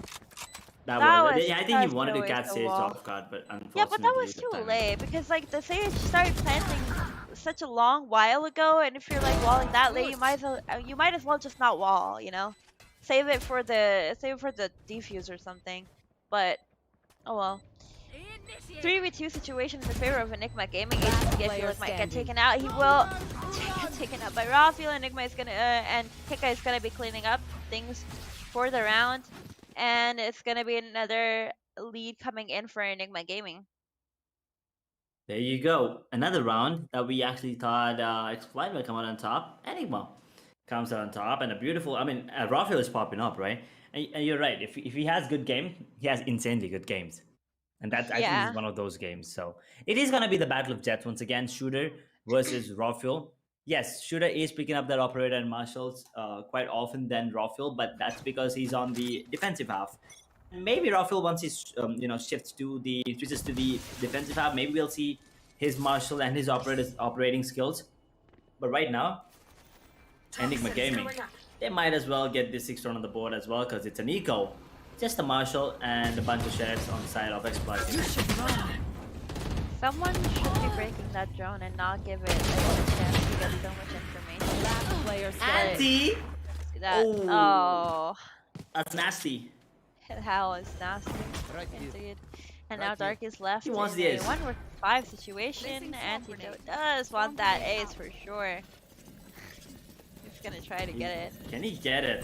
He actually can get it, to be honest. There you go. His teammate waiting for him. I think that was Rexy just jumping. But then Andy with a beautiful ace. Yes, it is an eco round for the side of Team Exploit, but that doesn't really matter. An ace at this level of competition, yes, that is what that matters. And he's going to feel really confident. That's going to boost his confidence and the confidence of the entire team. And at the same time, you know, moving, especially the fact that he's a KJ, right? On the attacking half. He's already on top of the scoreboard at 13-6, 2.1 KD already to his name. Only 2 more rounds left. And if Exploit loses this particular round, they might have to force into the next round. And by force, I mean have a really bad buy, right? Maybe Spectres, maybe Bulldogs, and Marshals once again on Shooter. But if they win this round, I think Enigma... I mean, they still have a really good economy. But they might lose the next one as well just because of the momentum shift. Yeah, definitely. 4-6 in the favor of Enigma Gaming. They have gotten the lead so far on the attacker side, and that is what we were talking about. They have, you know, the rounds that they need. And even if this is a 6-6, they have a pretty decent amount of rounds. King is going to be walking down tube. It is still a 5 versus 5. He might get this pick on your Kika if he spots him out. And oh my god! No! Oh, that was terrible. That was painful to watch. He's just not going to clear his left at all, one bit. Shooter is going to be coming under tube with the op. Might get a pick here, but never mind. He's going to miss out. Why does Shooter keep getting timing so hard on the tap? HSB had to push up there. It's going to get that pick onto Antidote and turning it into a 3v3. He should have backed off there. He did not need to repeat there or hold the same angle once more. Shooter, though, making up for it all. Getting another pick with the op. It's going to turn it into a 2 versus 2 situation. Wait. 2v3 now, because Tarky has come in with that clutch res, getting the advantage back for his team. And now it's going to be a 3-on-2 retake. A 3-on-2 retake indeed, and based on the available for both the Jets, necessitate that Rafael goes down and Darky will get the final blow onto Rexy. So yes, that resurrection was needed to give that confidence boost. So to take away the confidence rather from the side of Enigma. Beautiful round coming in from Exploit. And Shooter, yeah, is getting timed really, really hard today, unfortunately for him. But from a 3v5 to a 3v3, that was a good trade coming in from the side of Team Exploit. And now, 5th round on the board for them, 5-6 scoreline. 6-6 is on the cards, but here we go. Rafael on that operator once again.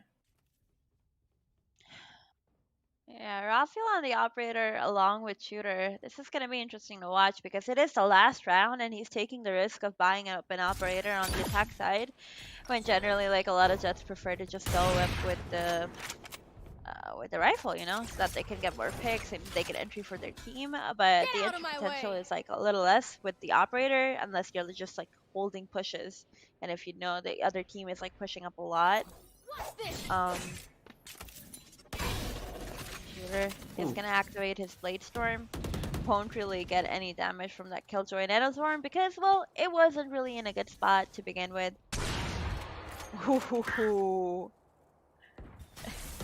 Soulmate almost died to the operator there, but managed to survive regardless.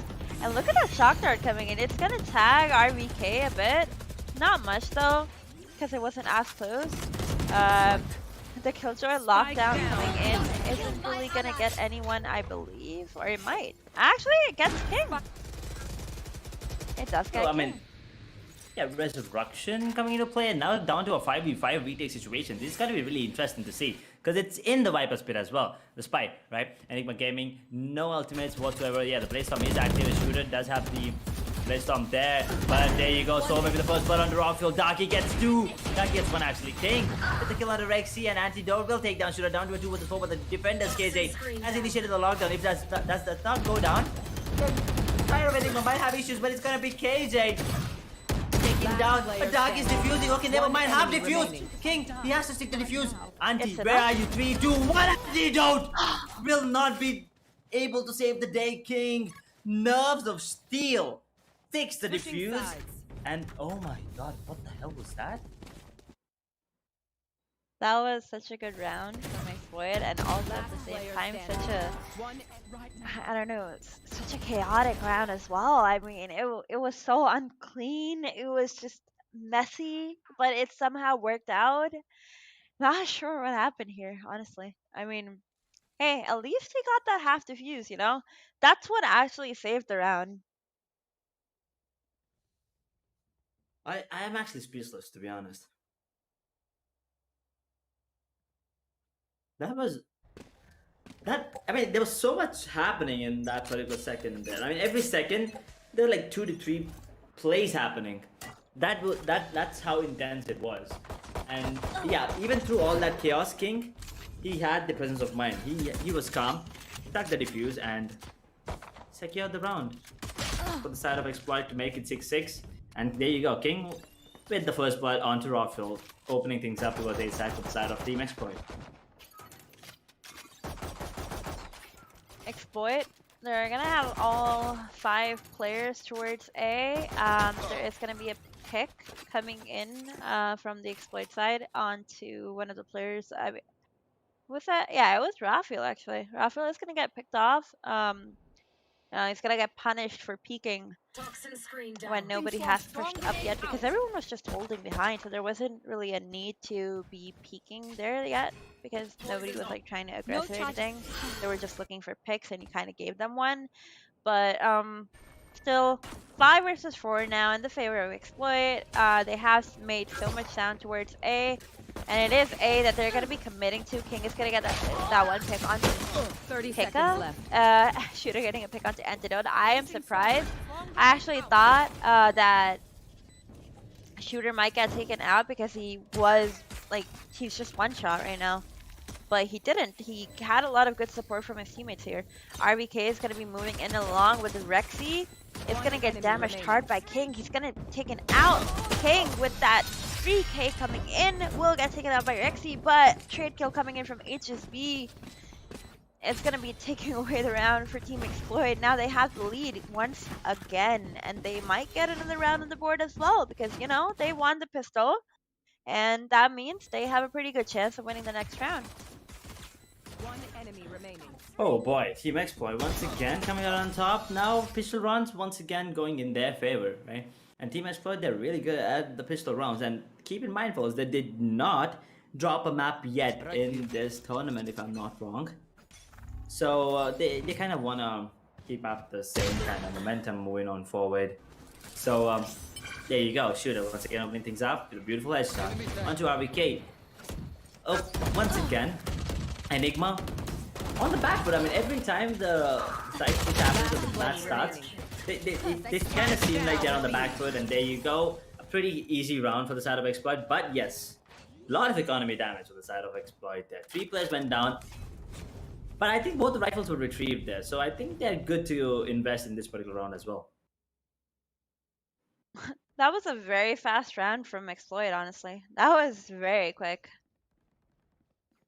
That is true indeed. And Enigma is going to be a full buy round coming in from them. This time around, an Exploit. A bonus?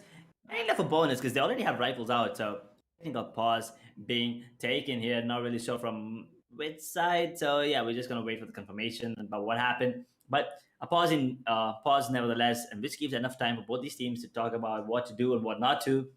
Because Enigma, they're down 2 rounds right now. Exploit need 5 more to walk away with the win on their map pick, by the way, fellas.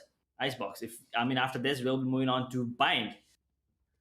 And if things go south, we might be taking a look at the map number 3, that is Ascent as well.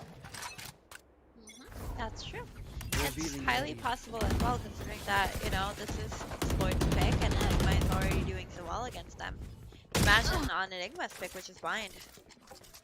But, well, getting back to the round at hand, it is a 4 vs 4 situation.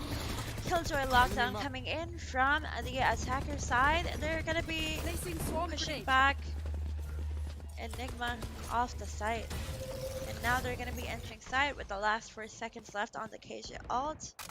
Spike plant coming in from Darky. RVK was on flank, but I guess he got spotted by the KJ turret, which sent him back towards screens. And it is going to be a 4 vs 4 situation still because the retake hasn't come in. They're waiting for RBK to reach as well. Darky is going to be spotted out and might get taken out, but never mind. He actually takes down Hika. Trade kills coming in. Darky with a double kill will get traded. And now it is a 2 vs 2 turned into a 2 vs 1 as HSB takes down RBK. But again, another trade coming in. A 1v1 situation that looks to be in the favor of HSB. He's going to be taking it away for his team. And that's going to be the 9th round on the board for Team Exploit.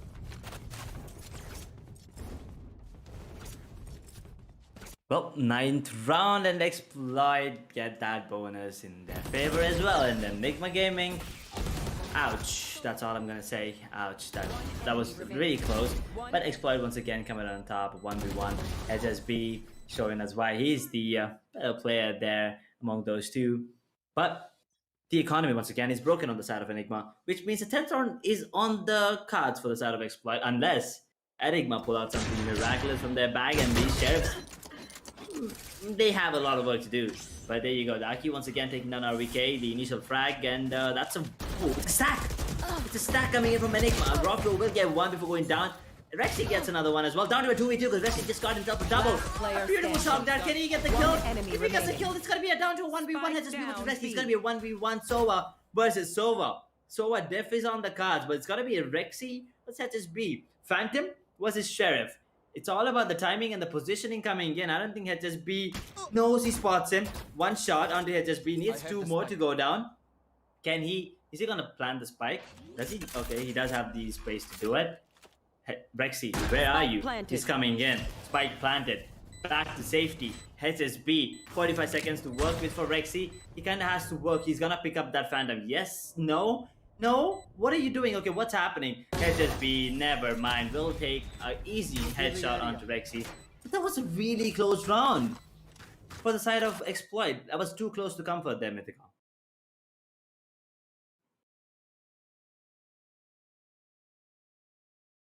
That was indeed a very close round. I forgot my microphone was muted, but as you said, I mean, they did have a stack there, so I mean, it was highly possible for Enigma to win it out because sheriffs aren't really a bad weapon. Sheriffs are like one-shot headshot, so it was doable indeed. But getting back to the round at hand, 10-6 scoreline in favor of Team Exploit. They haven't lost a single round yet on attack. Are they gonna keep this up though? That's my question. Rafael has picked up an operator, and that's looking scary for Exploit.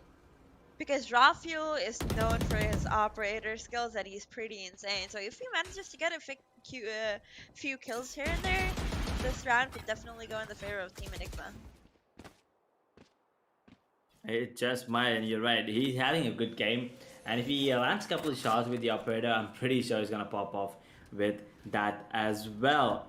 Enigma Gaming, 4 rounds behind, but it's not impossible to make a comeback. I mean, we've seen teams make a 10-round comeback. I mean, 4 rounds. It's pretty easy. There you go, Anti with the first blood, this time onto King. Down to a 4 versus 4. The resurrection is available on the side of Exploit. Hunter Fury coming into play. Well tagged down, says. Can he get the kill? He just might. There you go, Darky goes down, the spike goes down as well. So many shooter on their hand, gets an instant trade, down to a 3 versus 3. Is the lockdown being initiated is a question. 3, 2, 1, yes it's gonna be initiated. Oh wow, that's a really nice shock dart there coming in. Interesting. I'm not sure if it was one enemy remaining. That was a bit random,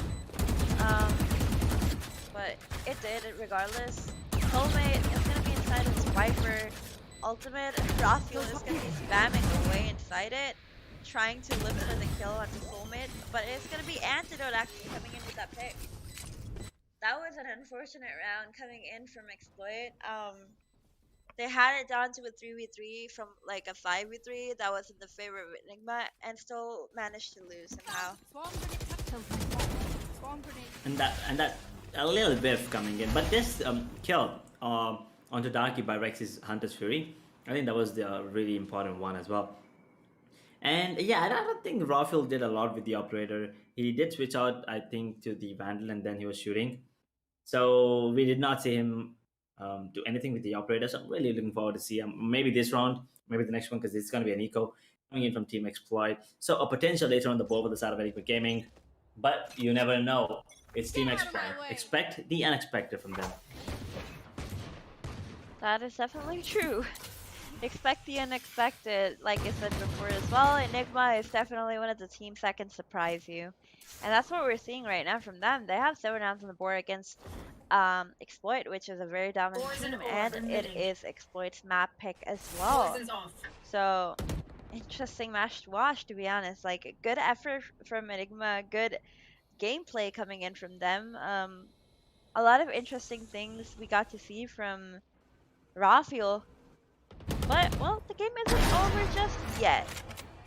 Rafael getting a pick onto Darky is going to turn it into a 5 versus 4. Almost gets the second kill as well for himself, but with the shot, I mean, he did try to flick, but it didn't really work. Shooter gets that pick onto RBK, turns it into a 4v4, taking away the advantage that that Enigma had.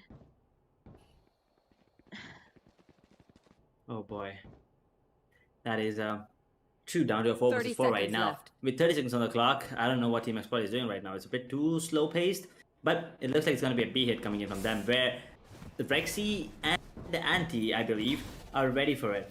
Oh, that is going to delay the plan a bit, but the positioning coming in from Antidote is absolutely beautiful. Will take down one, can take another one down, but never mind. The spike plan is happening. Can actually get the kill. There you go, Soulmate will go down with these. The spike will not go down. And Rexy with a double kill. 8th round on the board. A bit costly, but nevertheless another round on the board. And Rafael gets 1, I believe. I think we still have to wait a bit longer to see him use that operator to its fullest.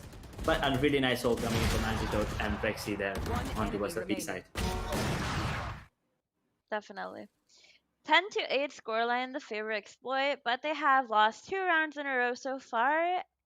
Although one of them was their bye and another was a half bye. Now they have a full bye, so let's see if they can bring it back pretty much. I mean, they already have the lead, but you know, can they bring back this dominance that they were showing early into the half? Is what I'm trying to see here. Oh, King will get the kill on the Rafael. That's the operator drop, and then he got will instantly get the trade, but not onto King Devil, it's onto SSB. He was actually revived, and RBK and Antidote gets kill of their own, and down to a 4 vs 3 with the attacking KJs. Lockdown, oh, almost detained there. There you go. A 4 vs 3 retake situation coming into play. Enigma, they do have the resurrection available, but King's position is kind of interesting, and the spike is going to be planted. King has been spotted right now, 45 seconds on the clock. A 4 vs 3, make that a 4 vs 2 because Rexy just sits down. He's got a part to speed there. Who was on 100 points of health. One Some enemy interesting remaining. positioning coming in from the players of Team Exploit, but doesn't really matter because Hika and Antidote, they're feeling themselves tonight. And there you go. 9th run on the board. Team Exploit, they might have to work a little harder to take this map number 1 of Icebox. That was pretty bad positioning from Exploit, honestly, on site after the plant. Or was it before the plant too? I think they did start losing numbers before the plant even One was enemy initiated. remaining. But it was very uncoordinated, and that's kind of what got them in so much trouble. So now they're just gonna be forced to another half buy, unfortunately. 10-9 scoreline in the favor of Exploit, but 3 rounds in a row for Enigma. They have won both of the buy rounds that Exploit had. And interesting spot to opt from. Pretty off angle, not a lot of people expect anyone there. But hey, Shooter gets a pick onto RBK, surprisingly.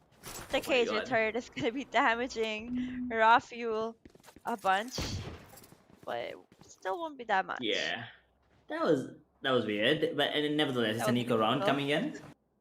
Well, it was an eco, and already Enigma with the man disadvantage there, right? Shooter and his Marshall, man, is just insane, by the way. Look at the positioning coming in from Antidote with his turrets and everything. He now does have the information that it's gonna be a B hit coming in, but Soulmate did not. Okay, how did he take down Anti? Because I did not see that one. But it's gonna be Raffle with the kill onto King. Shooter will actually go down to Rexy. Down to a 3 vs 3. Actually, scratch that. Down to a 2 vs 3. Soulmate just took down Rexy, and that. This time Raffle actually got timed on the Zeds there, unfortunate. And Enigma Hika will take down one. He can actually revive Killjoy there towards that orange area. That might be on the cards. A bait revive coming into play. 3, 2, 1. Remaining. Is B will take down Raffle. Hika will take down Darky on the other hand. Bait revive coming into play. HSB. Oh boy, that is absolutely nuts coming in from him. The drone push and positioning. Oh my. Hika, does he have enough time? That's the question I have. I don't think so. He just does. He barely does. Maybe like 2 seconds. There you go. Oh boy. Back to 10-10 here, Mythica. Scoreline's all tied up. There you go. I was talking about the 4-run comeback, and then make it happen, Enigma. The caster curse upon Team Exploit. Yeah, Shooter. Maybe if he, if he sticks to the Marshall there, he might get that kill. Cause I mean, every time he's picked up a Marshall, he's never missed a kill. He's always gotten a kill with it.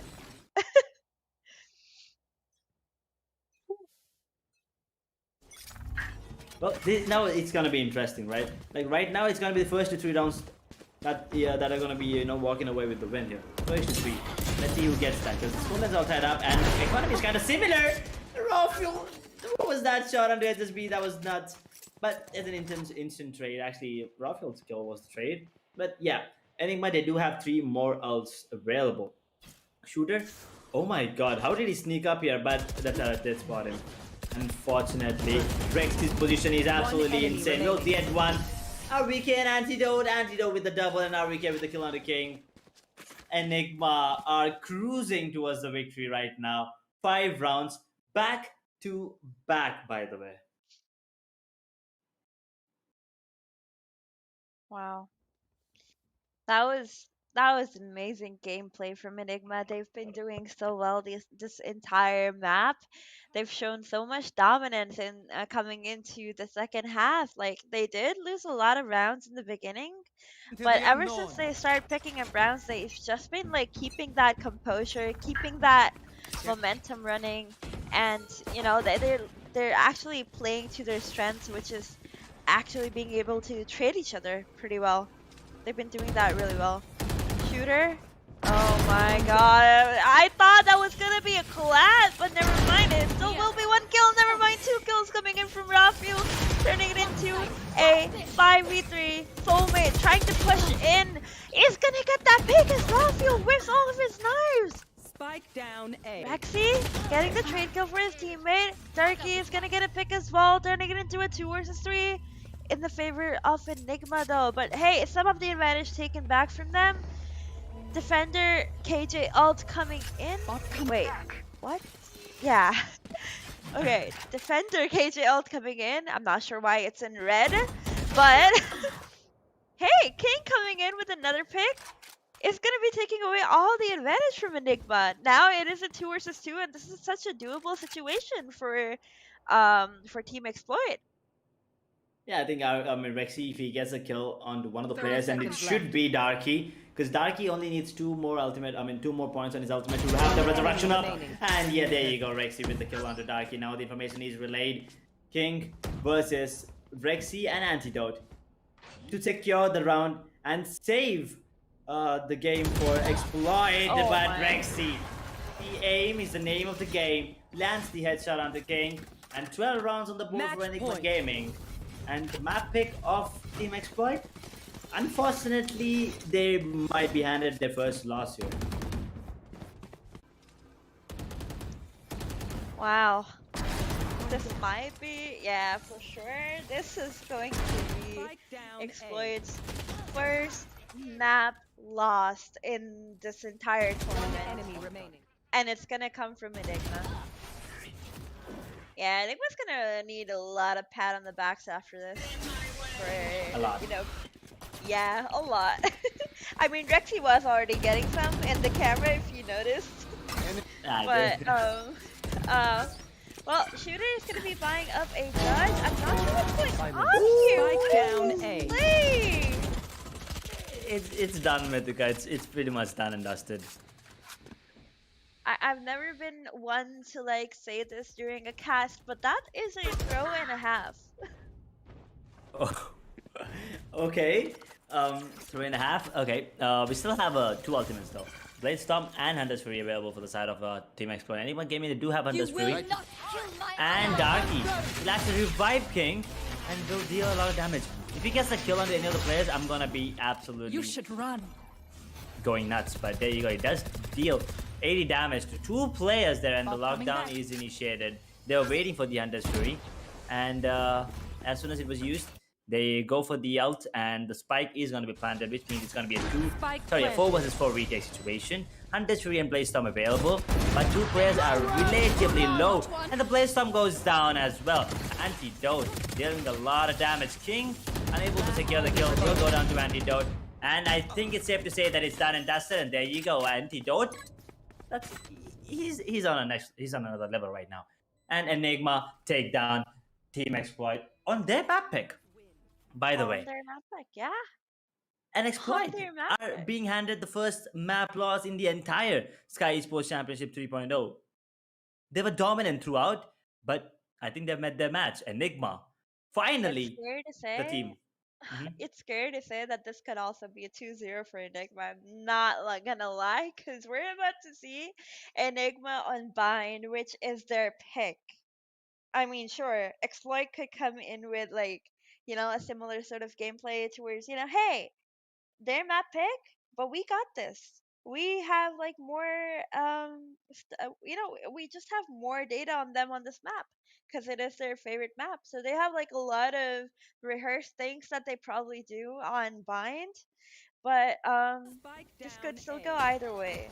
Although it's more likely for Enigma to win out Bind because again they do have more practice on it. It is the map that they've practiced a lot. So I mean, this is gonna be interesting to watch. Spike planted. Is Exploit going to be able to do the same thing and beat Enigma on their map pick, or are they gonna lose 0-2 here? If that is the case, so many casters are gonna have their predictions done wrong. Well, I actually think I predicted Enigma to win there. I mean, I wanted Exploit to win, but at the end of the day, I think I predicted Enigma to win. So yeah, I mean, predictions can go wrong, can go right. But here's the thing. Yeah, look at this. They were 10-6, Enigma Gaming. They were down 4 rounds. And then they went ahead and won 7 rounds back to back against Team Exploit. So basically, they were 7-0, right? That is insane. Especially because it's Team Exploit. That's all I'm gonna say. 7 rounds back to back. I mean, what can you do? What can you do when Rafael is hitting? When Antidote is feeling it? Rexy, with his impressive Hunter's Fury kills. And also this round there, where he got 2 kills with like what 20 health, and as Mythica said, this was the throw and a half coming in, but Anti closing things up with a beautiful 4K. Okay, I did not see that one. Okay. Okay. I'm just gonna say it again. It is a repeat of history right here. Antidote again on the same map with more than 300 ACS on Killjoy. How does this guy do it? Like this is again the same thing. It was on Icebox before. It is on Icebox now as well. I mean, okay, that is impressive. But the thing that's impressing me more right now is 32 frags. That's Where do you think that 11. whole ACS came from? Oh my god, 32 on a goddamn KJ. That's impressive. That is insane. Not even impressive, that's insane. With 3 first bloods, 32 to 13. I don't even know. What's that? 2.5? 2.5 KD or something? And then this Rexy with 21 kills, 15 deaths. I mean, that difference of 11 kills, considering the fact it's a 13-10 scoreline, that margin is kind of huge. And then there's King. So yeah, both KJs are on top of the scoreboard for their respective teams. I think Icebox KJ is the way to go. 21 to 21 with 4 first bloods, by the way. King, that's impressive. And then there's Shooter with 18 kills with 8 first bloods, Mythica. 8. So that's 12 between those two players right there. Rafael sits on 18 kills with 3 first bloods. Hika with 15. HSB 16. Soulmate 11. Darky 12. And then there's Enigma RVK. Only 8 kills, but doesn't really matter because it's team 1, right? He did his job as a controller. The smokes were on point. The smoke cloud was on point. The wall was on point. The snake bites were there. The Viper spit was beautiful. He did his job. And yeah, the rest of the team did their job as well. Man, that was some impressive gameplay coming in from Enigma Gaming because, I mean, Antidote never fails to impress. This guy is insane. I mean, he was insane back in, other FPS, and now coming into Valorant, this guy just proves that he is indeed a talented individual. He's meant for gaming, he's meant for FPS, and this guy just, you know, he continues to impress. I don't know what else to say. And then Rexy coming in with those insane plays with Silva. Those were such smart plays coming in from this guy. And well, Rafael, on attack side, his impact was impeccable. He did so well. And well, nice try from Shooter and King. They tried to keep their team into the game, but I mean, it just wasn't working well for like HSB, for Soulmate. Darky still like um managed to do some things right, but I mean his use of his wall wasn't very impressive. To be honest, I feel like there was just so much bad decision making from him in regards to his wall, and pretty much that's how it went down for Team Exploit. Yeah, I gotta say that I did not expect this from both these teams, to be honest. I mean, I actually, yeah, I did say Enigma might come out on top, but I thought Icebox would actually go into the favor of Team Exploit, considering the fact that they are strongest, to be honest, on the map of Icebox. And yeah, there were the wall misuses there by Darky. Maybe the pressure getting to him, or maybe he wanted to try something new. Unfortunately, it did not work in his favor this time around. But Enigma, they beat Team Exploit on their map pick, which means moving forward, it's going to be the map of Enigma's map pick. Defending half is going to be Team Exploit. So they kind of have to put up a really good show on that first half, or else Enigma are going to be walking away with a 2-0, as Mythica said. Yeah, definitely. I do know for a fact that actually Shooter, Soulmate, they're very comfortable on this map. I'm not sure about the others, but I definitely have seen them being very comfortable. Darky, uh, starting off with the Astra, I believe that's what he's going to be picking up. And in the past, he was a bit uncomfortable playing Astra, and now playing against a team like Enigma, who have been putting up such an insane fight. I really want to see how this goes for them. Yep, I am looking forward to see. And with that, let's just head back to Acosta's desk so we can show them our kind of surprised faces there. I mean, both of us are kind of surprised here for sure, especially after the kind of performance that Team Exploit and Team Enigma Gaming put up, right? So yeah, Right. the least to say, I wouldn't call it a throw, but I would just say that Enigma was kind of uh, im- Enigma was kind of riding the momentum after winning those 4 rounds back to back. They just kind of rode the momentum, and at the end of the day, won 7 to back.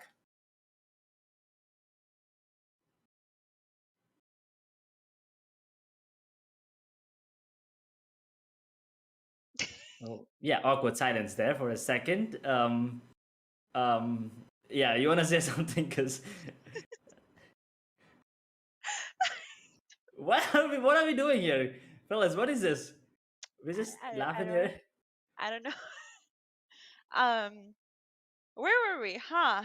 Yeah, we're gonna be moving on to buying real quick. Hey Antidote, if you're seeing this, big fan. A big fan indeed. Like not just since he joined Enigma, since he started playing from, I mean, back when he was playing a different title, a different FPS title, he was insane, right? Moving on to the Valorant, he became even much more stronger. Then I believe he was in VLT, and then now he moved to Enigma Gaming, and once again, I mean, it's obvious why Enigma wanted him. With his addition, they just took down Team Exploit. I think that says enough. That is enough. They took down Team Exploit, and Antidote was the star of the show. 32 frags on a goddamn KJ. I mean, it wasn't even like him being the KJ, the passive KJ or on the defensive half. It was him getting those insane number of kills on the attacking half that impresses me.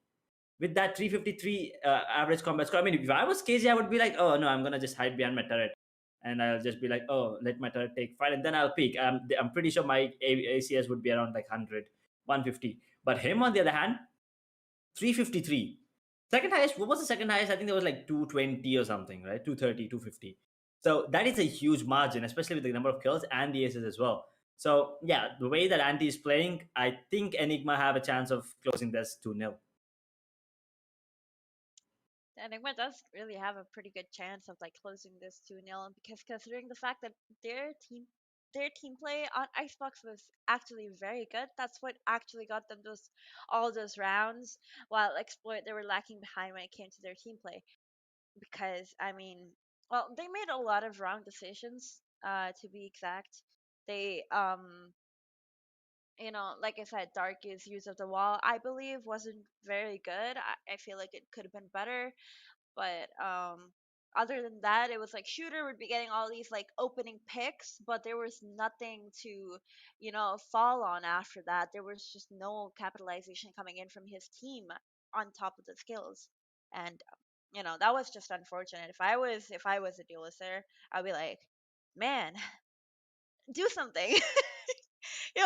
That one meme where like the dude's just like poking something with a stick, and Oh he's yeah, like, with a stick. come on, Yeah, do do something. something. Oh Yeah, yeah, it that's is. how Shooter would be feeling right now, to be honest, because he was, again, even in eco rounds, even in bad buys, he was getting opening picks. It didn't matter if he had a sheriff, it didn't matter if he had a marshal, it didn't matter if he had jet knives. Against an operator, against rifles, he was getting opening picks. But you know, it was like on the other side there was complete chaos. His teammates were just dropping like flies, and it was unfortunate. They weren't able to close out so many rounds and on full buys as well. I mean, there was this one round where I feel like Shooter was the reason why they lost, because they had an advantage and Shooter managed to whiff such an important shot. It was I believe right next to Orange, where he had the upper hand there. He could have gotten that kill very easily, but he managed to whiff somehow, and that's when the domino effect started and everything just started falling apart. But Yeah. other than that, I mean, I feel like the decision making from Darky, the decision making from HSB and Soulmate, that kind of like hurt them as well.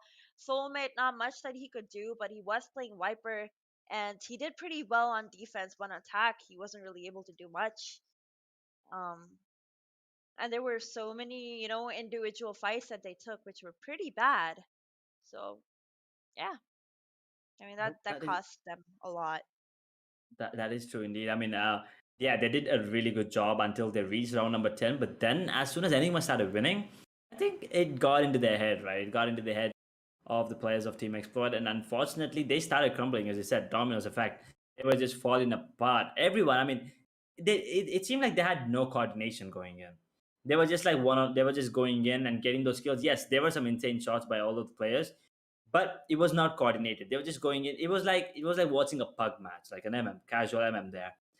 Trying everyone trying to get kills, and that's it. While on the side of Enigma, it was much more coordinated. There were a lot of crossfires there. I mean, I'm talking about the scoreline where it was 6-10 in the favor of Team Exploit there. But then from there on forward, 7 rounds back to back in the favor of Enigma Gaming, really impressive. And if that's the kind of gameplay, and if the momentum is still in the favor of Enigma Gaming, I think Bind should be a easy peasy one for them because it's their map pick, and as you said, they have practiced on the map of Bind a lot of times. Yeah, they do.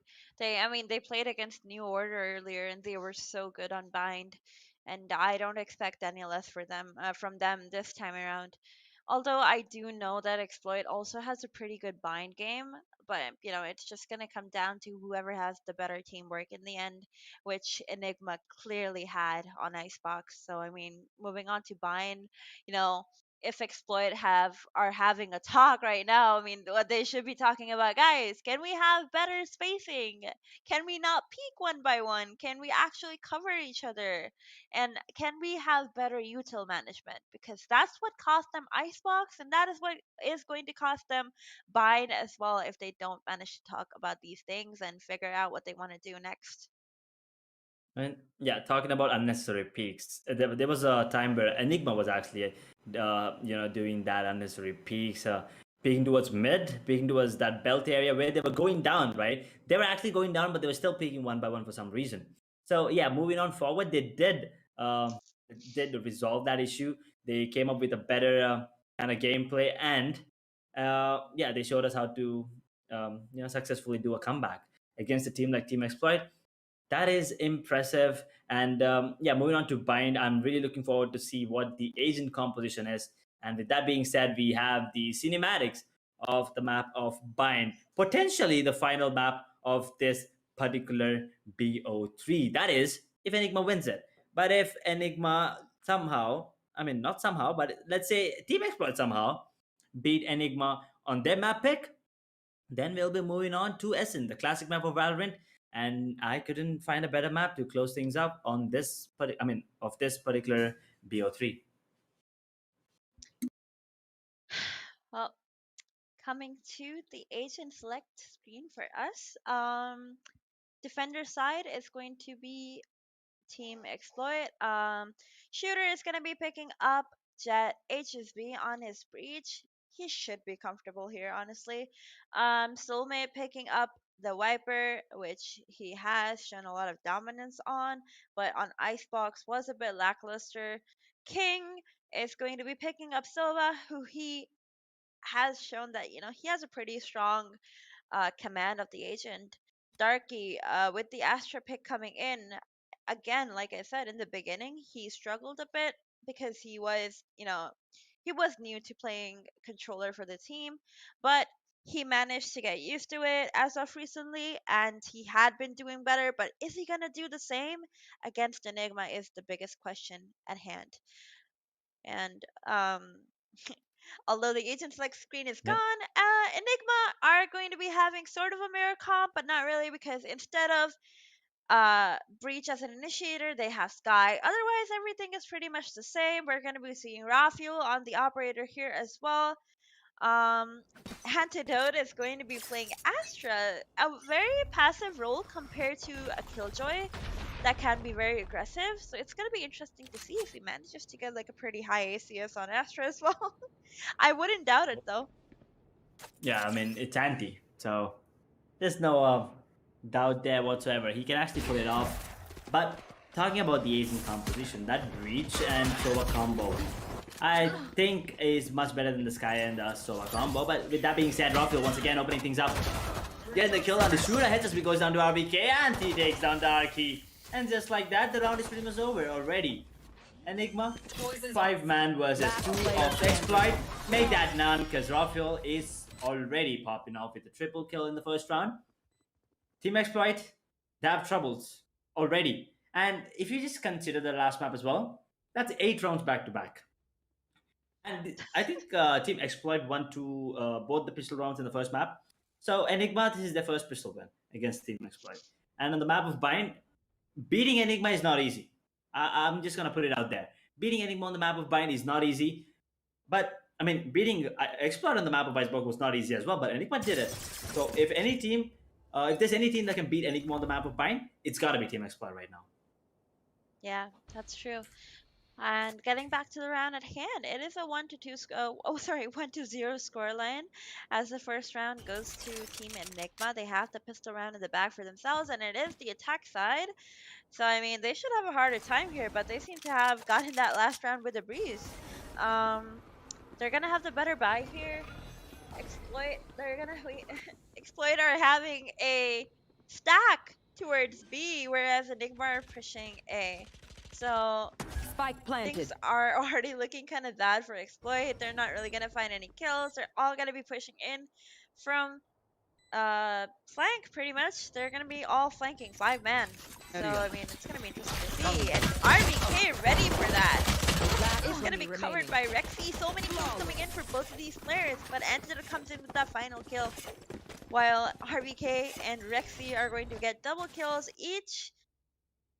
They're going to be taking away this round without any casualties, which is a good thing. You should never be dropping weapons in the second round, honestly, after you win the first one, because you do want to keep all of those, half buys for yourself and just not use extra money. But hey, Raphael is going to be buying up. Wait, did Raphael have a Vandal last Yes. round, or? Yes, Rafael has that habit for some reason, which I kind of hate, to be honest. I hate when I hate players pick that. Vandal or It's like such a any. I risky mean, thing, you know? exactly, because it's the second round. Oh, And with sure. that- Spike down B. Beautiful shot there onto Rexy. Shooter is gonna be tacked down to 30 HP. Could have been taken out there, but manages to get out safe and sound. They don't have a Sky here, so he's gonna remain on 30 HP for the rest of the round. That's gonna be painful. But hey, they still got the man advantage. It is a 5 versus 4 in the favor of Team Exploit, Darky, and wait, who is that with Darky? Yeah, Soulmate. Darky and Soulmate are gonna be outside of showers, while RBK has taken control of U-Hauls. I hope he hasn't told his teammates that, hey guys, A is completely clear, but it's not. There's 2 people right here on A, and RBK is gonna have to make something clear, otherwise his teammates are gonna be in trouble. There we go. He's gonna get a pick onto King. Soulmate though is going to get a pick 30 onto seconds Raphael. left. RBK picking up a Vandal, trading it in for the Spectre. Oh He's my gonna God. get a 3rd Spike kill for planted. himself. This is definitely this is a doable ace as well here. 3 versus 2 situation in the favor of Enigma Gaming. I mean, they were playing bonus, and RBK had a Spectre, and he managed to drop so many weapons and pick up that Vandal. And the double setup there towards the side enemy box remaining. is actually pretty good. I'm not He's sure on if for the he- ace. Enemy remaining. Oh, he's not gonna get the ace. Soulmate, is he gonna expect? No, he's not. Antidote is gonna get that last kill. That was actually such a smart play from Enigma. Placing 2 people there on the box, because you You're kill not gonna one expect there, two, you're right? not gonna expect 2. You're not gonna expect 2 because not a lot of people play there. Well, for one, it's such a risky spot. I mean, it can be really rewarding if not expected, but at the same time, it's a risk because you can just get spammed. But placing two enemy people remaining. there, that's like a big brain move from One Enigma. That enemy was good. remaining. That was a good plus plant. That is true indeed. You usually don't expect, so that is a big brain move. And there you go. They're showing us exactly why they wanted to play Bind and why the the better team on the map of Bind at least.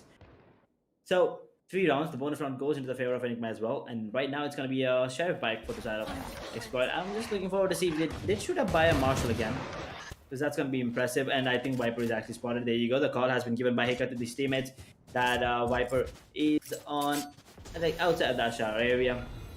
Rafuel is gonna get the kill on the dark. He might get another one as well. Beautiful headshots there coming in from him. He's just riding the momentum right from the previous game. Triple kill for him. He's on for a potential ace this time around. King does manage to take down Antidote. Down to a 2 versus 4. This round should go into the favor of Enigma Gaming, no questions whatsoever. But King can actually do a bit of damage there. Shock darts, shooter. One enemy Towards that remaining. heaven area, RBK will get this kill. Rexy, never mind, it's gonna be Raw with the quad. It's a stolen, but it doesn't really matter because that's the round on the board for Team Exploit. For the side of Enigma Gaming, that is, I'm sorry. Team Exploit still yet to get a round for themselves, and Darky and HSB are still looking forward to get their first kills there.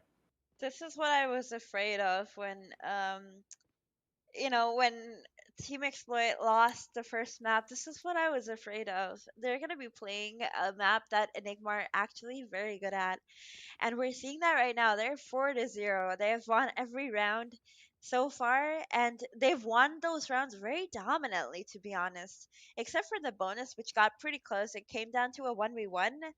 But Exploit did have the better buy there, and I don't know how they didn't expect the lurk coming in from RBK towards backside, considering the fact that they completely abandoned a short to a wiper wall. Like, that's a wiper lurk, man. You should be expecting that. But they didn't, and that hurt them a lot. And now their buy round, they won this very dominantly. And now it's gonna be a buy for Team Exploit, so they do have a chance to stop whatever this whatever this chain of rounds is coming in from Enigma. Early drone coming in from Exploit side towards Hookah. Raw fuel is going to be pushing in towards Hookah, but he will be backing off after smoking HSB off. There's 3 players, I believe, towards B. Again, the same setup. I mean, this is the same setup that they've had every round pretty much, where they had Astra and Viper play A, and 3 people towards B. RVK this time coming in from showers. This is actually such a good move because he has lurked in from short every time. And now that there's like a Viper Oh my god. ults there. Oh my god, Raw Fuel actually just walking into the Viper ult and taking down Soulmate. It's gonna hurt them a lot. Enigma in a 4 versus 3. They have the man advantage. Everything. What is going on right now? Shooter, he has an operator. He should be saving this. There is not much that he can do here. He is smoked off. What is he gonna do? He can't do anything. He's gonna have to save that out. That's a 4,700 credit weapon, and you do not want to be risking it for a 1v4. Definitely not, but like, what the hell is happening?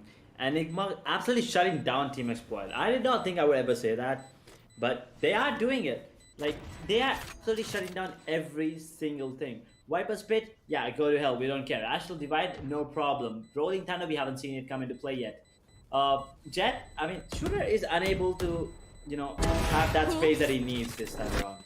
And he knows that they're pushing him from that. That is so unlucky. That's gotta sad. hurt. That's hurting Shooter right now. That hurts to look at. Ouch. Ouch, indeed.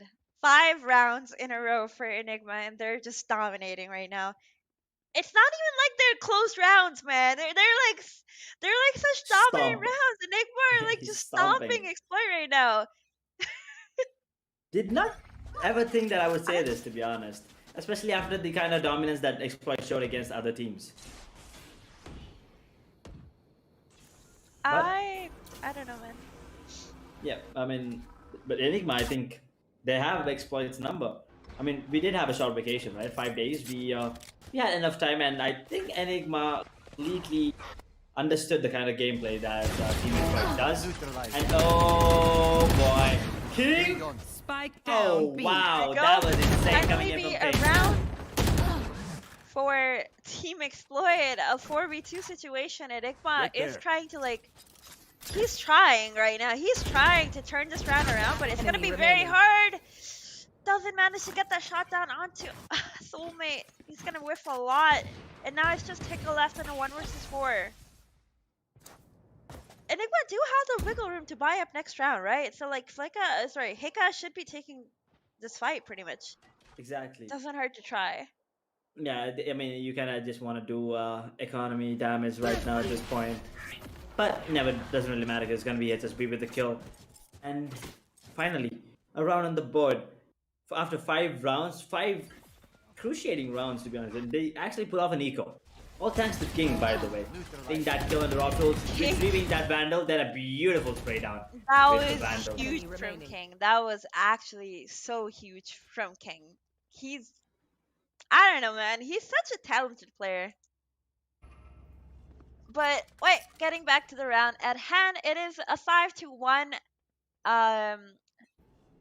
It's 5-1 in the favor of Enigma Gaming. Exploit winning away their Poison's first gone. round. Now they've got they have the momentum running. Shooter getting that pick onto RVK, who tried to go in for an early take towards showers, is gonna get punished for it. This is what we wanted to see. Change up the setup a little bit, guys. You were playing so predictable. Everyone just understood. Hey, it's like 3 people B, 2 people A, and the 2 people A are always Darky and Soulmate, which are the Viper and Astra of Team Exploit. And they've changed things want to around now. fight They it? didn't expect the operator coming in towards A, which got Shooter a very nice kill into showers. Pulling He's them gonna get in. tagged out by the Silva on Enigma Gaming. Oh my god. Rafael. He's popping. Oh my god, he's gonna take that Shooter as well. He was holding him, but that push from him was so bad. They had the advantage there. He should not have been pushing. And HSB is gonna get a pick as well. Sorry, actually, never mind, my bad. King is gonna get a pick as well with his solo ult. The spike, however, has to be One planted, enemy so I remaining. mean, oh my. A 1v2 situation in the favor of Team Exploit as they have the man advantage, but hey guys, is he gonna be able to get this round? No, he's not! The defuse is gonna come in from Soulmate! And that's gonna be another round on the board for Team Exploit. What a round again. I mean, intense once again. I think this is the second time.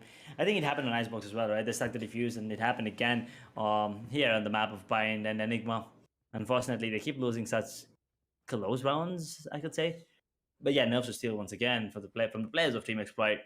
And Shooter once again on that operator. He needs to get a couple of frags early in the round, and that means early round advantage for the side. But at the same time, that means Shooter will have a lot of confidence because right now feels like they need it. Team Exploit, they need that confidence back because after that first map, I mean you can see it. They're feeling a bit low. They were 5-0, and now they're making their best to make a comeback. So maybe a couple of kills from Shooter's operator, I think will help them a lot. But at the same time, Enigma, they have 2 ultimates, Viper Spit and Blade Stomp.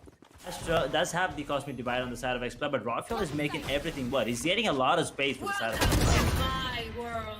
Yeah, definitely. Darky is gonna get a pick onto Rafael, who tried to come in very aggressively, but he will get traded out. But Rexy just coming in with so many trade kills for his team is gonna be turning it into a 3 versus 3, taking Spike away planted. whatever advantage that Team Exploit they got for themselves. And Shooter, he has an operator to his name, and it's gonna be so hard for him to take any control inside that Viper ultimate. And now they all know that there's so many people inside the Viper ult. One enemy remaining. He's gonna get taken out by Soulmate, and now it is a 1 versus 2 situation. Rexy somehow doesn't get that kill onto Soulmate.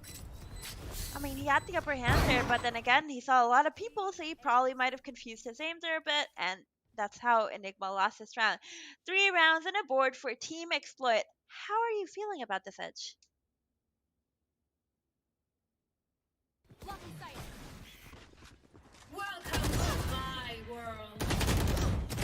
Too Oh. late. Well, wait. Okay then. So 3-5 in the favor of Enigma Gaming. Exploit getting 3 rounds in a row for themselves after Enigma got 5 in a row. I mean, it's showing some promise from Exploit side. Attack side is going to be harder, but I mean, hey, at least they start to get some rounds on defense. Shooter is going to be walking down B long. Sova expecting him is going to take him down. And that's going to be man advantage coming in for Enigma Gaming. A 5v4 situation in the favor of Enigma. Right here, raw fuel. He's 1 HP and he's going to be spammed, taken out by Soulmate. That was a bad move. They could have just relocated towards A, but they didn't. HSB getting a pick onto RVK, getting the flanker on Enigma's side. Now it's just Antidote and Hika left in a 2v4 that is in the favor of Team Exploit as they had the man advantage. HSB, I believe he's playing on the contact of Darky. If Darky spots someone, that stun is going to come in. Something interesting. Right now, let's see if they can actually make it work. There's a, I mean, Exploit are making the comeback work, but Enigma. Spike down A. 1 versus 4 right now. All down to Hika. He has the potential, but can he do it right now with 20 seconds on the clock? This is looking impossible. There's no time to rotate as well. He kind of has to stick to A side. There's 2 players here. Hika will take down 1 more. And the fake plant coming in. He will take down King as well. He will get the spike plant. Oh my god. Is he going to actually pull off the Alamo here? 1 versus 4. Him versus Soulmate right now. 150 health versus what, 80, 88, something like that on Hika. It's gonna be down on the, it's gonna be going down to the positioning and the timing for Hika. He is completely out in the open, but yeah, that was really nice try coming in from Hika. That was such a doable round from Hika. I'm surprised he didn't expect Soulmate to be coming in from CT because Soulmate had his Viper ult towards B. So I mean, I think he should have expected the push coming in from CT, if anywhere else. Like, if anywhere, if it was to be anywhere, it should have been CT. He was much more closer to CT than, like, he would have to climb hookah and then push market and then, like, come all the way. That would have taken so long and his teammates would have died. So CT was the smarter choice. And I'm surprised Hika didn't expect that. And he was out in the open. I'm not sure why he would put himself in such an angle where, like, he has to worry about getting shot at from so many sides. Now Shooter's going to be breaking the Sky Dog. HG is going to be helping him out. Shooter is going to get tagged down to 82 HP. He has 12 armor on him as well, but a little HP chipped off isn't really going to hurt him that much. Rexy, what? Where? How did we miss that? We were just watching that. Everything was so calm inside showers. What suddenly happened? Something snapped inside the players of Enigma Gaming. That's what happened, and they snapped up the heads of Team Exploit's player. Down to a 2 versus 5 right now. They were almost on the verge of taking the scoreline back to a 5-5, but Enigma, they were like, nah, we want to keep the lead. So here we go. We are looking at a potential 6 round on the both of them. And I would say that is a really good scoreline. I mean, on the attacking half on the map, fine. Especially after the start that they had. 5-0, right? And Hika will take down Soulmate. It's all down to King. Can he get any economy damage there? He takes down Hika onto a 1 versus 4. But yeah, there's no way he's actually going for the clutch. He's going to go for the exit frag, but no one is going to be coming towards that CT area. King, on the other hand, yeah, please don't do the same mistake that Shooter did. He might be just teasing. Oh, imagine him walking into it. That would have been... That was scary. That was scary. I think he was just telling Shooter not to do it again. He was just like, Shooter, is this you? I can imagine the cons right now. He's like, Jong, should I go? Should I go? Probably just like giving his teammates a jump scare right there. But yeah, getting back to the match at hand, 46 is the scoreline in the favor of Team Enigma right now. Somehow they got that to a 5v2 that turned into a 5v1, and then it turned into a 4v1. King is gonna get that first pick. So much aggression coming in from Team Exploit, and this is what they need to do right here. This is exactly what they needed. They should not be giving up so much control, but they were giving up so much control that it was easy for Enigma to get so many picks. They got so much control, they pushed up, they made plays according to that, and it was just so easy for Enigma in the beginning, but now things are getting rough. When Exploit are changing things up a bit, they have changed their strategy, they've changed what their plan is for the round, and it's working out pretty well for them. Now there are two people towards A. This could be a round for it. Oh my god, RBK gonna get one. He's gonna get that dink down, but he won't be able to get the kill here. Dark, he might get taken out here. Will HSB hasn't really helped. He hasn't One really stepped enemy in to help his remaining. teammates, but Spike he down stayed A. hidden there. So I guess Antidote did not expect anyone else to be there because, well, HSB just didn't help. But it doesn't matter. Exploit still managed to get the round here. And they had Last 3 people round alive for in it the too. half. So that was a pretty decent round coming in from Exploit. But this could still potentially be a 7-5. Because Enigma, they've shown us that they have what it takes to get around even with 5 people are alive. So I mean, this Ooh. should be interesting. This should be interesting for sure. But 5-6, I mean, after the kind of lead that Enigma had, 0-5, I mean 5-0 in the favor of Enigma, 5-6, yeah, that is a respectable score. And Team Exploit, they're doing a really good job. And if they pull it down to a 6-6, I think that's a really good score, and they might have a really good chance of making a comeback on the attacking half of the map playing. That is true. And now, 5-6, we are already moving into our last round of the half. King is gonna be tagged by the solo ult. What? He won't be taken out though. That was pretty close. He was about to be taken out by the solo ult, but managed to survive. Now they don't have any healers, so Soulmate and King are both on 85 HP, I believe. Those shock that. I mean, Sova's dealing a lot of damage in this particular round. Enigma Gaming, they're gonna be using up all the ultimates. Yeah, this is the final round. They kind of have to use it. But Seekers are out. The Rolling Thunder is out. Astral Divide is out as well. Hunter's Fury this time coming in from the Exploit side.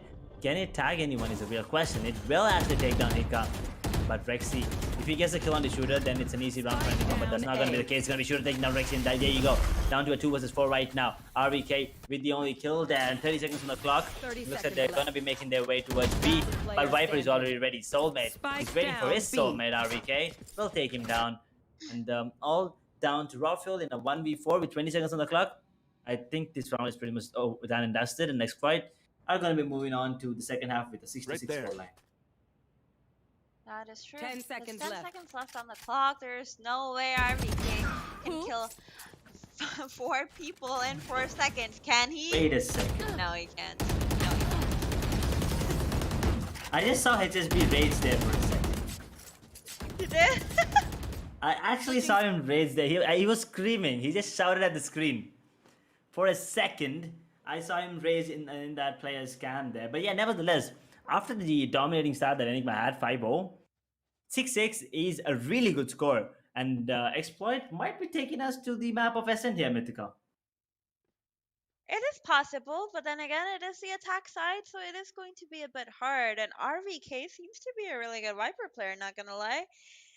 Defense should be a breeze for him because his lurks on attack were insane. I mean, his util management, his lurks, and everything on attack they were just they were beautiful, honestly. It got his team so many rounds. If Enigma got those 5 rounds in a row, it was all thanks to RVK and a little bit, you know, good gameplay coming in from both Rexy and Rafiel. Not taking away any credit from the other teammates, but these guys kinda did overperform, not gonna lie.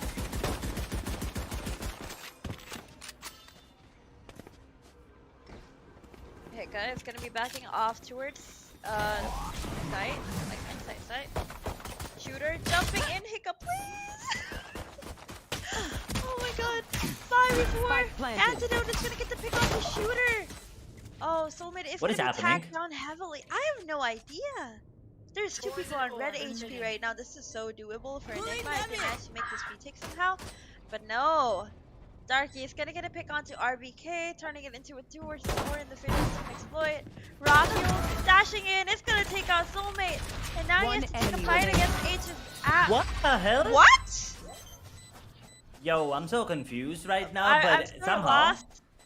I was just Somehow watching Enigma RVK getting 1 kill and then like having this entire fight where the breach stunned him and Soa pushed him and everything, and in that meantime Antidote just comes in from behind and kills everyone. What? That is. I mean, that's what we were talking about, right? The coordination and the teamwork coming in from Enigma Gaming. While That everyone was focused on beautiful. RVK, Antidote comes in from nowhere and takes everyone down. And just like that, Enigma once again wins the second pistol. That was beautiful. I'm at a loss for words. That was like a misplay from Exploit and a really good like team play coming in from Enigma both.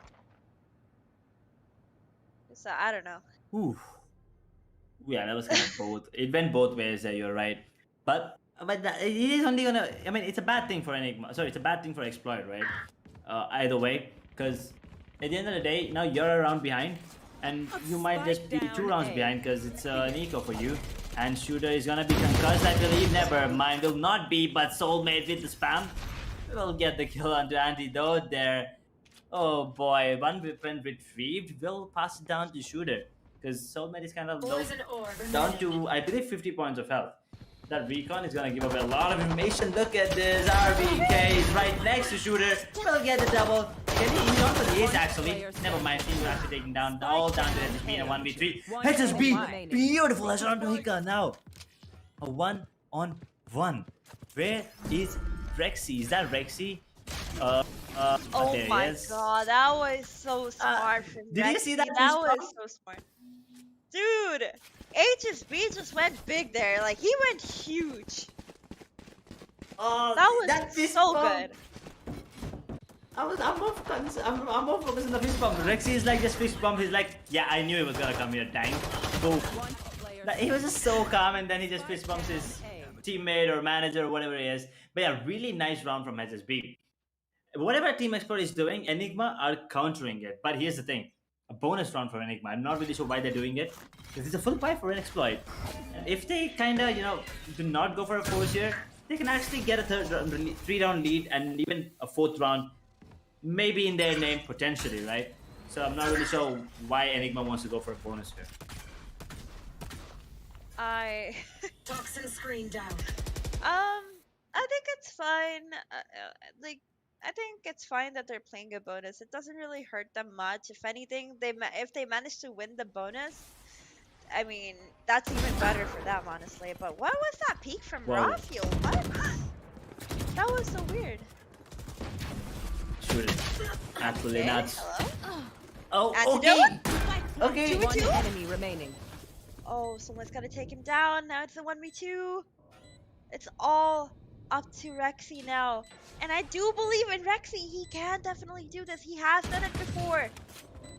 On Icebox, though. Revealing area. But But here's the thing. fine. He only has a Spectre in his hand and he did get the information on one of the players, but Soulmate is the one position that he does not know, and yeah, he's gonna be the one taking him down, Rexy. But here's the thing. Bonus round and they still managed to take 3 players down. Which means economy damage at its best. I'm just... man, these guys are pretty good at deagles. I mean, all 10 of them. Yeah. Every round, you're just getting to see someone going insane with the sheriff, It's just insane. So, 7-8 scoreline in the favorite team, Enigma. Now they have a full buy here. They've done a lot of economy damage over towards Exploit side, so they're definitely going to have a little bit of trouble. Keika is going to get a pick onto Shooter. That is the main man Oh down my on God. Exploit side. And the flash is going to be dodged, but it's not going to be enough. Focus on one person there, Rexy's gonna get the trade kill. Rexy and Rexy? Remaining. Oh boy. Spike down B. One man defense, but then there's one man offense from King. Oh boy, down to a 1v2. He might get the 100 story, never mind. He needs one more kill for that to come online. But Enigma Gaming, what happened? And the RVK, with the flying there, gets a kill on the King. 9th round on the ball from Enigma Gaming and Team Exploit. Their teamwork needs to improve, and I think there was a bit of miscommunication there coming into play from the side of Team Exploit there. Because Enigma, I mean, who was that? That was Rexy, right? Getting himself a triple. Absolutely insane there on towards the B side.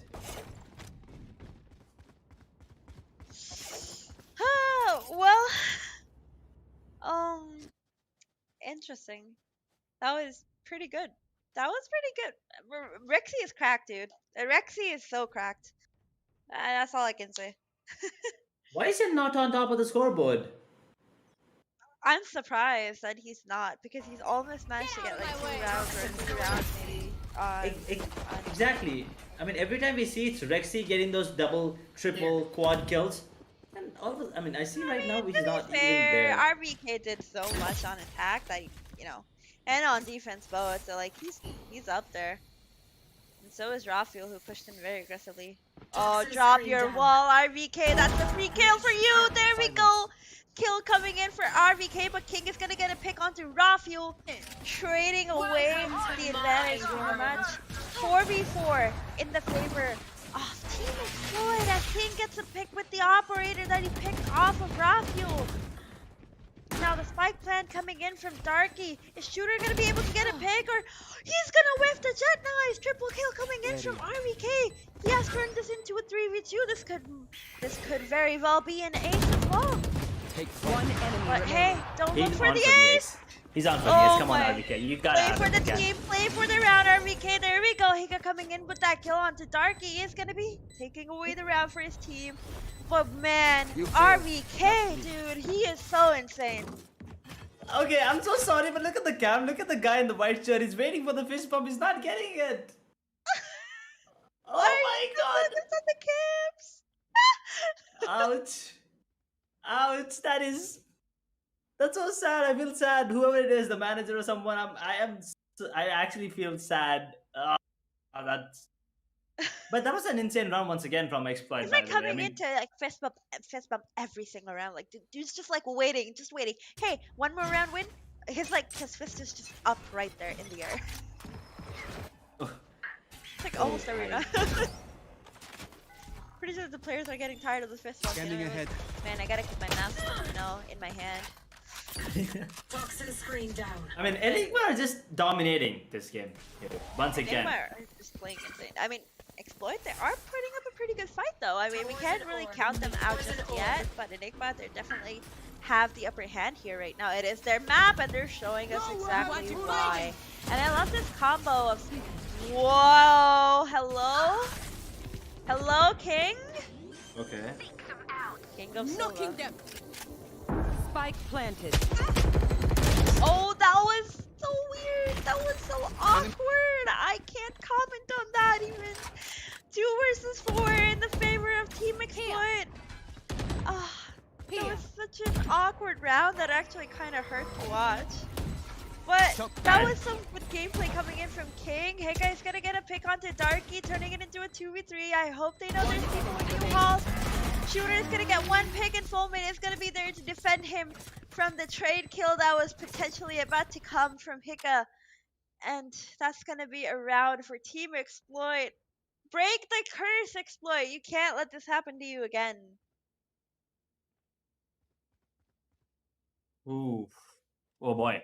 What is happening this particular game up? I mean, this match, not just this map, even on the map of Icebox, there were a lot of awkward things, weird things happening. Yeah, you can call them incredible as well, but I would rather use the word awkward and weird at this point. And even in this map, yeah, this was another weird round happening. I mean, we did. Wait, what? Again, see, what was that dash coming in from Zed? Not really sure.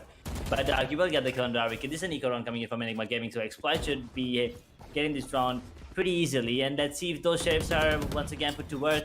Maybe they can get themselves a couple of kills with that recon.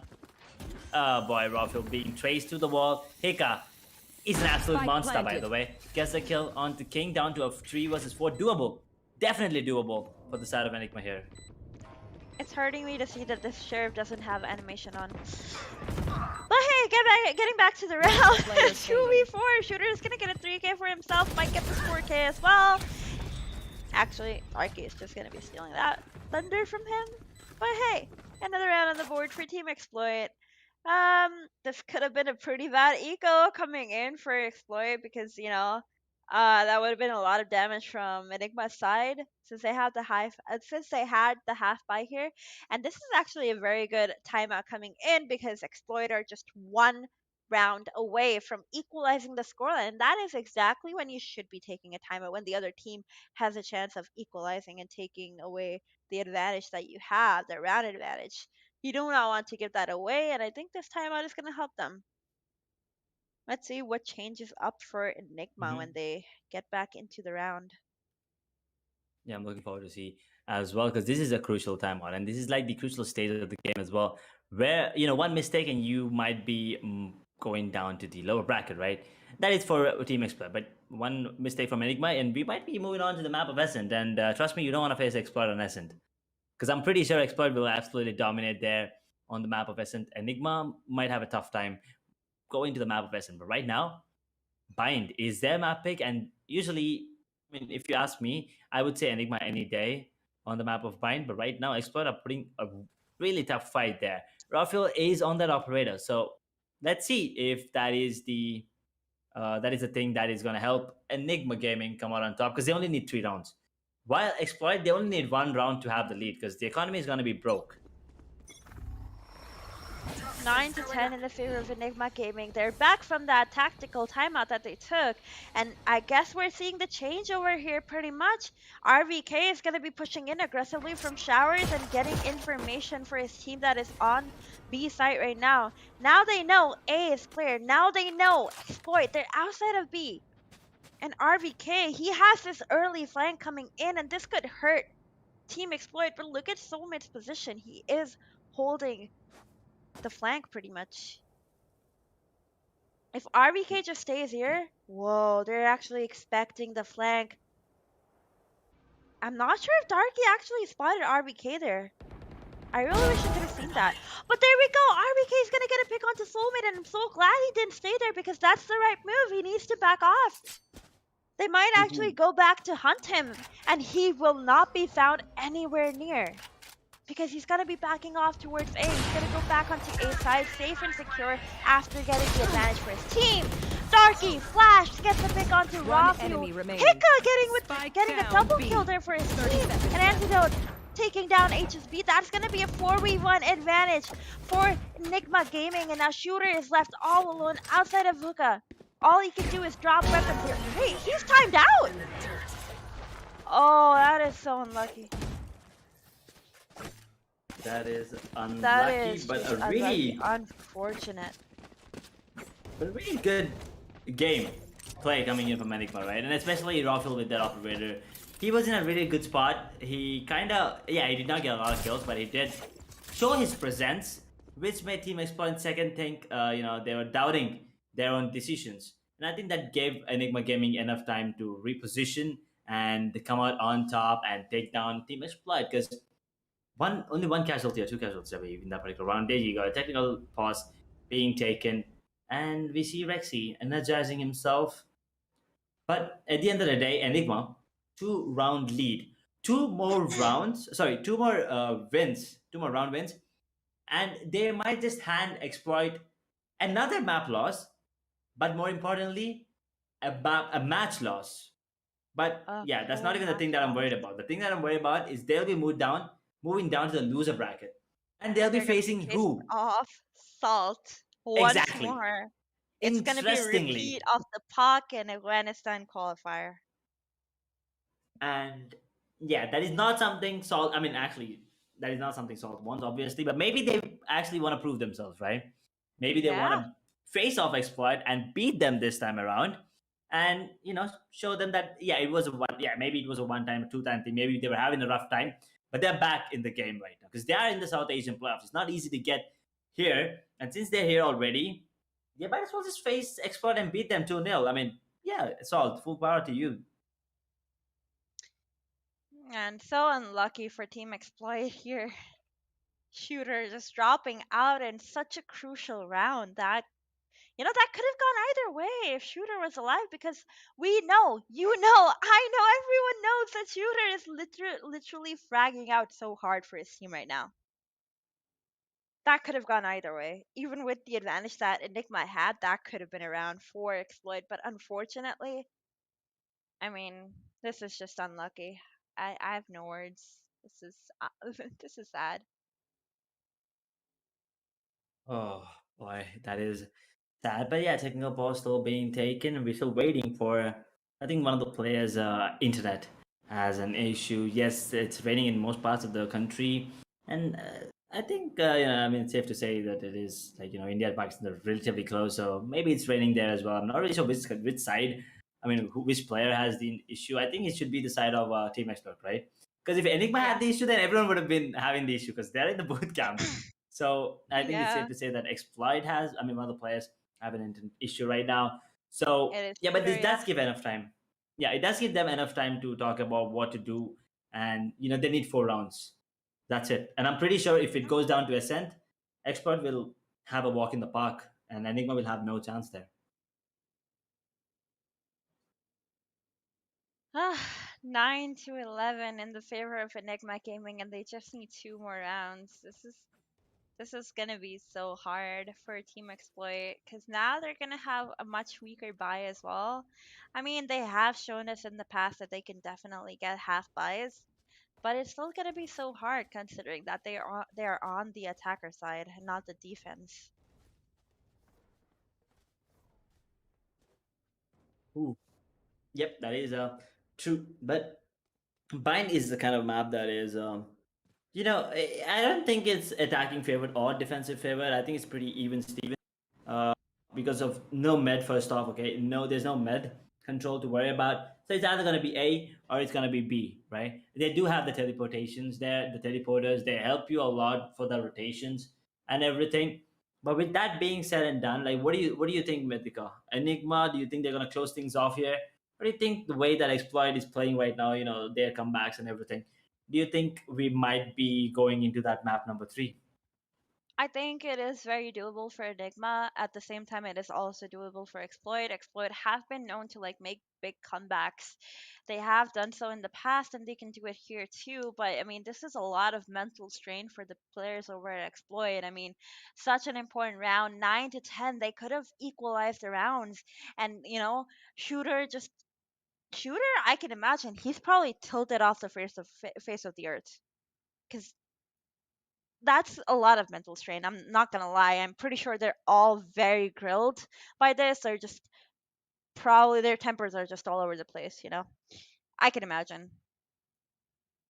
But Enigma, they're playing pretty well, and there's just so many things that are just going wrong for Exploit right now. I feel bad for them.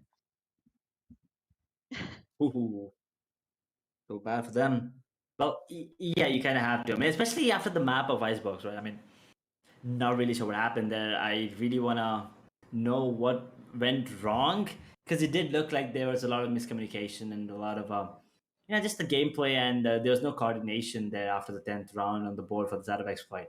Enigma completely dismantled Team Exploit there. But now moving on to Bind, yes, Enigma's map pick. Enigma's really strong. But at the same time, Exploit is already putting up a really good show here. Although it is a map pick and they're down one map, it's a map pick of Enigma and they are down one map. Exploit is still not giving up, and which is great to see. Yeah, I mean, considering that Exploit actually played like 3 maps in another tournament just before this match, like legit, just like 10, 15 minutes before this match started, and they've been like bringing in their A game, and with even with this issue that's currently going on for them, I mean, kudos to them, man. That's a lot of sportsmanship from them, and a pretty good effort overall. I feel for them. And I mean, they've been pretty insane this entire tournament. And now, losing to Enigma, at least, at least it's not very one-sided. At least, they're bringing it very close. So, I mean, there's that. There's still like the upside to it. Ooh, we still are waiting for the player. One of the players, I guess, maybe a couple of players, I'm not really sure. But we're still waiting for them, and I believe Enigma just wants to close it, right? They want to end it ASAP, and this is going to be a crucial round as well because the economy plays a really tough, important factor here. Enigma, yes, they do have decent economy, but the side of Exploit, if they lose this round, I think they can afford a couple of Vandals and Phantoms, but nothing really apart from that, which means the match point might, if they lose this one, I think it's done and dusted here, Mythical. Yeah, I would agree on that. I think definitely if Exploit managed to lose this round, I do think they're gonna lose the series. This is the make and break point for them right now. Well, can't wait for this match to get started though. I mean, Shooter's internet, I believe, has issues from what I understand because he was timed out outside of hookah the last round. But we're just gonna have to wait and see if it comes back or what happens. Not sure what's going on. Unfortunate though. But we gotta wait, right? I mean, we don't want to make it unfair. We don't want to have a 4 versus 5. We want to have a fair fight because it's getting interesting, and it is pretty late for all the players as well, but the audience as well. I mean, the viewers, they're waiting to see who wins. They're here to cheer their favorite team, Enigma, and also Team Exploit. Both these teams have enormous fan base throughout the region, throughout the South Asian region. So yeah, the fans are waiting. They do not want to see a fair. I mean, they obviously want to see a fair match. They don't want to see an unfair matchup. So we are just gonna be waiting for the player to reconnect. But let's just talk about skins because I love talking about skins. So your favorite Vandal and why, Mythical? That's a hard question. My favorite Vandal. Sentinels of Light. Ooh. And why is that? Such easy headshots, I swear. Is it? It is, man. There's something about it. It feels like you're using the most powerful weapon ever. I don't know. Oh my god. Okay. Well, I think the Reaver Vandal is the best because I don't know. I just like the animation and the sound effects, I guess. But yeah, that is what I believe is the best. So what about the okay? Another weird question. The new bundle. I'm not really sure what the name is. I hate it. Okay, I think that answers the question. But here's the thing. That's what's the question. Yeah, I hate it too. But the question I wanted to ask is, they said it was gonna be like the stat track. Like it's gonna keep a It count is of your. stat track. It is stat track, but it's stat track for one round. I This is can't one match explain my exactly. disappointment, man. Like I really wanted the stat track thing to last forever. I would keep a Vandal skin At if least it the season, takes. right? Yeah, at least. M- Yeah. Maybe at least one act. I picked it up, and I Hey, I see dropped this many bodies this act. Hey. But no, exactly. it's just why do I care if there's a tracker for one round? I'll just press tab That's and just take a look at the scoreboard. I don't know.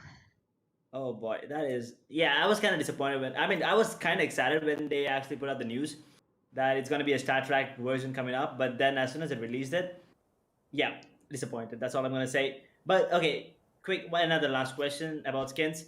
What about the Z collection? I mean, I especially love it. the. Okay, there you go. I mean, I don't even need to finish my question there. Mythica is reading my mind. So, the music, that's what I love it, to be honest. That's what I love Dude, the it's so most, to be honest. fun. It's so fun to use the Z bundle, and I really love the white variant. It's like the cleanest white variant in the game, in my opinion. I don't think there's any other white skins, are there? There are. Sovereign, I guess. Yeah, Sovereign is white. Forsaken has a white variant.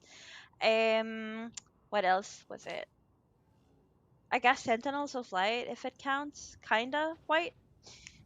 Is that white? Huh? How is that white? I mean, okay, I don't. Sentinels of Light does have a white variant. It's the watermelon one. The skin is white, but the tip is watermelon color. Okay. Oh boy. Well, Blast X the has white variant, and Reaver. I mean, Reaver. I think that's pretty clean as well. I mean, especially with the VFX or animation, whatever it is. I mean, I the just love the green black kind of effect. viewer.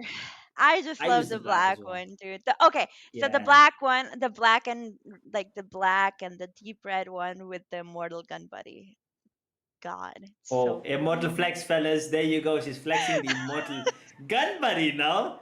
Oh boy. Well, I don't mind because I'm immortal too, so I actually don't mind that. Well, I mean, yeah, thank God. Dang isn't here. It would have been him being left out, unfortunately. So, so yeah, we're still waiting for the player to connect. And Poor shooter. oh, that's shooter. Okay. I mean, we Poor definitely need him. shooter. We definitely need shooter in this matchup. Hey, Otherwise, we need Team Expert black will have no shooter. chance. Like exploit, the shooter is just exploit's secret weapon. Let's just say it. He needs to come back. He needs to come back. Yeah. There's also Ion, by the way. Oh, Wow, how did I I can't forget believe I just that? came back to this topic. Holy. Oh boy. Okay, best operator in the game.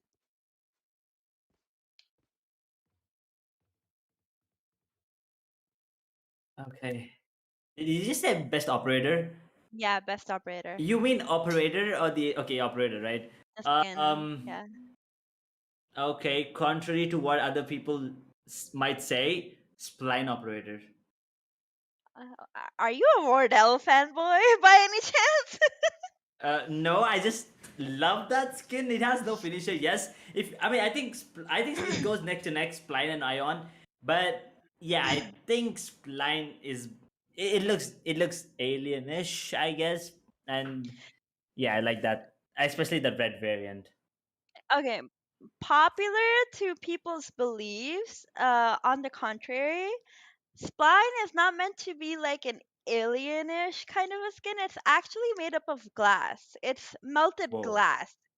You know the glass art that actually exists where people cut glass and make a lot of Oh designs yes, out of it? now I That's oh what it makes spline sense. operator is actually. Oh my god, you and Dang are like, do you guys read everything that Valorant puts out? No, I mean, I just oh god, I maybe I'm saw just the design bad. sheet. Oh boy. Well, I think the pause is gonna be a bit longer, but yeah. Okay, quick. Okay, one last question that is not related to the match that we're having. Favorite agent in the game, or what do you prefer to play? What is your insta locking way to Viper. immortal? Oh, wow. I actually thought you might just say Jet, but okay, I love Viper insta Jet. lock. Okay, I love Jet, but if you want to get to Radiant, you need to play an agent that baits and doesn't get baited. Well, I don't mind having a Viper instalock in my lobby, so yeah, that is okay. But I usually install Jet.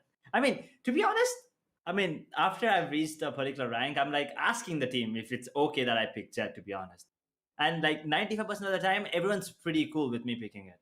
Like, yeah, I might whiff with it, but at least they don't raise that. Oh my god, why did you instalock and this and that? You know, it happens in MMs, right? Pugs and everything. Uh, playing duelist is painful in ranked. To be honest, in my opinion, if you're not playing with a lot of people, I think playing duelist is such a pain. unless you have a good duo that can support you the entire game. Otherwise, if you're solo queuing at the very least, Jet is such a bad pick because you're gonna get baited half the time. Your team is not gonna have mics, no coordination whatsoever. You're gonna be going in, pushing in, and nobody's gonna be there to trade you or help you out.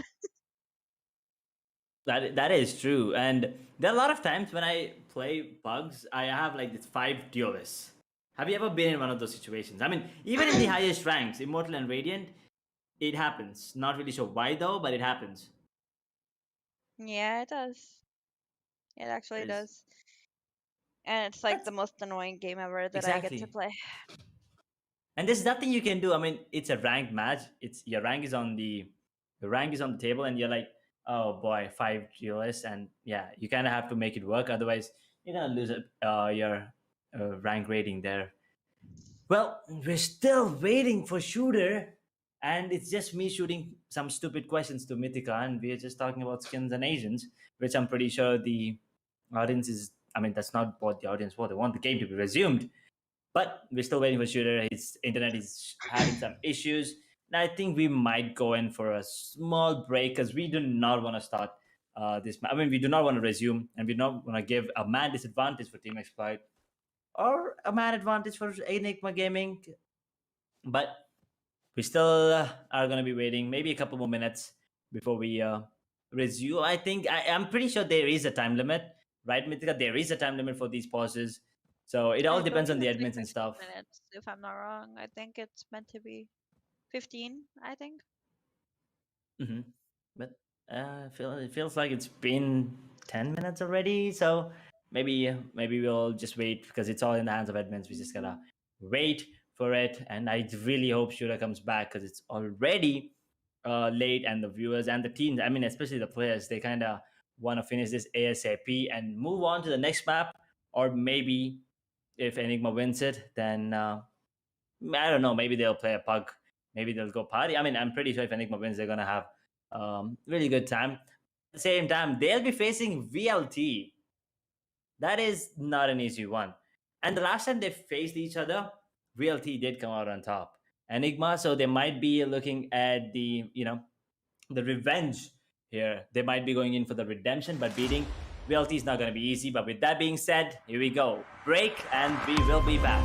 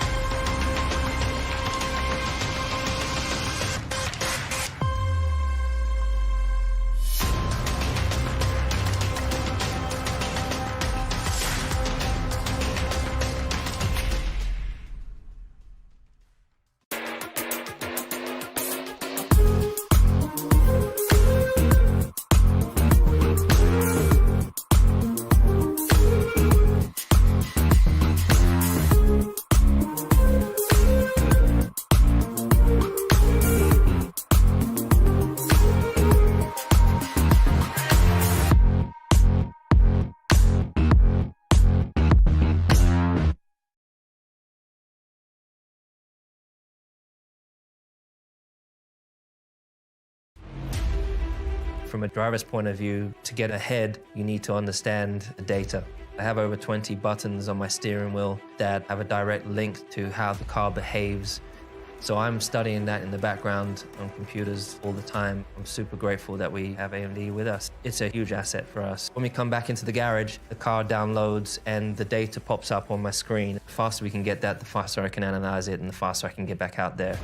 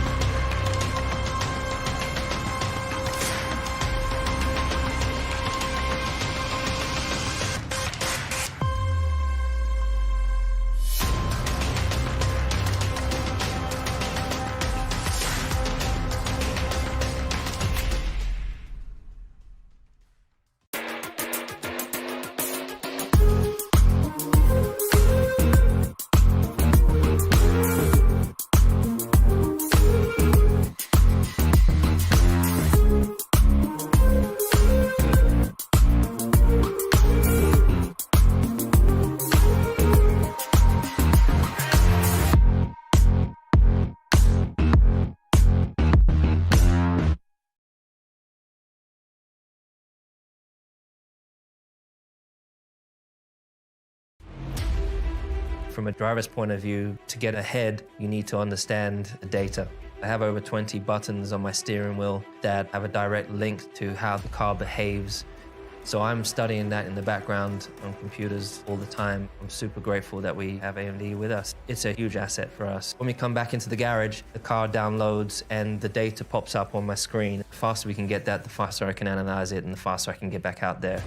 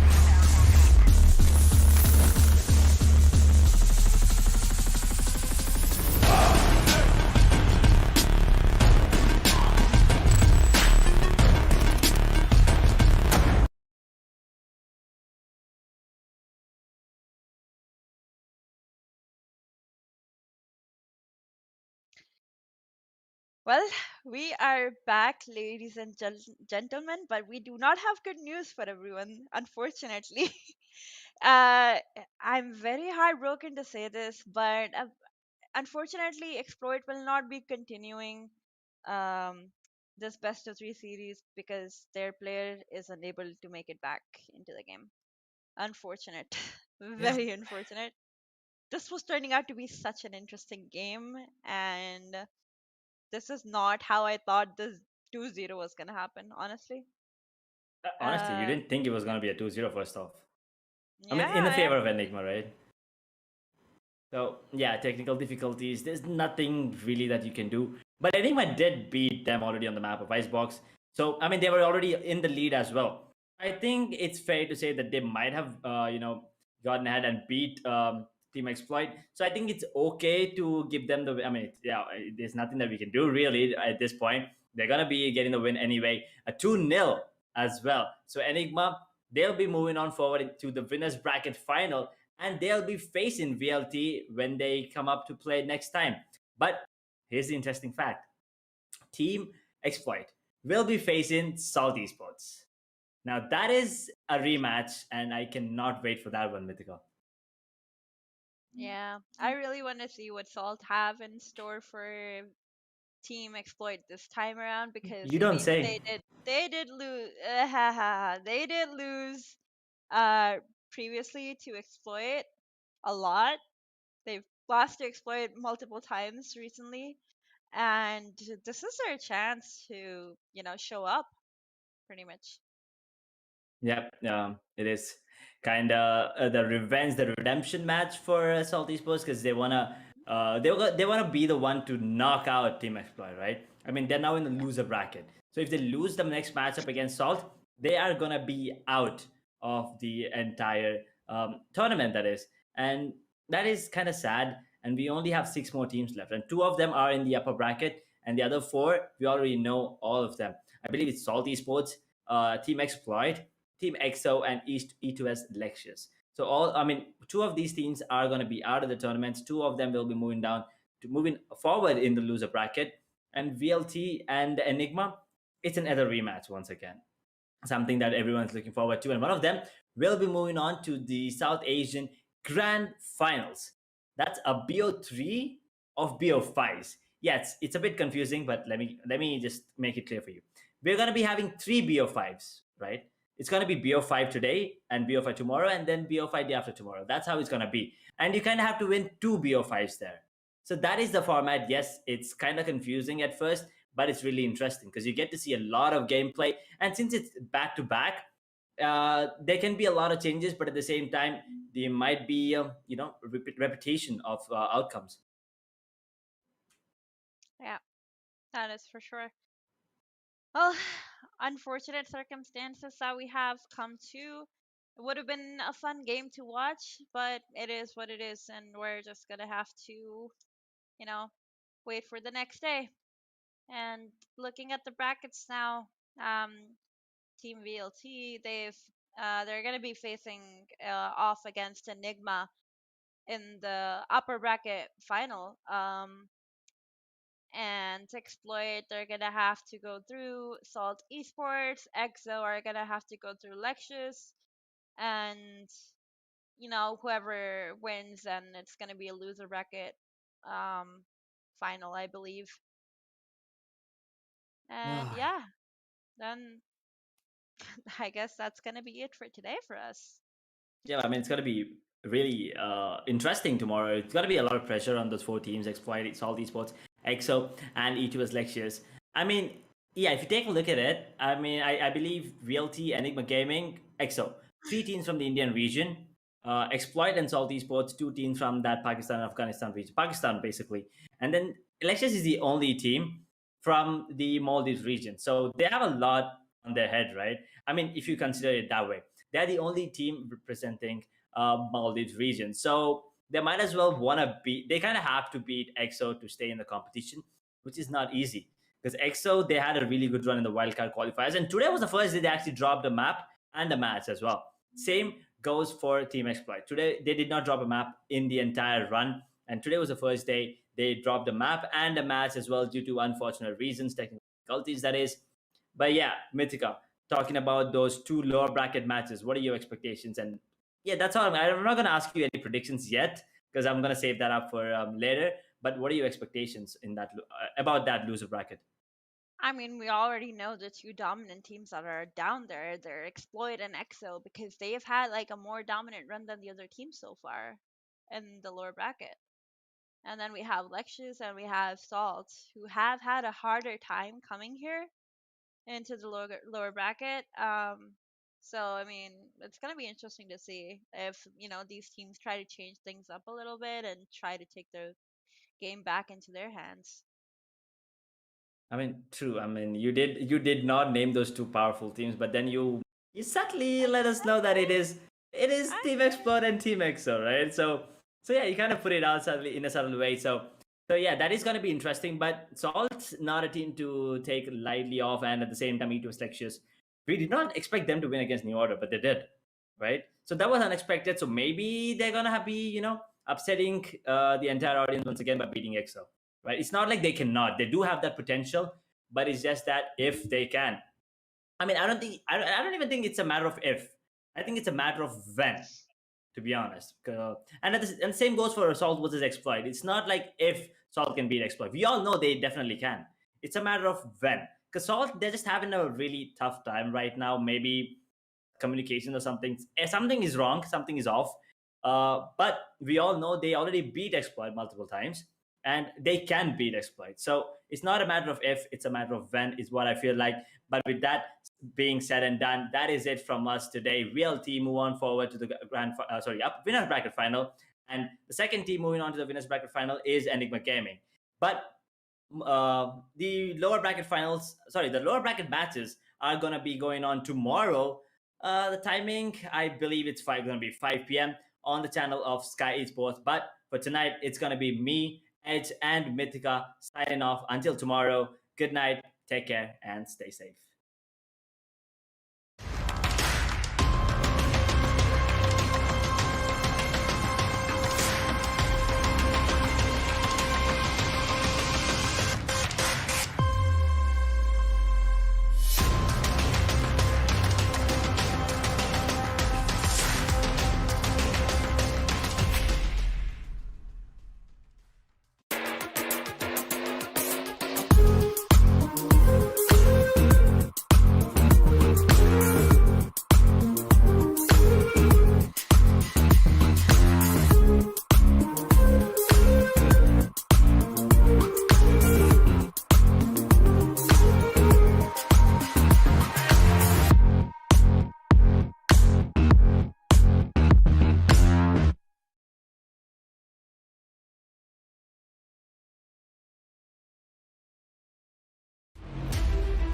From a driver's point of view, to get ahead, you need to understand the data.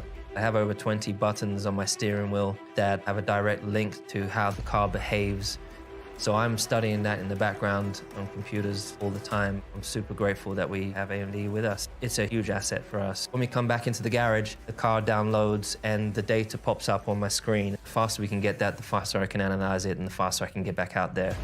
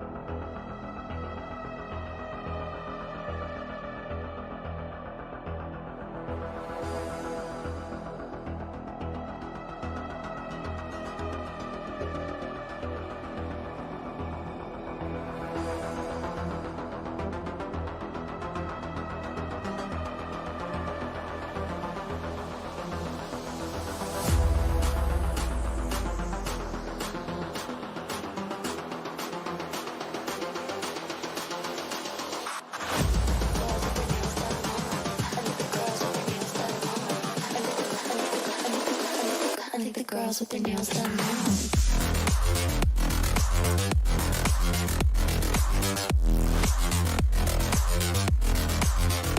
Girls with their nails done. I like the girls with their nails done.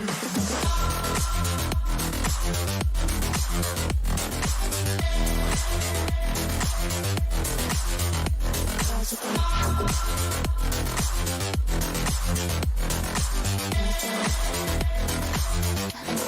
their nails done.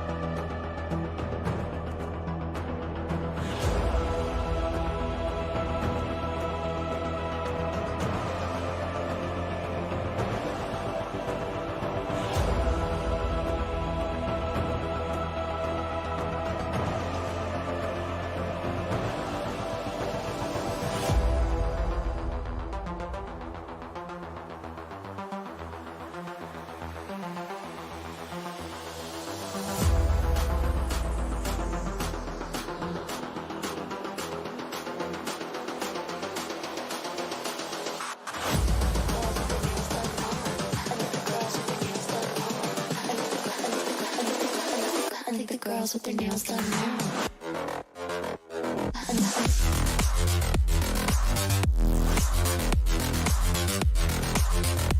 Girls with their nails done. I think the girls with their nails done.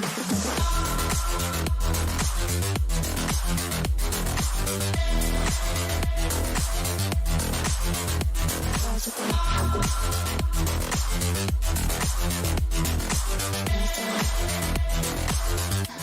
with their nails done.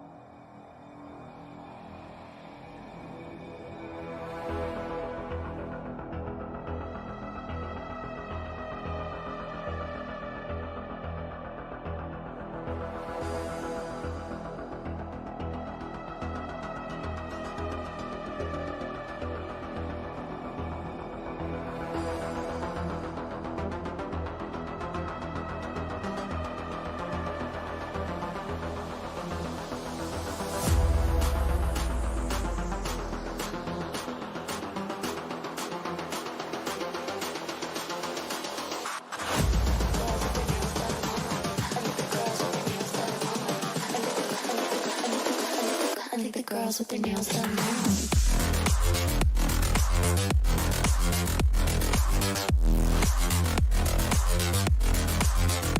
Girls with their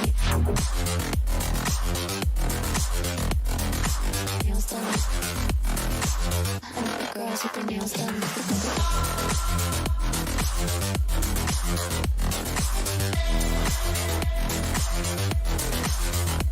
Girls with their